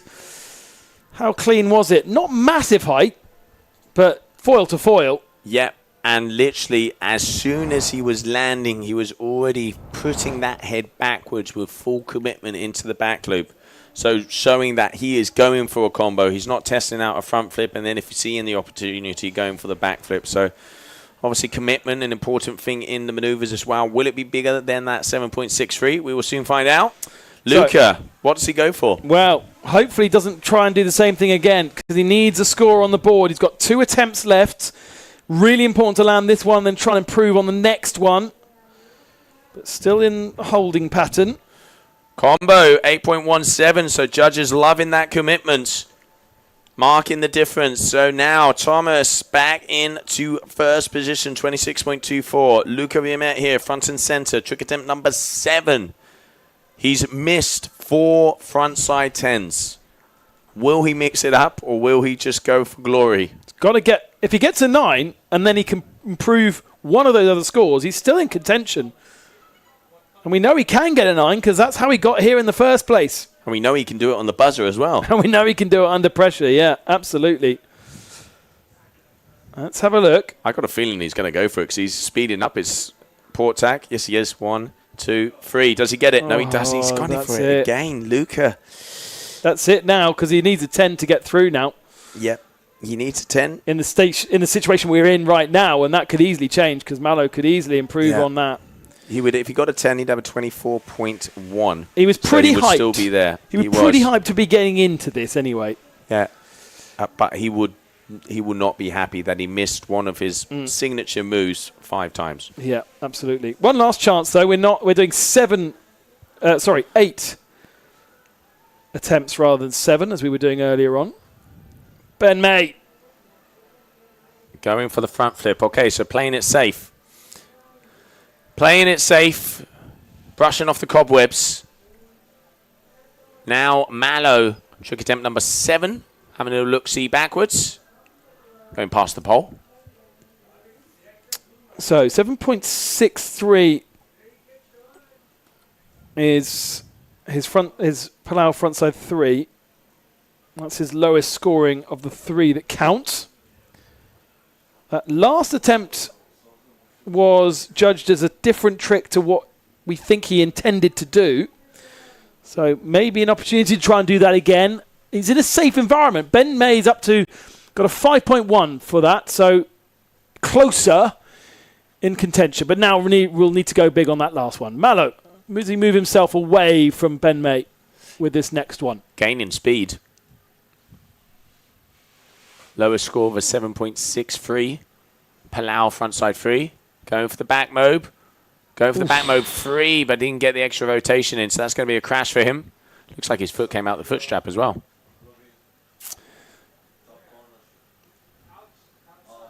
Asher, 26.24 total. Big heat for him. Lowest score was the combo that he just managed.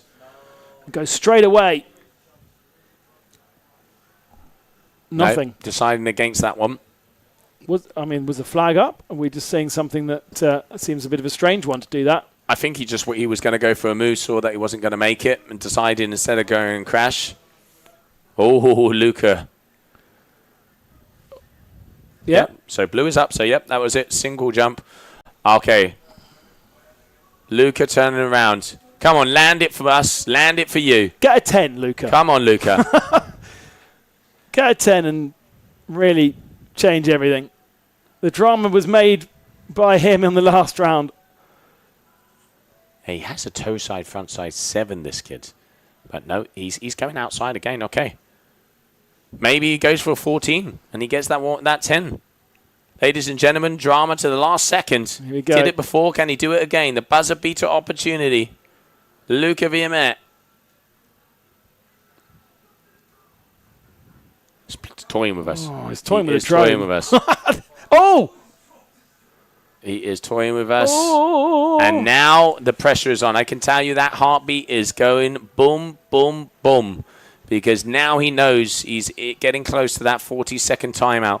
He needs to get a groove on or he will be timed out by the judges because he had possibility to do a move there. So he needs to go. Feet coming out, well, feet out of the straps. Now back in again. Didn't like his last trip up to this corner.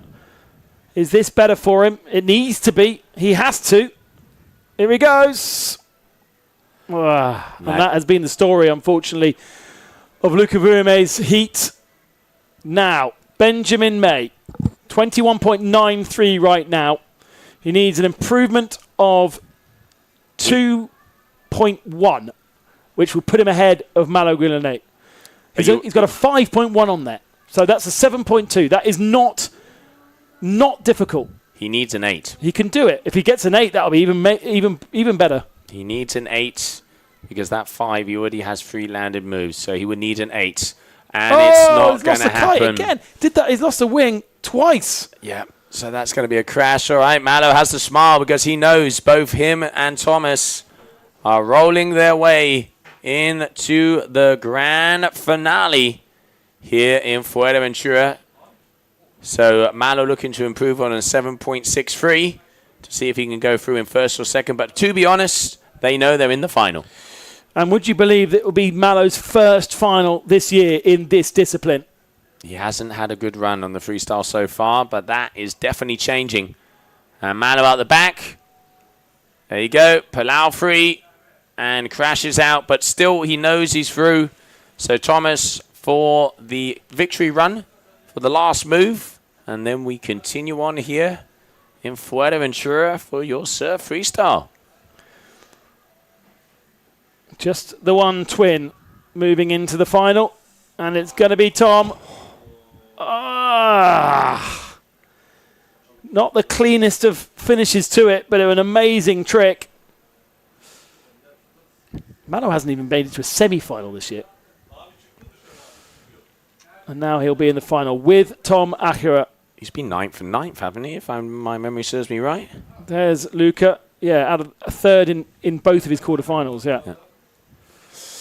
All right, well, there's Luca coming off, unfortunately, not being able to make that frontside 10. So your top two, Thomas Acura with a 26.24 and Malo Guillenay with a 20.400, who make it into the final. That is not something you want to happen.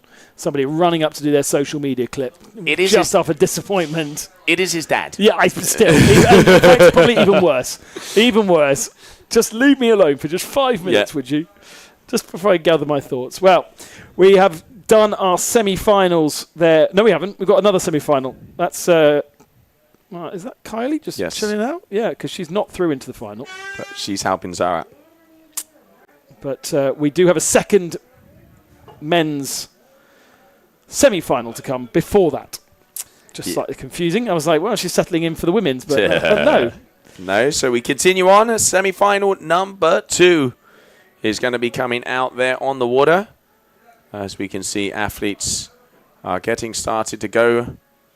As we will have Axel Gerard, Christopher McDonald, Charlie Locke, and Benjamin Castencio are going to be your 4 athletes battling it out. Here's the highlights from the last round.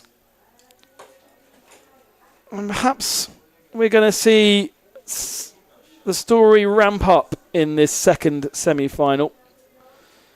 Ben May was there to trouble the 2 favourites, and for a while, at least initially, at the start of the heat, he did.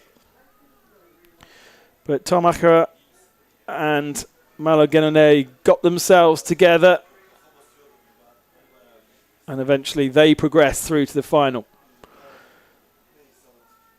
Tom Acker, third overall right now, but Alexander Acker, his brother, second and already out of this competition, so Tom moves ahead of him. Interestingly, Chris McDonald did not make it into the final in Tarifa. He's been the star of the show because we've seen quite a lot of him in comparison to Benji Kastenskud, who we've not seen much of.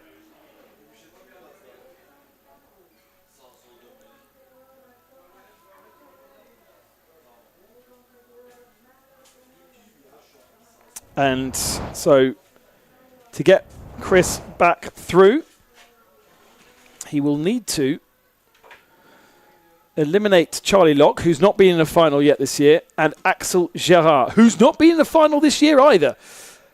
Lots of discussions down on the beach. Malo chatting with Tom. Got to get the twins right. And comparing notes at the end of that first semi-final. The other four out on the water. Axel Gerard will be in the blue. There he is. And it will be Chris McDonald in the white. Charlie Locke, he will be in the orange. And Benji Kastenskjud will be in the yellow. All four of those athletes about 4 years older than that. And now... Well, I say 4 years older. Ben Kastenskjud is still only just 14 years of age. But Chris McDonald up 19 years now. Sometimes you feel like you've seen them forever, especially if you've been here for the last couple of years. Axel Gerard, 17, only 17, it's but incredible. He's been competing for 3 or 4 years. Out there practicing for tomorrow for the slalom competition. An opportunity for those that are eliminated and some of those who are not participating here to get a little bit of practice in. And we are going to be seeing our slalom competitions kicking off tomorrow. Tomorrow being Thursday. Thursday and Friday we're expecting that because we are moving forward from semi-finals into our 2 finals after this. The buzzer is gone and Axel Gerard will be the first to offer us a trick. All right, Portat going out. What's going to be his opener? Looking for the chop, looking for the ramp. All right, here he goes. 1, double Palau to start off. Gets the height. Nice, smooth landing. Little whip at the end. But still, numbers on the board. Not a bad way to kick off. I feel as though Chris McDonald's just had a smile on his face for the whole, since he's been on the water. I mean, wouldn't you? He's had such a lot of work to do, though. In comparison to Ben Kastenskjud, who is our overall leader of the World Cup. Benji beating Chris. Oh, gets it straight away. Now, the difference with that is right back up on the foil. Right back up on the foil. Like, that is so technically difficult. And without even talking about spinning 3 times in the air before you do that. But to be able to literally land and go back up on the foil is huge. Judges, show the love. Frontside 10. The foil was almost out of the water, and it's a 9.17. There was no discussion going on in the judges' tower for that one, was there? Fast and furious. We go into Charlie Locke, who goes down in his first attempt. The bar has been set, and it has been set incredibly high.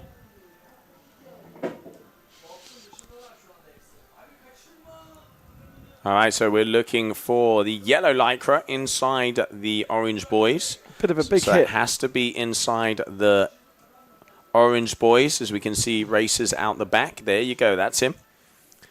So Benjamin getting ready as the racers warming up outside. Mark's confusing our cameraman a little bit. Well, I think, yeah. Luckily, most of them are only wearing their orange lycra, so there's only one person to confuse with. Rather than wearing a yellow or a white. All right, Benjamin. Nice height. Beautiful height too. And back up on the foil. Big opener there for Benjamin Castencio as well. 8 and 9.17. Charlie crashing out. And let's see what the score is going to be for this one. He's not he's not had anywhere near as much work to do, has he? In comparison to Chris, who has already had 4 rounds, I think he's participated in. It's the advantage of winning initially. 9.23. The batter was set. And it is war out there. All right, Axel. I mean, it's madly competitive, isn't it? Oh, Palau into back loop. Stunning landing from Axel Gerard. These 4 are firing. Had the 8.0 for the double Palau. Now gone for the Palau back loop. Chris having a little look-see back. Waiting for his flag. Flag is on. Foot is in. Pedal to the metal. As I said before, I'll see you at the Carper. Let's go.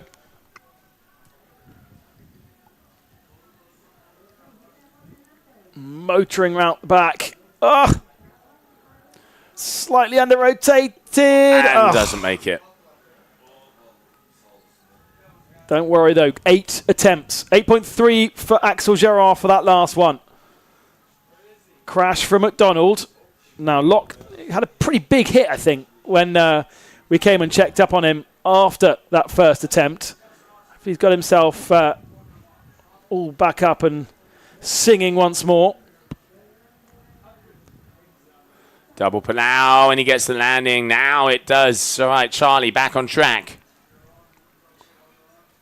Axel had an 8 for his, 9.23 for Benji's. So we sort of see this, don't we? In these really, really high stakes, they all match each other in terms of trick to trick. Casually accelerating up to 50 kilometers an hour. Benji Kassenskjud up in the air. Front 3. Oh, goes down. 8.23 double Palau there from Charlie. So good score. And it looks like Axel changing size, but there are no graphics on that, so not quite sure what he's gone out on. Is it me? Does that look smaller? Yeah, I mean, he's one of the smaller athletes, isn't he? But, yeah, as you say, prototype. That is, yep, as proto as it gets. All right, let's see if it works for him. Trick attempt number 3. Here we go. Going to get into the stages where they tape up their numbers so that other athletes don't know what they're taking out. Here we go. What's he got up his sleeves now? There's the kicker. He's landed 2 already. Front side 10. Yeah. Oh, no, goes down. Front side 10 attempt. That's going to be a crash. Chris, next move. Miss the front flip into 3. See me there on that V5 for the strike from F1. Up and away. Nice kicker coming here. It's up. Double Palau into the drink. Doesn't land that one either. Now, Charlie got himself a landing and his double Palau an 8.23, so he's got a score on the board. What's he offering us now? Right out the back. Drone manages to find him and catch up with him. Let's have a look. Okay, so after this men's semi-final, we are going to be going for women's final. So women's final will be coming up next.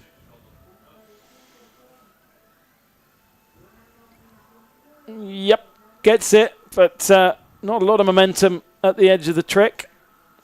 Just pumping out of it. Again, I wonder whether these slightly smaller winged riders maybe slightly struggling, as we saw from Nia Thuadieth in the women's, where we felt as though she perhaps could have done with a slightly larger wing. And if you look at Benji's wing, it's definitely bigger. He's gone on a 4.5, and he is a light winger and gets it done.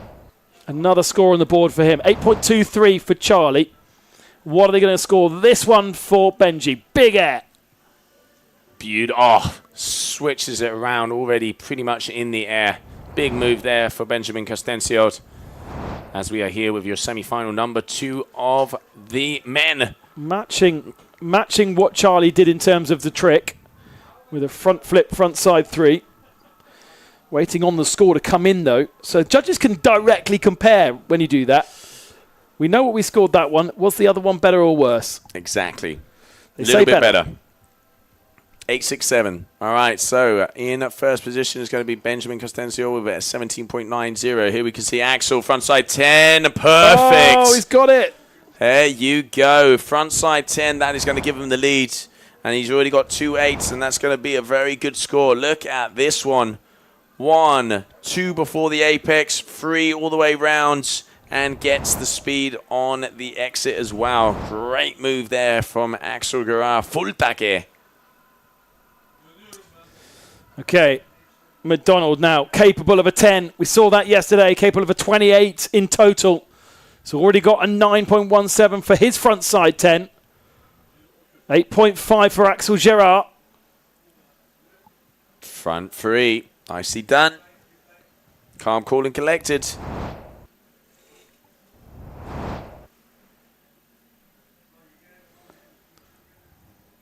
There's a front flip, and then the front side 360 afterwards. And only Philip here on the screen. On the stream, the mast height of the boys is 85 on average. As I talked to them a little bit before, so before they weren't out, they had their 85 masts on. All right, so now Charlie, 2 for 2. I mean, 2 8s. He is right up there. Let's not forget, top 2 make it through. At the moment, Charlie's in 4th, but I mean, just look at those numbers. It is very... Axel has ran away a bit, but the rest are right in there. Well, yeah, Axel with 3 scores. Back mode 3, Yes! perfect. UK in the house. I love how chilled he is at the end as well. He is. He gets it done, so aggressive within the trick, and then once he's landed, it's like back to chill mode. And that's going to be a 3rd score for Charlie Locke then. And that could put him ahead of Axel Gerard. Let's see what the judges think. It doesn't quite. 7.77. Benji goes big. Oh, stall on the first one as well, but goes down. You can see just waiting and flicking himself around, but that's going to be a crash. So now really gets interesting. Axel Gerard first. Charlie Locke 2nd. Christopher McDonald 3rd. Chris and Benjamin have only 2 scores on the board right now. So still waiting for a 3rd score to be land. And it's going to be this man here, Axel Gerard. Now is going to be looking to improve on the scores he already has. Front flip 3. Nicely landed. Yes. Looking to improve on an 8.0 is his smallest score so far. And that was from his opening double pull out, which Benji chose to do. It seems almost like there's banter going out on the water there. Chris absolutely loving it. 17.6 his total right now. Missing that 3rd completed trick. This is attempt number 5 of 8. Chris, here he goes. 1, 2. Yes. Gets the double pull out and right back up on the foil again as well. Judges is one of the things they love about the McDonald's style is apart from the extra Big Mac, he does get that lift right away. And this is why he has that top spot so far and looking to try and move himself into the safe zone because currently last in this heat. But we know everything can change with 3 more attempts to go. Waiting for that score to come in then. Axel Gerard at the moment ahead of Charlie Locke with a score missing for Chris McDonald and Benji Castenscoot. An 8.5 comes in for McDonald's, which is a 26.13. So 1 point clear then of Axel Gerard. That means Charlie Locke would be eliminated, but he goes again. Oh, going for it. That looked like the kind of button bashing trick that I would do on my PlayStation. There was a lot going on in there. There was a cheat code on that one, mate. Absolutely. But then unfortunately crashing out. So now Benjamin, we saw him do it in the previous heat where he missed most of his maneuvers, but then came back with 3 big ones. Because let's not forget, in the end, it is 3 big moves that will give you the scores to go through. Top 2 athletes in this heat will be making their way into the final. Benjamin at the moment, only 2 scores. Only 2 moves landed. There's 1, 2, 3, going for the 10 and falls off again, crashing out.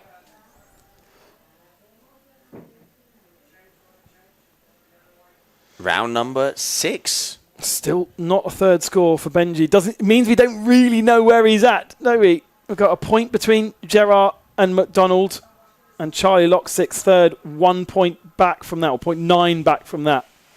I mean, 0.85 if you're really pernickety. I mean, if you're looking at Benjamin's scores as well, the 2 scores he has are bigger than the general scores that the other athletes have. So if he gets something similar, he will go right through to the top. But he has to land it. Here we go. Axel Gerard. Oh, Palau frontside 7. It's a beauty. I tell you what, Axel is in the zone right now.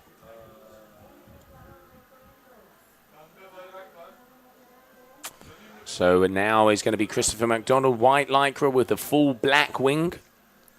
Okay, reassessing that one. Lowest score is a 8.3. He's got 2 8.3s.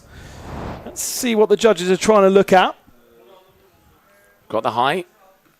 Fluid. Lands it, not even getting the ankles wet. Good move. Good move. Palau frontside 7.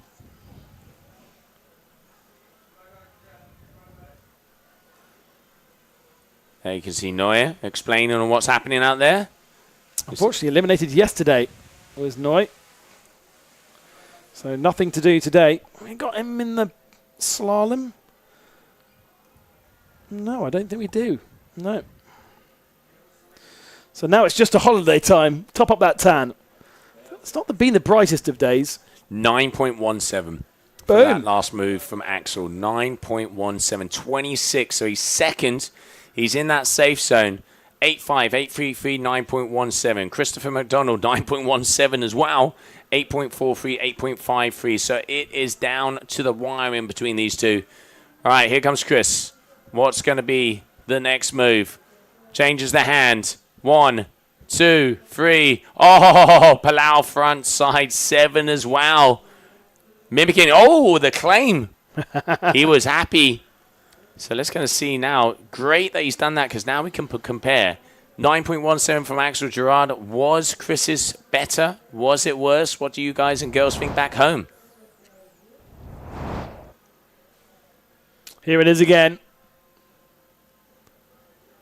That extension with the legs midway through as well. 9.7. Clearly 0.7 better, 0.6 better than Axel Gerard and puts Chris to the top of the standings. Here is Charlie Locke. He lands it as well. Needed to improve on the 7.7. We're gonna have a 28 again, aren't we? We're still got a couple of tricks left from both Axel Gerard and Chris McDonald. Still waiting for a third score from Benjamin Castinskud. Was there ever a doubt, mate? Was there ever a doubt? Benji cruising. 8.2 comes in for the Batmob 3 from Charlie Locke, and that puts him up to a 24.7. So, yeah, he's got 3 solid 7s, but now we need to get 8s, but we now need to get in the 9s. Yeah, you need. Look at that 9.7, 9.17, another 9.17, a 9.23 at the bottom. Like all of these boys throwing out the big moves, and it's the semi-finals. This isn't even the finals. Coming up still this afternoon. Finals for the women, followed by the finals for the men to finish off our Surf-Freestyle competition here in Fuerteventura. But who will go into the finals? Benji Castinskud. Yes, he lands it. Same again. Palau into front side 7. So that could put him back up. But, I mean, there's one thing for sure, is that both Christopher McDonald and Axel Gerard have put in the groundwork. Axel a little bit behind, so you'd think he would be in the danger zone after that move from Benjamin. But, I mean, anything can come our way.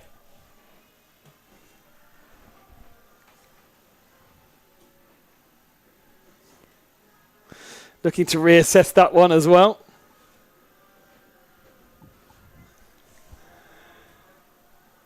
Trying to work out what to score on that one. Palau frontside 7.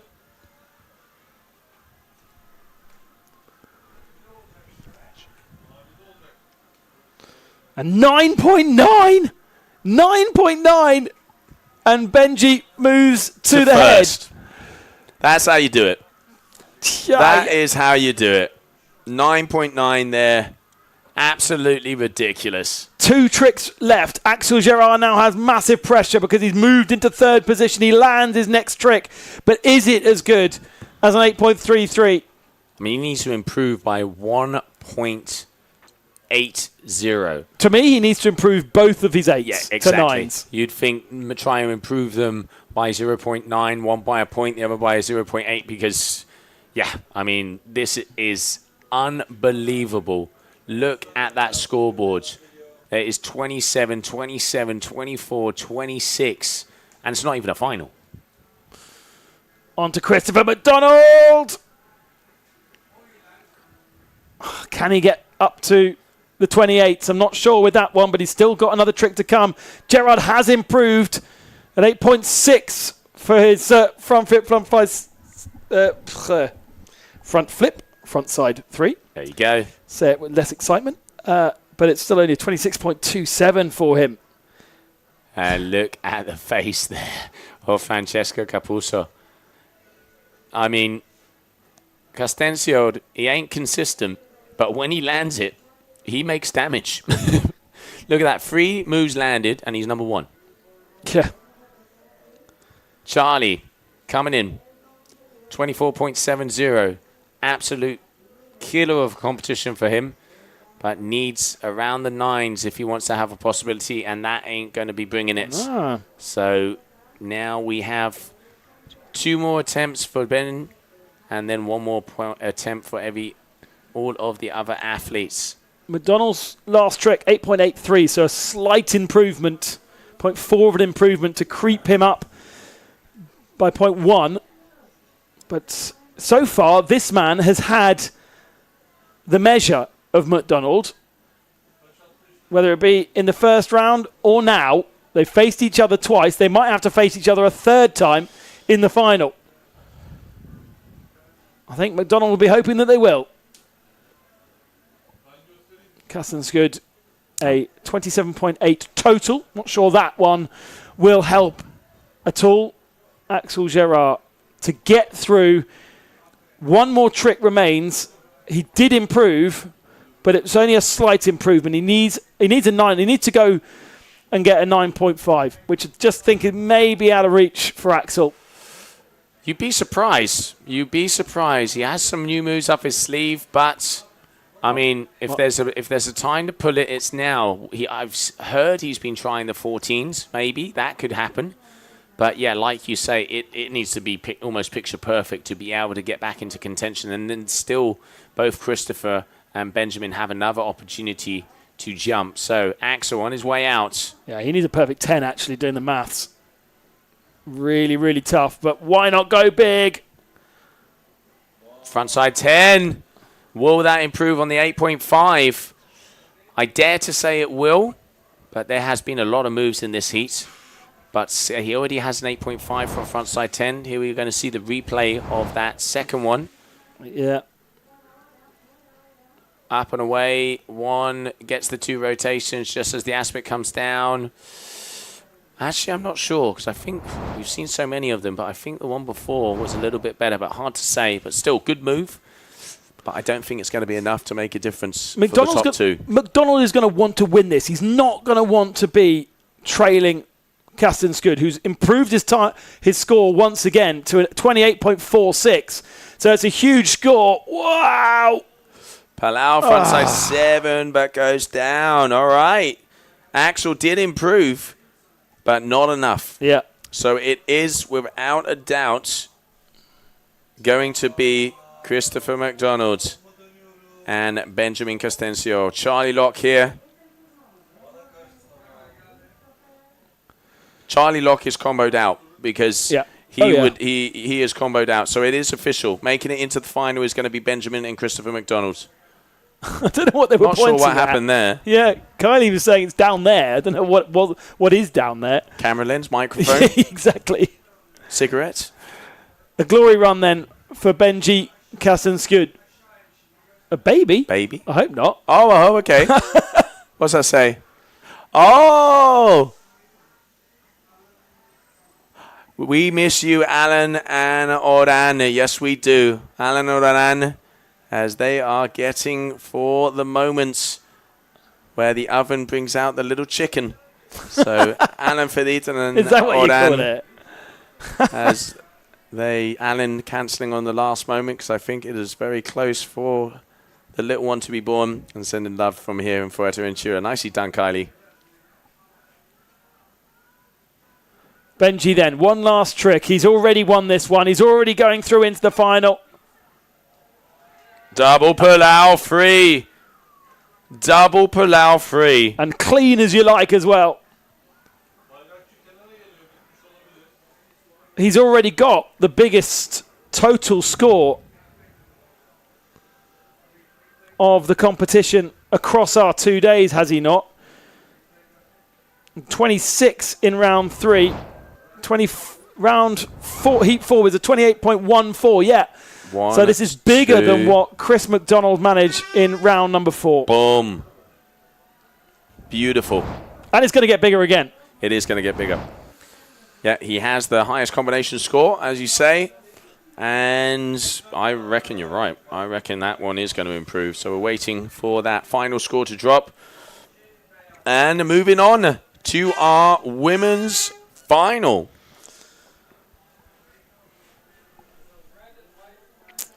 Waiting for that score to come in for Benji Kassenskud. An absolutely beautiful final trick. And properly controlling his rivals. A 9.97. A total of 29.2. 29.2. Wow. That is almost... I asked at the start of the week whether we've had a perfect 30 score. And that is as close as you could possibly imagine in a semi-final situation. He will go through into the finals of the men along with his arch rival Christopher McDonald, and they are going to go up against Malo Ginule and Thomas Asher. But I tell you what, that man has got one hand on controlling the title.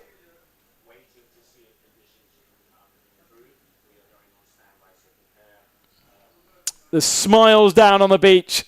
Francesco Capuzzo giving the congratulations as well. Obviously a fellow gong athlete, Malo Ginule there as well. We've got 2 gong athletes into the final. Oh, wow, I can't believe it. 9.97, that final trick, Joe. Absolutely ridiculous, and I think the smiles say it all. And now, information in, AP flag is in the sky as we are on standby because conditions are not quite there, and they're waiting to see if they go through with the finals. So conditions on standby right now. So we're going to be having a short break, and hopefully we will be back with the finals here of your GWA Fuerteventura World Cup.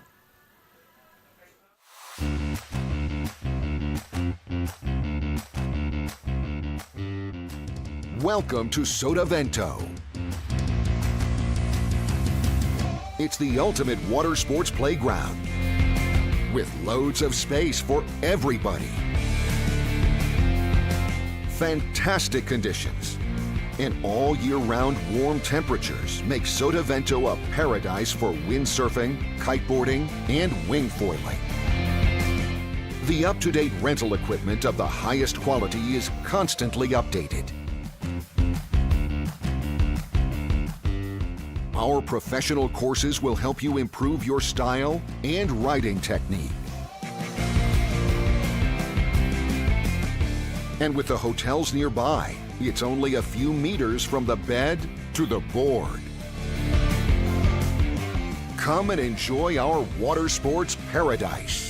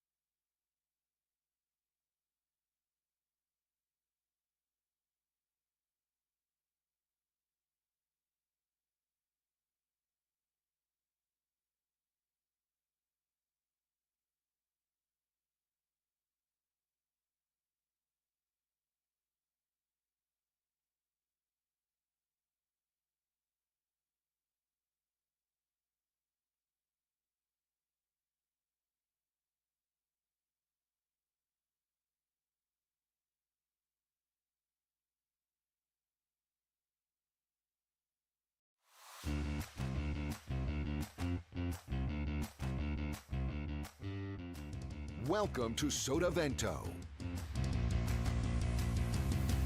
It's the ultimate water sports playground with loads of space for everybody.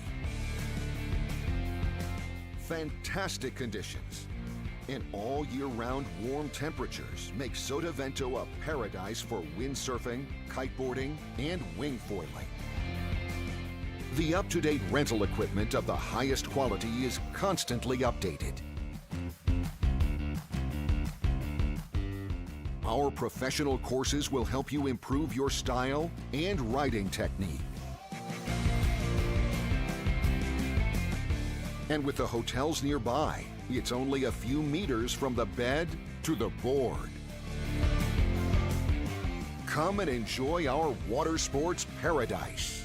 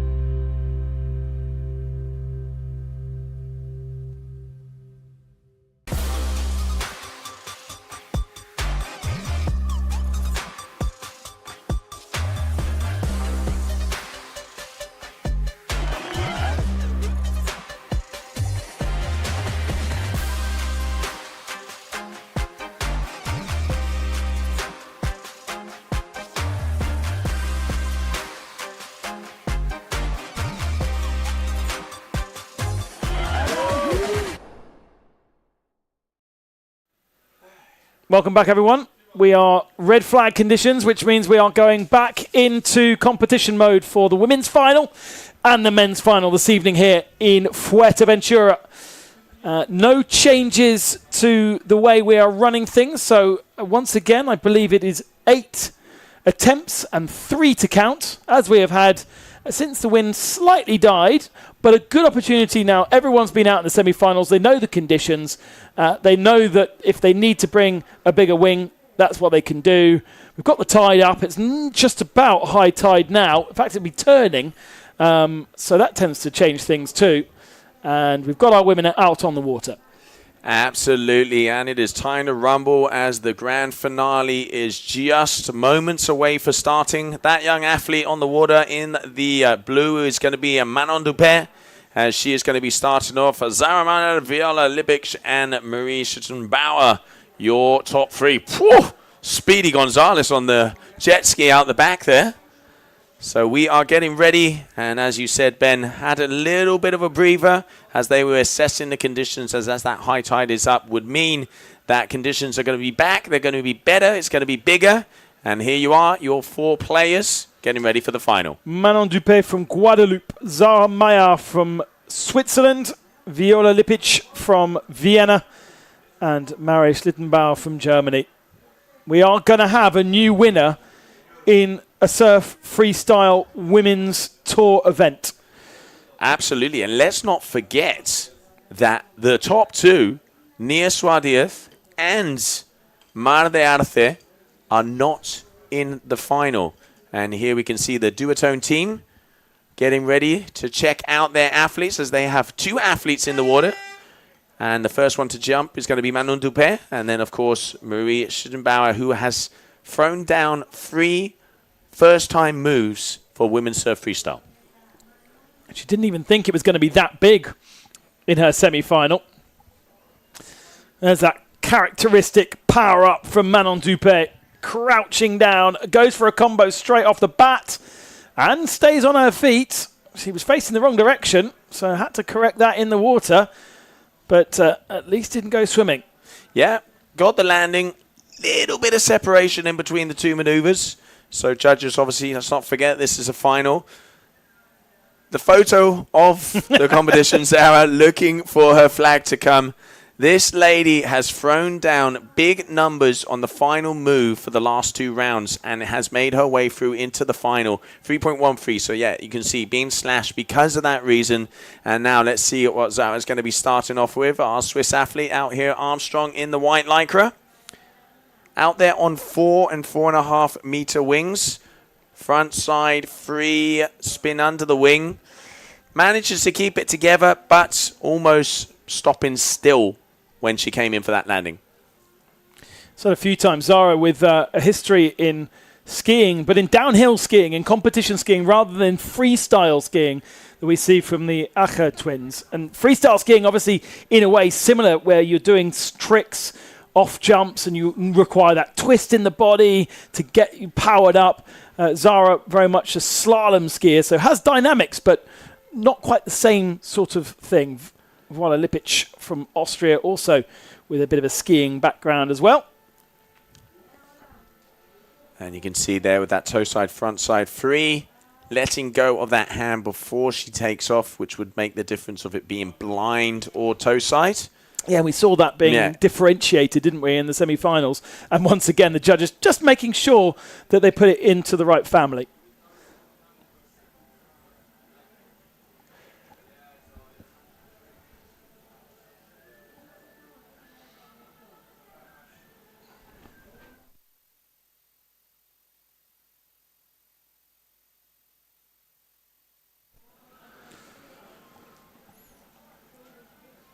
All right, so now here we go.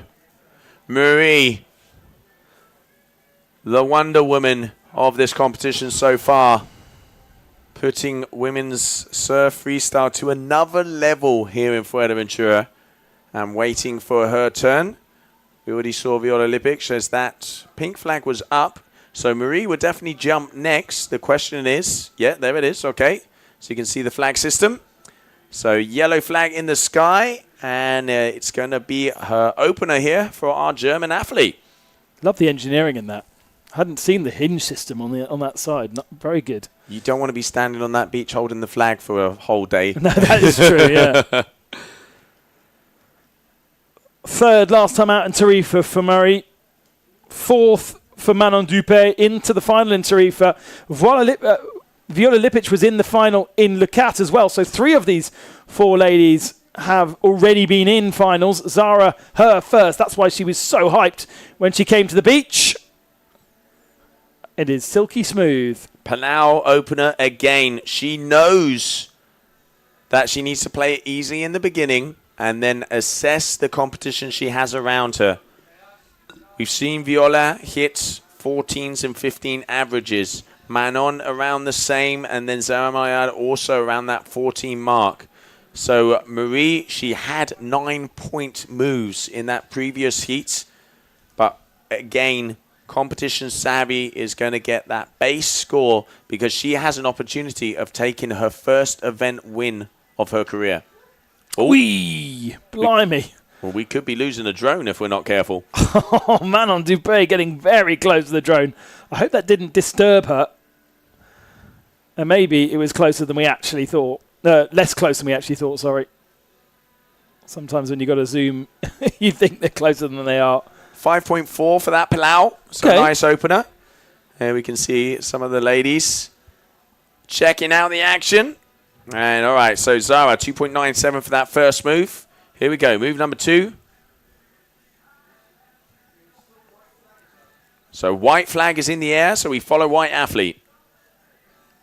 There you go. Frontside free. Keeps it together. Nice move. Calm, cool, and collected. Should be around what she managed before. 2.97 was the first trick. Oh, and I got Aran Cerise here on the stream. And yes, the little chicken will be soon. Sending you love, guys. You are missed and can't wait to see the whole family at an event very soon.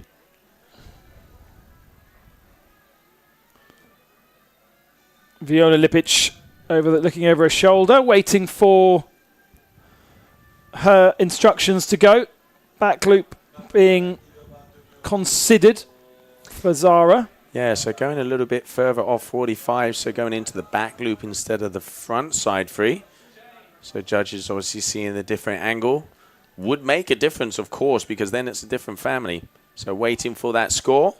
Viola Lipic on your screen now, your fly surfer athletes out there on the towel. 5.27 for Zara for that last trick. A nice move. There was a nice move as well for Viola. Nice and dynamic. Backflip. Having to pump quite hard to get out of it. Yes, those little patchy areas here on the inside.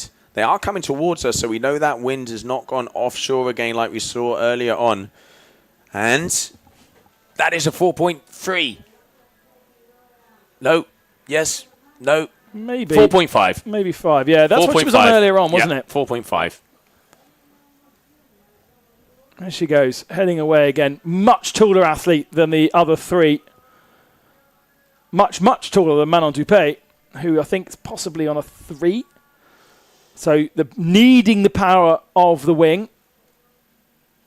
Palau front side 3. And using it too. That was the move. Let's see the score she got before, because that was one of the moves, if I'm not mistaken, that gave her those top numbers. Let me go to the old drawing board. So it was for that move, which was landed for the very first time in that previous heat, she got a 9.43. So let's see how that one compares. But one of the hardest moves in the sport, and on women's surf freestyle, she is the only athlete to perform it. And it's being considered. And I'm imagining that flag is going to be something we're going to see a lot of, because they do not want to make any kind of mistakes in the judging tower. And so every small little detail needs to be considered. 9.43 pops up on the board. Identical score. Oh, wow. Identical score. So replica.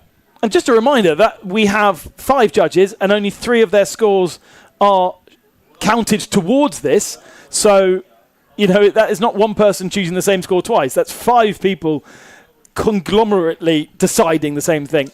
Yeah, the top score goes away, the bottom score goes away, and then it's the average of the 3 middle scores is what gives that number.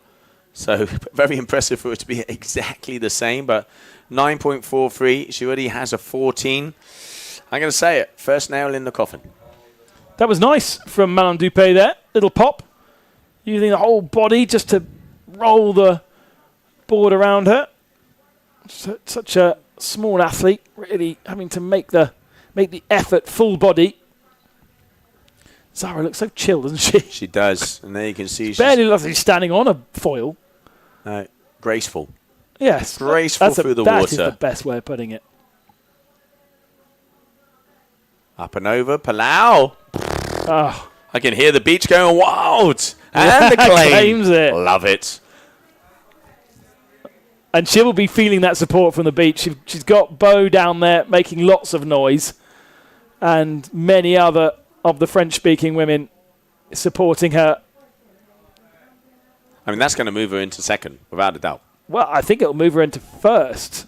Actually, no, because Mari's score is that big, isn't it? She'll have 3 scores on the board, but actually it won't be quite as good as the 2 that Mari's already scored. And it will be considered as well. Yeah, let's think you had a 5.4 for that Palau there for Marie, her opening move. Exactly the same move now for Zara, 6.37. That is on cue. It was better. It was more controlled. And, yeah, nice little rotation through. The wing staying exactly same in control. Back right up onto the foil. Yeah, textbook. Love it. It's that kind of trick that got her through into the semi-final. It's that kind of trick that got her through into the final. That smoothness almost effortless in the way it's delivered. And it puts her up into second. Viola Lipic then. Fourth position in Le Cat. Toe side, front side, free combo into front side, free. Okay. Nice move. She did it before. Maybe not the full rotation on the second front side three to be able to cleanly power out. She got a 6.17 for that combo in previous heats. So let's see how that one ends out. It will be her third score. And once again, almost every trick being just considered a little bit longer. Yeah. Because we are into the final and it matters a lot. I noticed that Nina Suarez was down with the judges in that little hold area discussing a few things. Matter of opinion. It will always be, and that's why there are 5 judges. That's why they take away 2 of the scores to try and eliminate the opinion as much as possible. Still waiting. 6.57 pops up for Viola for her combo. Nice. She is right back up there. Second position. Look at that. Top 3 14s. Now we're talking. But the difference, Marie, 2 moves. Yeah. Viola and Zara, 3 moves. So Marie, obviously, with that 9.43 already thrown down. We saw her go for a back mode before.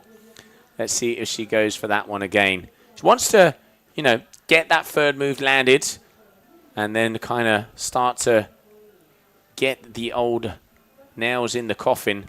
Changes the hand again, so we're going to be seeing something with Palau. Goes up, Palau over into frontside free combo. Oh. I mean, she is pretty much safe right now. That is going to be a good score, and she's already ahead with only 2 scores. Did she run Ma and Nia this close in Tarifa? It was very close with Nia, but she did go with those big moves. So, yeah, she pretty much came all guns blazing from the very beginning. And obviously, newcomer onto tour, because we haven't even had the Costa Brava event yet, where she took the win not so long ago. So it was kind of like, oh, we've heard of this athlete, but wow, she just took out reigning world champion. And, rightfully so here in Fuerteventura. 9's up on the board already, and there's going to be a big move for that combo. So proving she is the woman to beat out here of the Surf-Freestyle. Let's not forget that in the finals, different points for each of the 4 places here, first, second, third and fourth, whereas obviously third in semis and fourth in semis, they score different points, but you can be a third and a fourth and a fourth, and it rolls further down. Manon Dupé then needs a 3rd score on the board. This is her 4th attempt. We're halfway through the women's Surf-Freestyle final. A nice landing.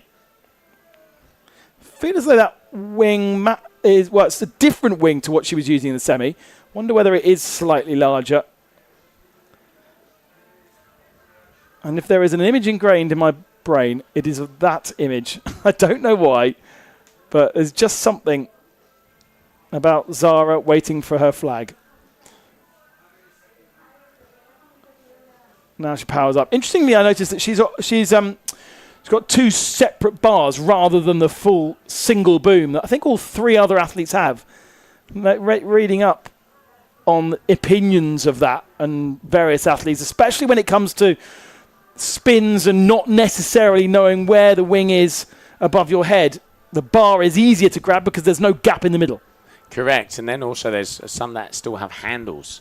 So you have multiple handles throughout that feels old school. The strap. So, yeah, like you say, matter of opinion. Some people like the long bar. Some people like the partition in the middle so that they can really go against the sides. But, yeah, okay. It is different brands have different options. Here you can see a full boom there for the Fly Surfer. Then the Duotone also has the full boom. And like you're seeing the Armstrong there with the double boom. So, yeah, kind of depends on the brand and then obviously personal preference of the athlete. Again, going behind herself. Viola Lipic heading out to a slightly heavier, windier part and gets that one done. She's been trying to get that for a while, and now has managed to land it. Yeah, going there for that toe side, front side 3, not quite getting the 5, but yeah, as you say, looking to improve on that 3.5 as she opened with that move. Marie now, lowest score, the Palau of a 5.4 as we move into trick attempt number 4 for her. So at that halfway mark, the Ecuador of this grand final here for your GWA Surf-Freestyle Fuerteventura World Cup. Your top 4 women athlete out here battling it out to see who will get a spot on the podium. What's going through Marie's brain? She'll know exactly where she sits. She'll feel how good she's already done in her 3 attempts. She's dry. She hasn't gone swimming yet. And switches that hand once more. What's she got on offer for us now? Trick number 4. Lowest score of a 5.4 for her Palau. Big height. But that felt a more simple trick over what we've already been offered. Maybe will not be an improvement on the score. Back to Manon Dupé. At the moment, 4th position for her. Battle between Zara and Viola for 2nd spot. And you can see here, obviously, both Manon Dupé and Marie Schinbauer from the duotone Youngblood camps, so where they train up the youngsters. And that one is definitely paying off here because at the moment, 15 years of age, Marie is putting in the best heat we've seen. And she has already got that 9.43. And I'm going to send her telekinesis. I want to see a back mob. The Kaito in me is coming out. I want to see that back mob. Well, she's got herself a back loop, 7.07. I mean, she was just miles away from the other 3. Manon Dupé then. What's she got? I mean, Manon, 2 finals. Yeah. Final in Tarifa, final in Fuerteventura. And on an overall ranking at the end of a season, consistency pays off. So showing that she has what it takes to get into that position. Now, what she wants to be doing is fighting for those podium steps. There's only 3 steps and everybody wants to be on top. But the battle on the water at the moment, it does look like it's a battle for 2nd place. Because 24.33 for Marie in the lead. Then we have Zara with a 15.37 here on your screen. So it looks like she's going to be going for the toe side 3 and gets covered up. So that's going to be a crash. Can't see her there. Interestingly, Manon is the best placed in the overall in this competition because Nia and Ma already out. They are overall joint first. 3rd position, Sofia Marchetti. She's out as well. Manon, 4th overall in the final. Now, gaps are big, so it might not necessarily move her that high up. Ooh, over-rotated for Viola there. Just get caught by the wing. Pulled her slightly over. I mean, look at the difference. There's literally 0.33 of a point in between 2nd and 3rd. So both have just crashed. Anything can happen. It is as close. So now, Marie, back mob, back mob, back mob. Come on, give me a back mob. Maybe action on the water. Oh, could it be? Nickelback in the background. Come on, rock and roll. Yes, it is. No, it isn't. Palau combo. Oh. Just a little too low for her long legs on that 2nd one. Couldn't quite get the board back underneath it. But that's doable. Definitely. Totally. She was 95% there, wasn't she? All right, Manon, 11.93. Smallest score of a 3.13. Struggling to get that power in once again. There we go.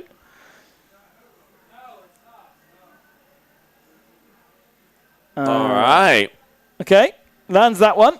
Power's out of it. Could be an improvement on the 3.13. And now the battle for 2nd spot. Yeah, they already have, both Viola and Zara, they have 3 moves landed. Manon looking to improve on her front side 3 there, but not getting there. 3.93, so that's not going to up her score. Zara, smallest one of a 3.73 for a front side 3 spin under the wing. All right, goes for the top. Oh, gets clipped by the wing. Gets hit around the back of her head and goes down. Your women's final as we are on trick attempt number 6. And currently on your screen, you can see from Austria, your fly surfer athlete, Viola Lipic, currently in 3rd position. The battle for 3rd is up right now. Let's see if Viola can improve on a 3.9. She should be able to. Oh, smooth. Oh, that was nice. Very smooth. And manages to pull away from it. That's going to improve on her score for sure. Yeah, and that might put her up into 2nd position, ahead of Zara Maya. Viola at the moment in 3rd, but with a 3.9 to improve on. Should be an easy one to improve on with that Palau. Actually, it's a 4.5 that she's got for her Palau. So nice. It is improved, but actually it's only a 0.4 of an improvement because she already had a 4.57 with her previous Palau. And they are exactly the same score, but if it stayed like that, it would be Viola who takes the win because she has the highest move of a 6.57. As we now know, thanks to experience earlier today. Thank you, Luca. And I tell you what, you would not mess with that face. Eyes of fire out here with Marie. I've gone silent because I'm just sending that message out, but she's going to be going for this combo again. Palau into backflip. Here we go. There's the Palau. Comes down. She has the height. Goes for the second. Oh! Yes.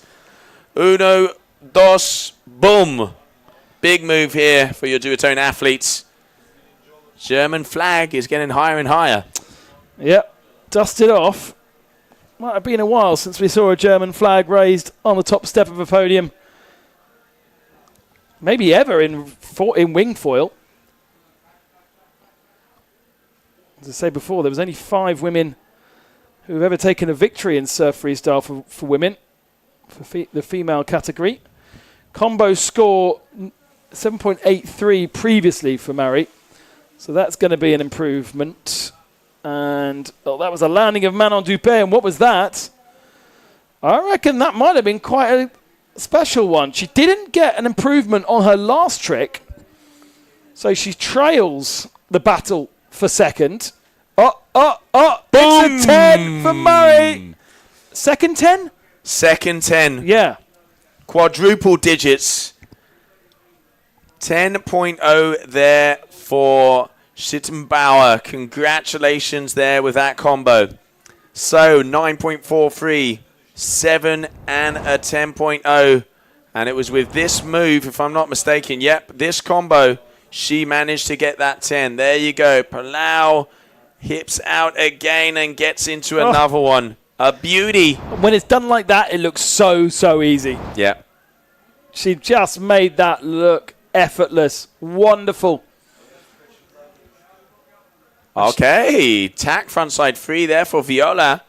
Quite work out for her. Crash for Zara on her last one. Zara's waiting for the last go, isn't she, to steal 2nd position? As she's done. She hasn't done it once. She's done it twice already in this event. She's waiting for the last trick to progress. All right, so. What now? Marie. What now, Marie? Back mobe. Back mobe. Back mobe, please. If you want to see a back mobe, ladies and gentlemen, send the love right now. Got some speed up on this one. She's got the power. Just in the hands once again. Send her the kiting vibe. Come on. Make Jerome proud. At this rate, it might be a back mobe in Gran Canaria. No, it isn't. Double Palau. Oh, it goes down.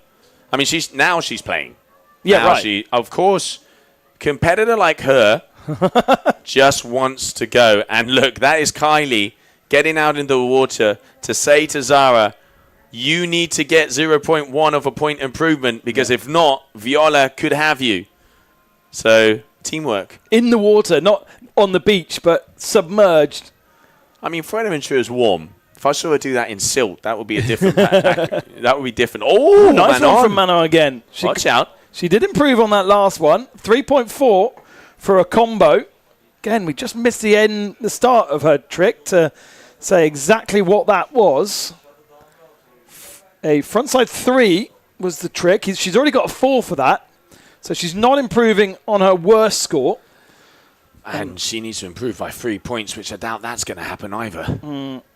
Okay, Zara needs to improve by 0.01. Manon does improve, but it's not enough. She will finish in 4th position. The beach look on. Here is Zara Maya. Can she get a silver medal here in Fuerteventura? Can it be the hat trick? She lands it. Does she land it? All right, so 3.73. That was a frontside free spin going underneath the wing.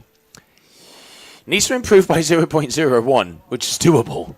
But now... And there's a come on from Viola. She wants to know the information for the beach, but the beach don't know the information yet. Go big or go home. Best advice I can give you. Has Zara improved on a 3.73? Oh, she's going for the toe side, so she's looking to improve on a 3.9. Yes, she has. The winner is out of touch, but Zara's up into 2nd position. She's done it again. Viola needs to improve a 3.9.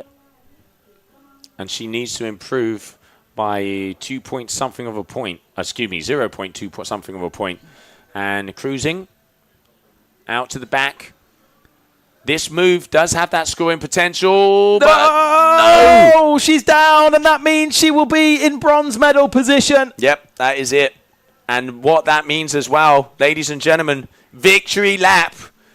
Your athletes on screen, duotone rider, Marie Schittenbauer, is going to go for her final move, but with gold already around her neck. Out of touch with a 10 and a 9.43. Marie Schlittenbauer was 3rd in Tarifa on the podium, but without 1st and 2nd overall. She has had the door open, but I think even if those 2 Spaniards were with her, she could still beat them today.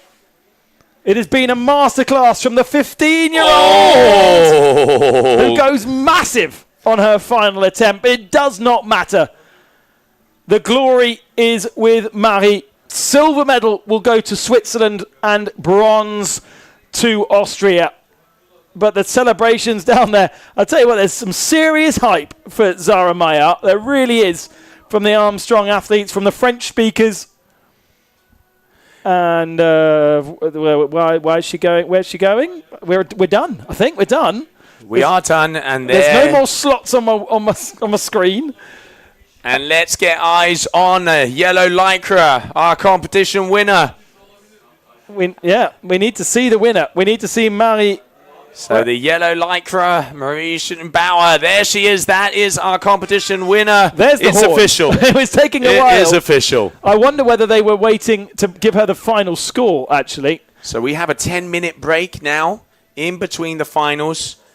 And here we can see your 2nd place, Zara Mayad, and your competition winner as well, as they are coming out. So it looks like it is going to be Zara getting to the beach, and I know some ladies that are going to the Carpa tonight. Kylie is hyped for her.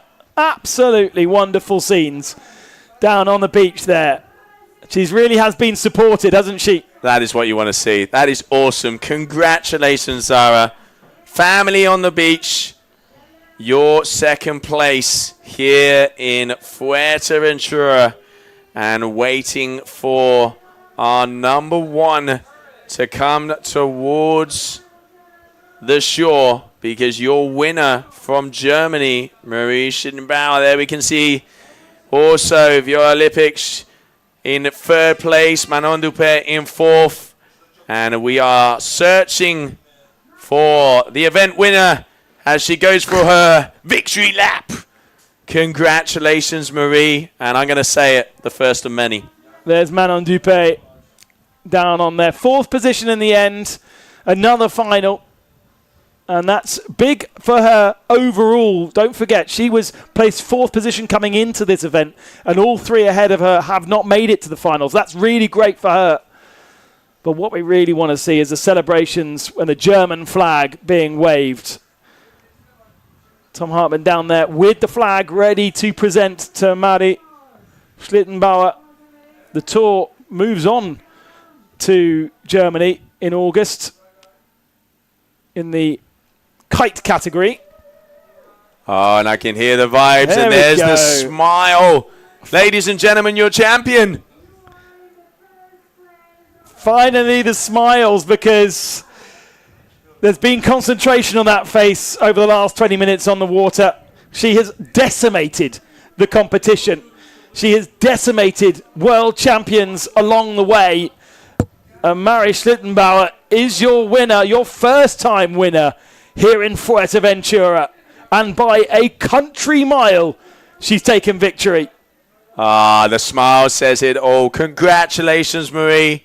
Congratulations, Germany and Duotone. Your first-time event winner here.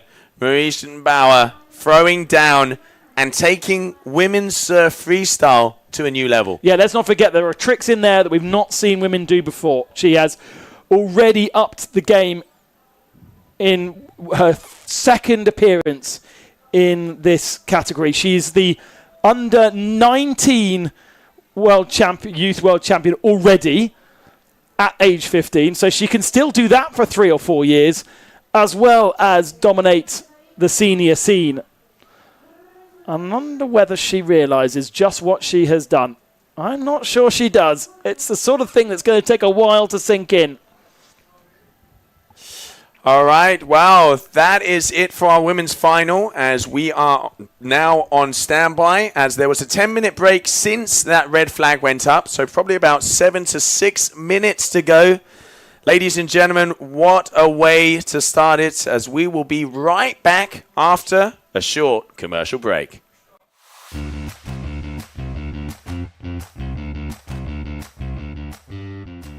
Welcome to Sotavento. It's the ultimate water sports playground with loads of space for everybody. Fantastic conditions and all year-round warm temperatures make Sotavento a paradise for windsurfing, kiteboarding, and wingfoiling. The up-to-date rental equipment of the highest quality is constantly updated. Our professional courses will help you improve your style and riding technique.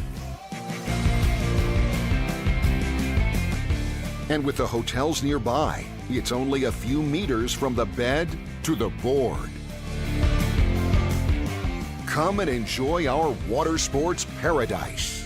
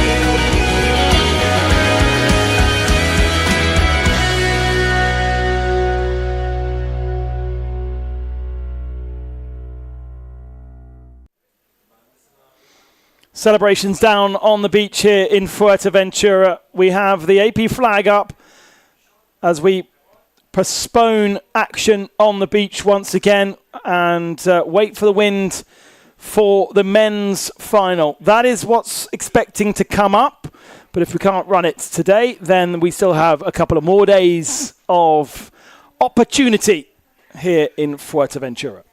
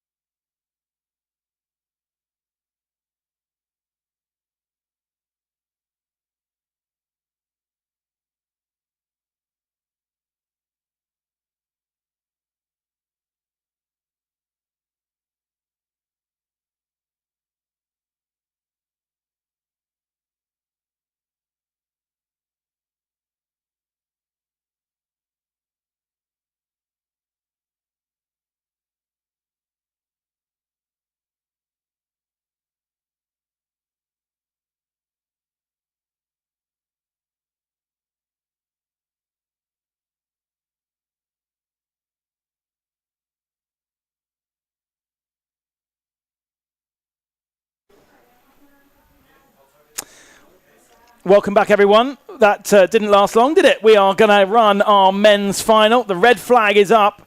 And settle in, people, because we're going to have some incredible entertainment. We've already had some amazing tricks in the women's final. We've already seen some huge scores in the men's heats, thanks to Christopher McDonald, thanks to Benjamin Kasten-Skuden. They go up against each other for the third time in this competition, joined by Thomas Acher and Malo Guenolé, his first appearance in a final this year. The 2022 world champion. All right, so the gloves are off and it is time to battle. We already saw in that semi-final, Benjamin, it doesn't get much more perfect than the heat we see. Yes, of course, a perfect 30 would be more perfect, but I mean throwing down 9s after 9s and then that 9.97 and the 10. We've seen 2 10s from Marie. We've seen a 10 out there from Christopher. Thomas and Malo have been throwing down hard from the very beginning of the event. But it all comes down to this heat. And as the Highlander says, there can only be one. So who is going to be our champion? We are soon going to find out. 8 trick attempts. Top 3 moves are the ones that are going to count. It is 10 to 7 in the afternoon. Way past 5 o'clock. Yeah, evening. Way past 5 o'clock. Grab a cold one, pop it open, and watch out for your final action here in Fuerteventura. You can tell that you're Spanish. It's lunchtime, mate. It's lunchtime. Exactly. Big scores. Benji hasn't been conventional about his big scores either, because he had 3 crashes in his first 3 attempts of the quarterfinals, that was, and then pulled out the big guns for the remaining 4 attempts. In his semi-finals, he had a good first score, but then a couple of crashes, and it was a bit sporadic. So, interesting to see what he does here with the pressure. He's the youngest of our athletes. He's only just allowed to enter into the men's competition because of his youth. He is overall number 1. He must have been invited, therefore, as a wild card to Lecat and Tarifa because he was too young officially to enter. And he is our overall leader right now. Second overall is Alex Acher, who is not in this. He was eliminated with this exactly the same score. He was eliminated actually in the quarterfinals. So it's going to be a big loss of points for Alex. His brother Thomas is in this final with him, and they're only 60 points behind Ben. And then in 4th is Christopher McDonald, who's 120 points back after a 5th position in Tarifa. Didn't make the final. Malo hasn't been in a semi-final so far this year, let alone a final. So this is a big haul of points for the Breton from France. 1 Frenchman, 1 American, an Austrian, and a Danish-Colombian living out of America. Yeah, like you say, there's definitely going to be a shake-up on the old overall ranking as that final event in Gran Canaria coming in next week to see who will be the overall 2025 Surf-Freestyle GWA World Champion. But great to see Malo back in a final. For me, one of the top stylish guys on and off the water. And he is 8th overall, as you said. And then, of course, Chris, who has kind of, he's been 2 times world champion, but hasn't been quite into the mix in Tarifa. But let's not forget, he took the win over there in France. But everybody's 0 right now. It's time to throw down the moves. Your final Fuerteventura coming at you. Malo Guenolé here on the screen for his first trick attempt. Double. Lands it cleanly. It's been the kind of the go-to first move, hasn't it? Yeah, for a lot of them, actually. The Palau, kind of the new thing, used to be called the back roll spin, but the athletes gave it a name, so turned it into the Palau. And yeah, a lot of them do start off with that move. It is, if I'm not mistaken, it has a base score of around an 8 point something. So it's a high scoring move, and if performed properly, you are going to get those top scores for it. 8.5 there for Malo Guenolé. So good way to start off. But I mean, with these 4 athletes in the water, even an 8 is almost average. Yeah, absolutely. We've seen already in the semi-finals that you really need 3 9s across the board if you want to compete. And a 10. And we've already seen 2 10s. Just the 2, because it was a 9.9 for Benji, wasn't it? Yeah. This man got a 10. 1, 2, 3. Frontside 10. Dialed. Yeah. Absolutely dialed. He got a 9 something for that one in the previous heat, but just look at the height, and it's the speed, and it's how he keeps that board horizontal, hitting that horizontal axis and not stopping or twitching any time in the moment. It's one consistent maneuver, and that's why the judges will be giving him big scores, and that's why he gets those top scores. All right, Thomas. Oh, goes down. Oh, I hope his ankles are right there. Oh, wait a minute. Well, McDonald gets a 9.17. I think he's hurt himself. Oh, no. He has definitely hurt himself. Just having to compose himself in the water there. We've got so much safety out on the water. I think there's over a dozen safety personnel around the arena. So if he is in pain, they can go and pick him up pretty quickly. Absolutely. Competition continues then. Benjamin Castinsgood on his first attempt. As I said, a 9.17 for Chris McDonald on that front side 1080. 1, 2, double Palau. Nice. Almost could have done a Benjamin. triple. Okay, well, he's up on his feet, so he should be all right. No, he is back up on his feet, so he is okay. A little bit of a scare there to start off. Benji had so much airtime there. He almost felt like he'd put a third one in. So 9.17 for that frontside 10 from Christopher, and a 9.33 for that double Palau. So already 9s across the board. Would you believe Malo with that double Palau, the lowest score? As we said, 8.5. He needs to be in the 9s. The other 2 are. What's the Frenchman got here? Pulls in. Palau frontside 3 and squeaks it around.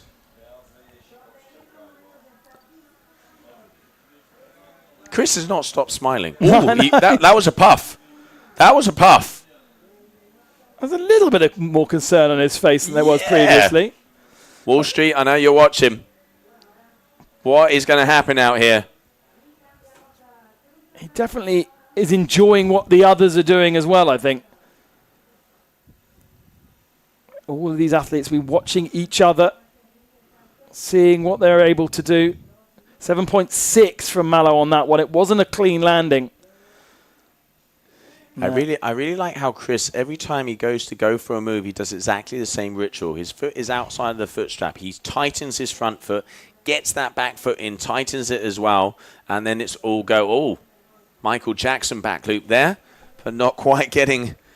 Obviously not getting the height and not getting the pop that he wanted. So that's going to be a scratch for him for that second maneuver. Now, Thomas Atria, let's see if he can go back to the drawing board and start this one off again. 8 trick attempts. Top 3 moves are the ones that count. Brush off those cobwebs and let's go.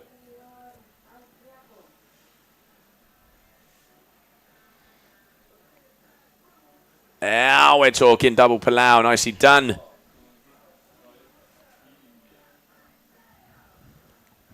Chris getting a 4.3 for his Palau. So not a big score. Yeah, he was looking for something else and just stopped the rotation. So obviously judges scoring it, but he has already knocked that one off. Double Palau, 8.63. That's better there from Thomas. Big wing for Benji Castinsgood here. Wonder whether he's gone bigger than he was on earlier on. I have a feeling he was on a pretty big wing already. Yeah, I think it was a 4.5 if I'm not mistaken. You see him out there on the Gong Droid. 4.5. It is a 4.5. Maybe it's just because it's white, it makes it look bigger.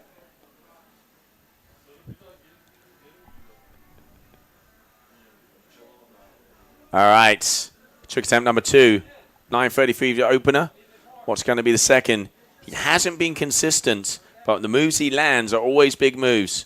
There you go. I tell you what, his consistency's back. The pop that he gets out the water and the height the that height. then delivers is just insane. So I forget he was the winner in Tarifa, your current tour leader. At the moment, trailing in second, but with that move, could be going into first. Chris with a 9 and a 4. Yeah, so he's definitely going to be going into first after that move. Yeah. All right, get on there. Here we go. Malo waiting for his flag as well. Coming up to, passing high tide. Tide going out now. 763. Okay, so 7.63. Judges the knife is out. They're starting to really pay attention to that detail. Final is there, and decimals really make the difference. Malo, second place so far, 16.10. Oh, he's got the pop. Front, 3. Oh, drags the wing a bit. Going to get deducted for that one. But 3 scores, at least 3 scores up. First man to do so, although Chris has not completely dropped it, although the Palau that he had earlier on wasn't, we don't think, the intended trick. We're early on in this final. 8 attempts in total, 3 to count. Just coming up to 7 o'clock local time here in Fuerteventura. The beach to themselves. May not be the windiest day, but they can still whistle out to the backside of this competition area. Palau frontside 7. A lot going on there, and Chris has managed to make that one stick as well. That's going to be a decent score for the American. Absolutely. Couldn't get any closer to the drone even if he tried. Up, there you go. There's the Palau. Switches the hand, pulls, throws that hip around and right back up on the foil. Great move there from McDonald's. And that has got to be a 9. That has got to be a 9. 9.5 coming up. 23. So 2 9s for Chris. Already starting to get the sledgehammer out.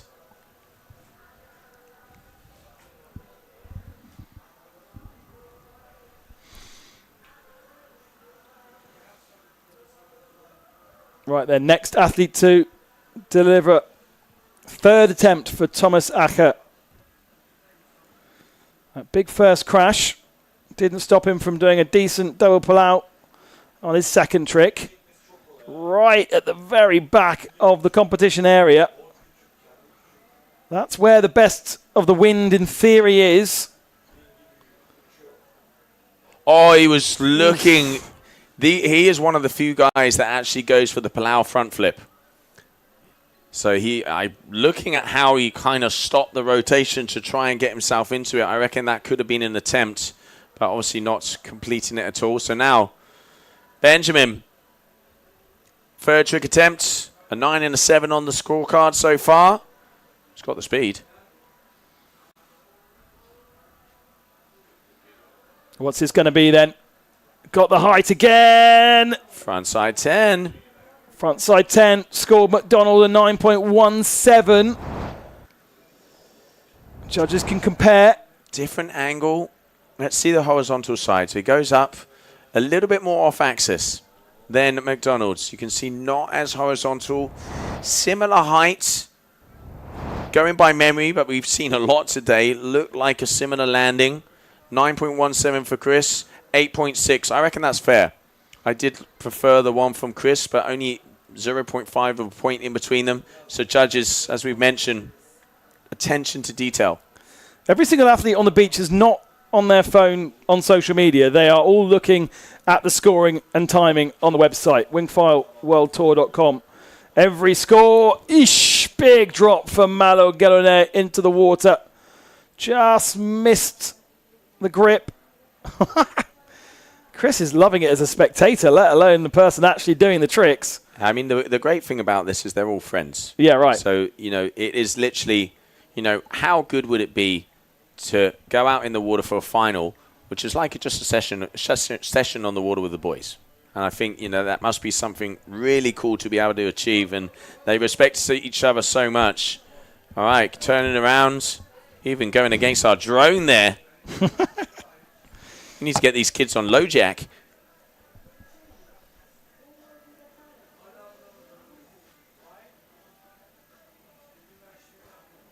Here we go. 4th trick attempt. Red Hot Chili Peppers coming on strong. Beach is on fire. Let's go. What's he offering up for us now? We're halfway through this final. Still plenty of tricks to come. Front 3. Boom. Good move there from Chris. So that is definitely going to scratch out that 433 that he had there. Not sure what the X sign means there, but I reckon, one of the guys not liking it. See what they score for that. At the moment is 2nd silver medal for Chris, with Malo actually only trailing by 0.6 of a point. But it could be an improvement on the 4.33, so that's going to move Chris closer to Benji. Is he going to put him into the lead, though? All right, so Thomas out the back, waiting for his flag to go up. Yeah, I wonder whether we've got a slight purple flag at the moment. 7.87 comes through, so McDonald to the head by a single point. But Benji with one extra attempt. Malo saving his legs, sitting down on the board while he goes along. So we are almost at that middle point. So 4th trick attempt for Thomas, 4th trick attempt for Benjamin, as we get ready to see where we land off at that Ecuador of the heats. Thomas turning around, coming back towards us. Here we go.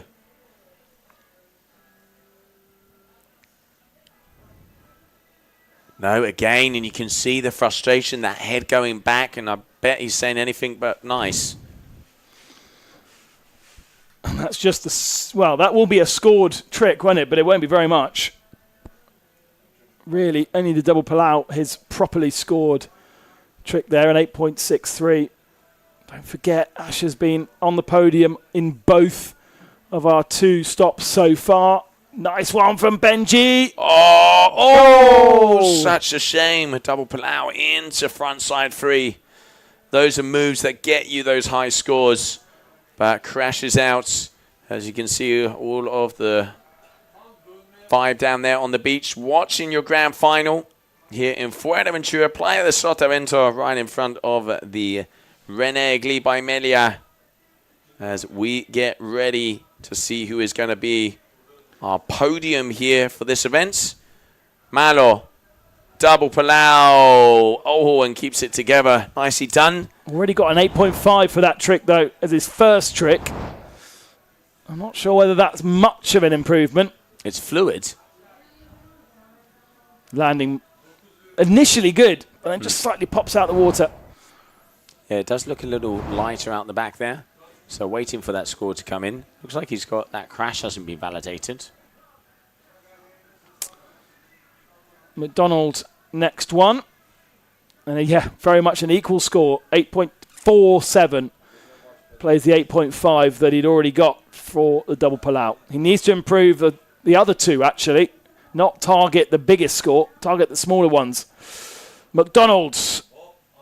Oh, double pull out there for Chris. So his smallest score was a 7.87. Double Palaus, we've seen the one from Malo, 8.47. We've got an 8.63 for the one there from Thomas. Surely that's an improvement on the 7.8. And that might be enough to bring him into the head of the field. He only needs a point to move up to the lead at this stage. Waiting for that to come in. Asher really needs to land something. All right, orange flag. Here we go.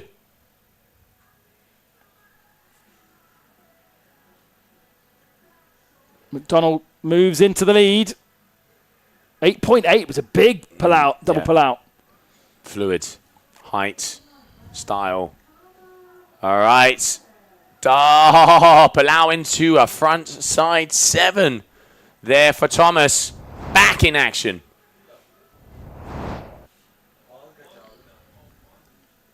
Up and over now here. It goes into horizontal. Boom, boom. Nice. Exceptional. That's bringing him back into the game, surely. Totally. He's another one of those, and he could be playing, and there's a 9.43 as well. 9.43, as I say, another one of those, and that's going to put him fighting for victory. Right back into the mix. Now, Benjamin missed the Palau frontside 7 before. We just saw it landed there by Thomas, so we know it can get those high scores. And he's going to be going for that. No, double Palau combo into a frontside 3. Gets that one. My question is, did he do that on purpose? Okay, we got a wing change. 4.5 comes out, and something goes in. So I do wonder if Benji actually meant to do that combo. Well, intention was something they were discussing this morning at the skippers meeting. If it's not intentional, and it doesn't seem intentional, then they will be scored down for that. Yeah. It's going to be interesting. Great move. I mean, double Palau combo into the frontside 3. And that's what they're discussing, isn't it? That is always going to get scores. But see that one again? Yeah, it just didn't seem, in the corner of my eye, it seemed like he just threw that frontside 3 in because... Yeah, let's have a look at the... Yellow last jump. Yellow last jump.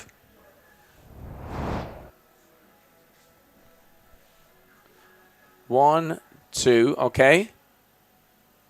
No, that does look like it was intentional. Yeah, so 8.0, and that's why he's got that score. But they were reviewing that because he did go for a double Palau frontside 3 before.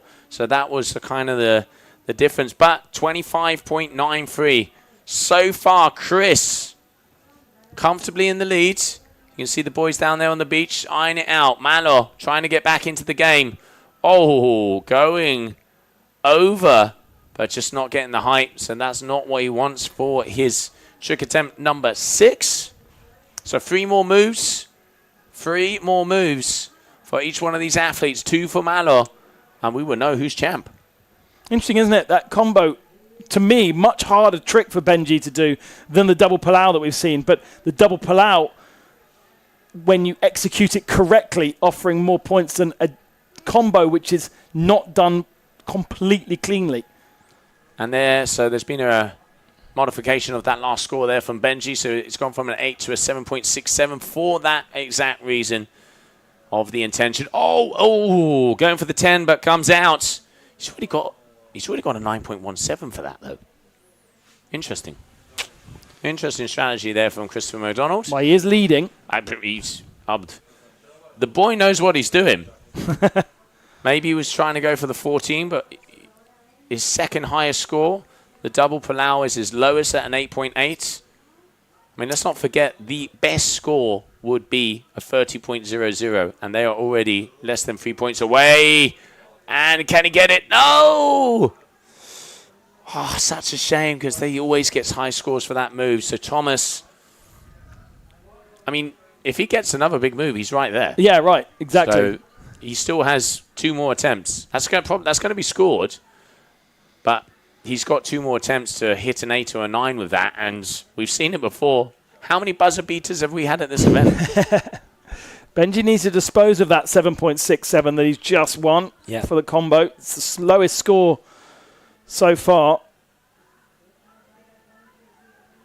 I suppose it offers the opportunity to do a better front flip, front side 3 that he was previously scoring on. Yeah, I mean, that was like, he got a 2.67, so that's like less than half points. It's just basically giving him something for it because it was semi-landed. All right, Castencio, what's it going to be? 1. Going for the Palau frontside 7. Going a little bit off axis and not being able to keep that center of gravity straight underneath him. Crashing out. Malo. 2 more attempts. He has a good 8. He needs to renew both of those 7 and a 6. So he needs to land every single one of these next 2 moves with a big number if he wants to have a chance to stepping up on that podium. He's on the podium in 3rd at the moment. with the bronze medal because he has more points than Thomas, but we're expecting Thomas to get a better than a 2.67, and that will put Malo under pressure. Back mobe crash. Crashes the back mobe. That's left the door open for Thomas right now because Thomas has a 2.7 in his scores. All right, so your current leader, hailing in from Hood River, down there in the US of A. Where's the 14? We haven't seen the 14 since he was able to deliver it in round number 2. Yeah, I think it's a little light for a 14. We saw him, and that was the first day when there was about 30 knots. Yeah. You need to be able to get the height and have that smaller wing to be able to get that spin around. We've seen perfect 10s from him today. I wouldn't put anything past Chris. But there you go. Tightens the front, tightens the back, screws himself into his boards, and getting ready for trick attempt number 7.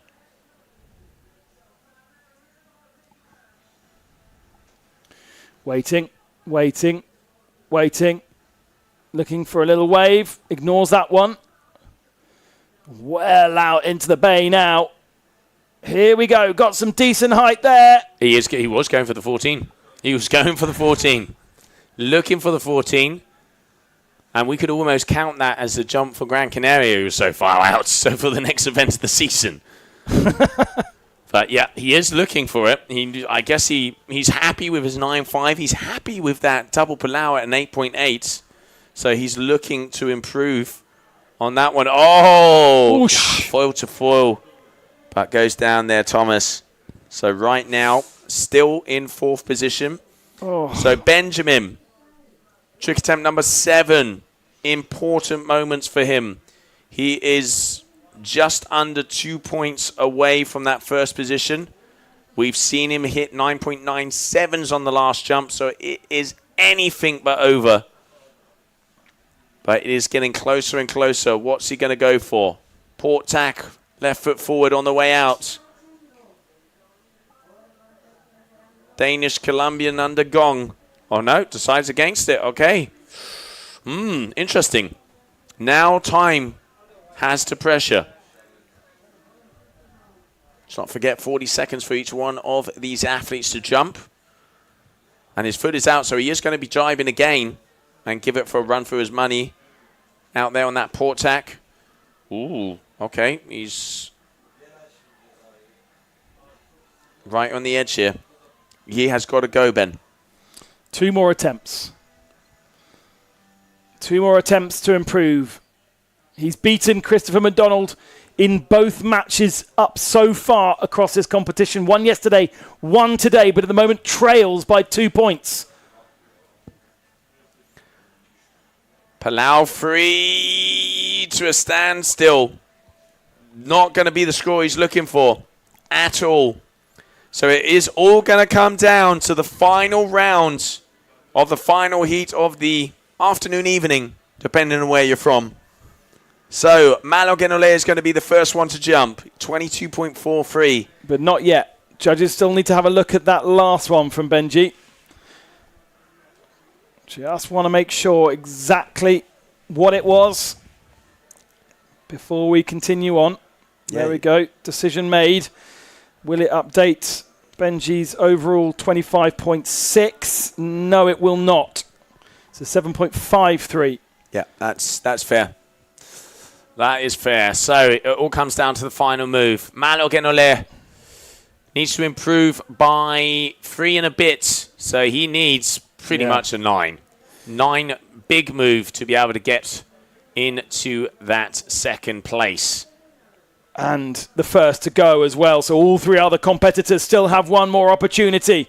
That's not landed from Malo Genole. He'll have to settle for a 22.43. It's bronze for him at the moment, by far his best result of the year. But each of the next 3 competitors can improve. And Thomas Asher is only a 1.5 behind him with a 2.6 still. Yeah, this is where I always wonder when moments like that for Thomas, does he play it safe? Does he go big? Still he needs a 5. Yeah, and that is like a water start for these guys. Yeah, right. 1, 2, 3. Frontside 10, and I reckon that was even better. Frontside 10 there for Christopher McDonald, just trying to increase that gap to protect the crown here of that first place so far. He will have to wait, as Thomas Atcherer, of course, is not going to be able to make that, if I'm not mistaken. But there it is. Review is up. Frontside 10. Was it better than a 9.17? I've seen too many today. Well, it was a 9.17. I thought when you talked about the axis and the straightness, that one's a bit more off. And it's a 8.57, so not quite an improvement. Yep. Akira only needs a couple of points. Only needs a couple of points. So a 5-ish will make him bronze. Yep. Even a 7 will get him into silver, and if Benji doesn't improve. Here he goes. He's going for the combo. He's going for the combo. Oh! Stays on his feet, but the wing is in the water. Oh! An action says more than 1,000 words. What a shame. He had it and his foot came out the foot strap. 95% landed there. 95% landed. And that really would have been not troubling the top step of the podium, but second, and their reaction from the beach. All right, so final move. Hold on to your hats. Can Benjamin Castencio take the win from Christopher? He needs massive. He needs 9.4. He's done it before. Can he do it again? 2 for 2 wins in this competition for Benjamin over Chris. But this is the one that matters. This is the one for the crown jewels. Put all the bacon out on the side as we are going. Decides against it. Turning around. Adding to 40 the tension, seconds. adding to the Look how far anticipation. Out he is. Yeah, miles out. The area is big, though, for them to play in. Not big enough, presumably. They'll always say that, but Benji in second position right now. He's beaten Chris all the way through the competition. Yesterday and today, he's beaten them on both occasions. And on this afternoon, in the semi-final, delivered a 9.97 on his final trick. That would be good enough to give him the victory here in Fuerteventura. He doesn't even need to go that big. A 9.5 would be okay. But he does need to go pretty large here on his final trick. The Dane, who lives in Baja right now. He's up. Double Palau. That ain't going to be it. That is not going to be it. We're going to wait for confirmation, but I'm going to say it. That is not going to be enough to reach Christopher McDonald with that double Palau, and you can see it in the body language. He has a 9.33 already for the double Palau. Yeah, he's attacked his best score. He's attacked his best score, and that is not going to improve. And even if it did improve, he could only improve it by 0.7 of a point. So no, it is over. That is it, 8.67. So ladies and gentlemen, your winner here in Fuerteventura, that man on your screen, Christopher McDonald, number 1. McDonald has been the star of the show. He has had work to do across the whole of the last 2 days. An opening round in Heat 3 where he lost out to Benji, had to go into round number 4.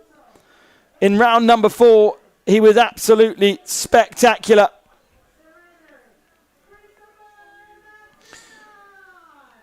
We've seen a 14.40 from Chris yesterday afternoon. He took the victory in heat number 4 with a 28.1 total score, but again was beaten in the previous round in the semi-final by Benji. But he's done enough in the finals. And all thanks to some super clean moves and that big smile on his face throughout the competition.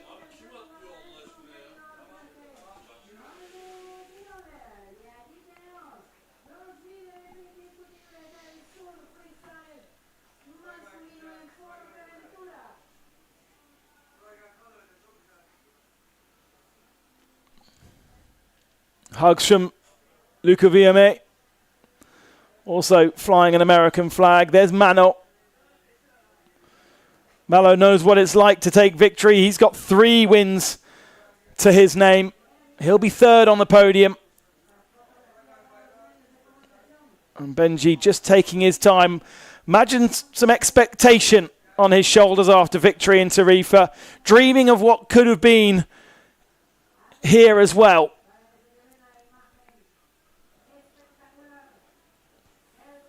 But I think Benji will still hold on to his overall title lead going into next week, because there was a 120-point gap between the first 2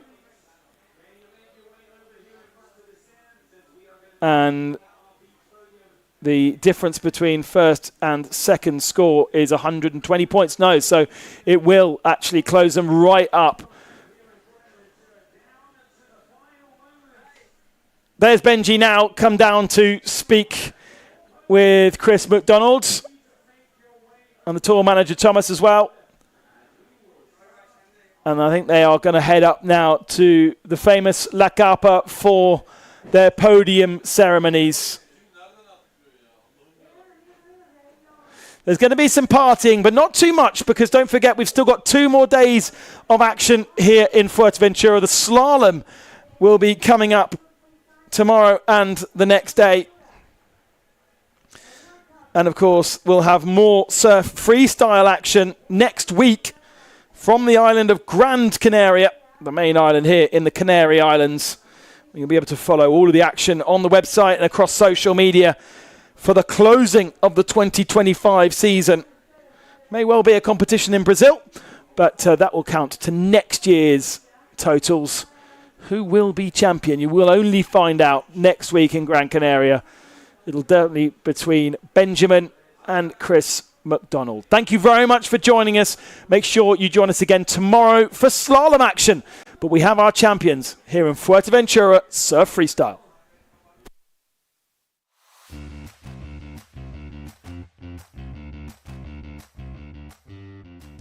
Welcome to Sotavento. It's the ultimate water sports playground with loads of space for everybody. Fantastic conditions and all year-round warm temperatures make Sotavento a paradise for windsurfing, kiteboarding, and wingfoiling.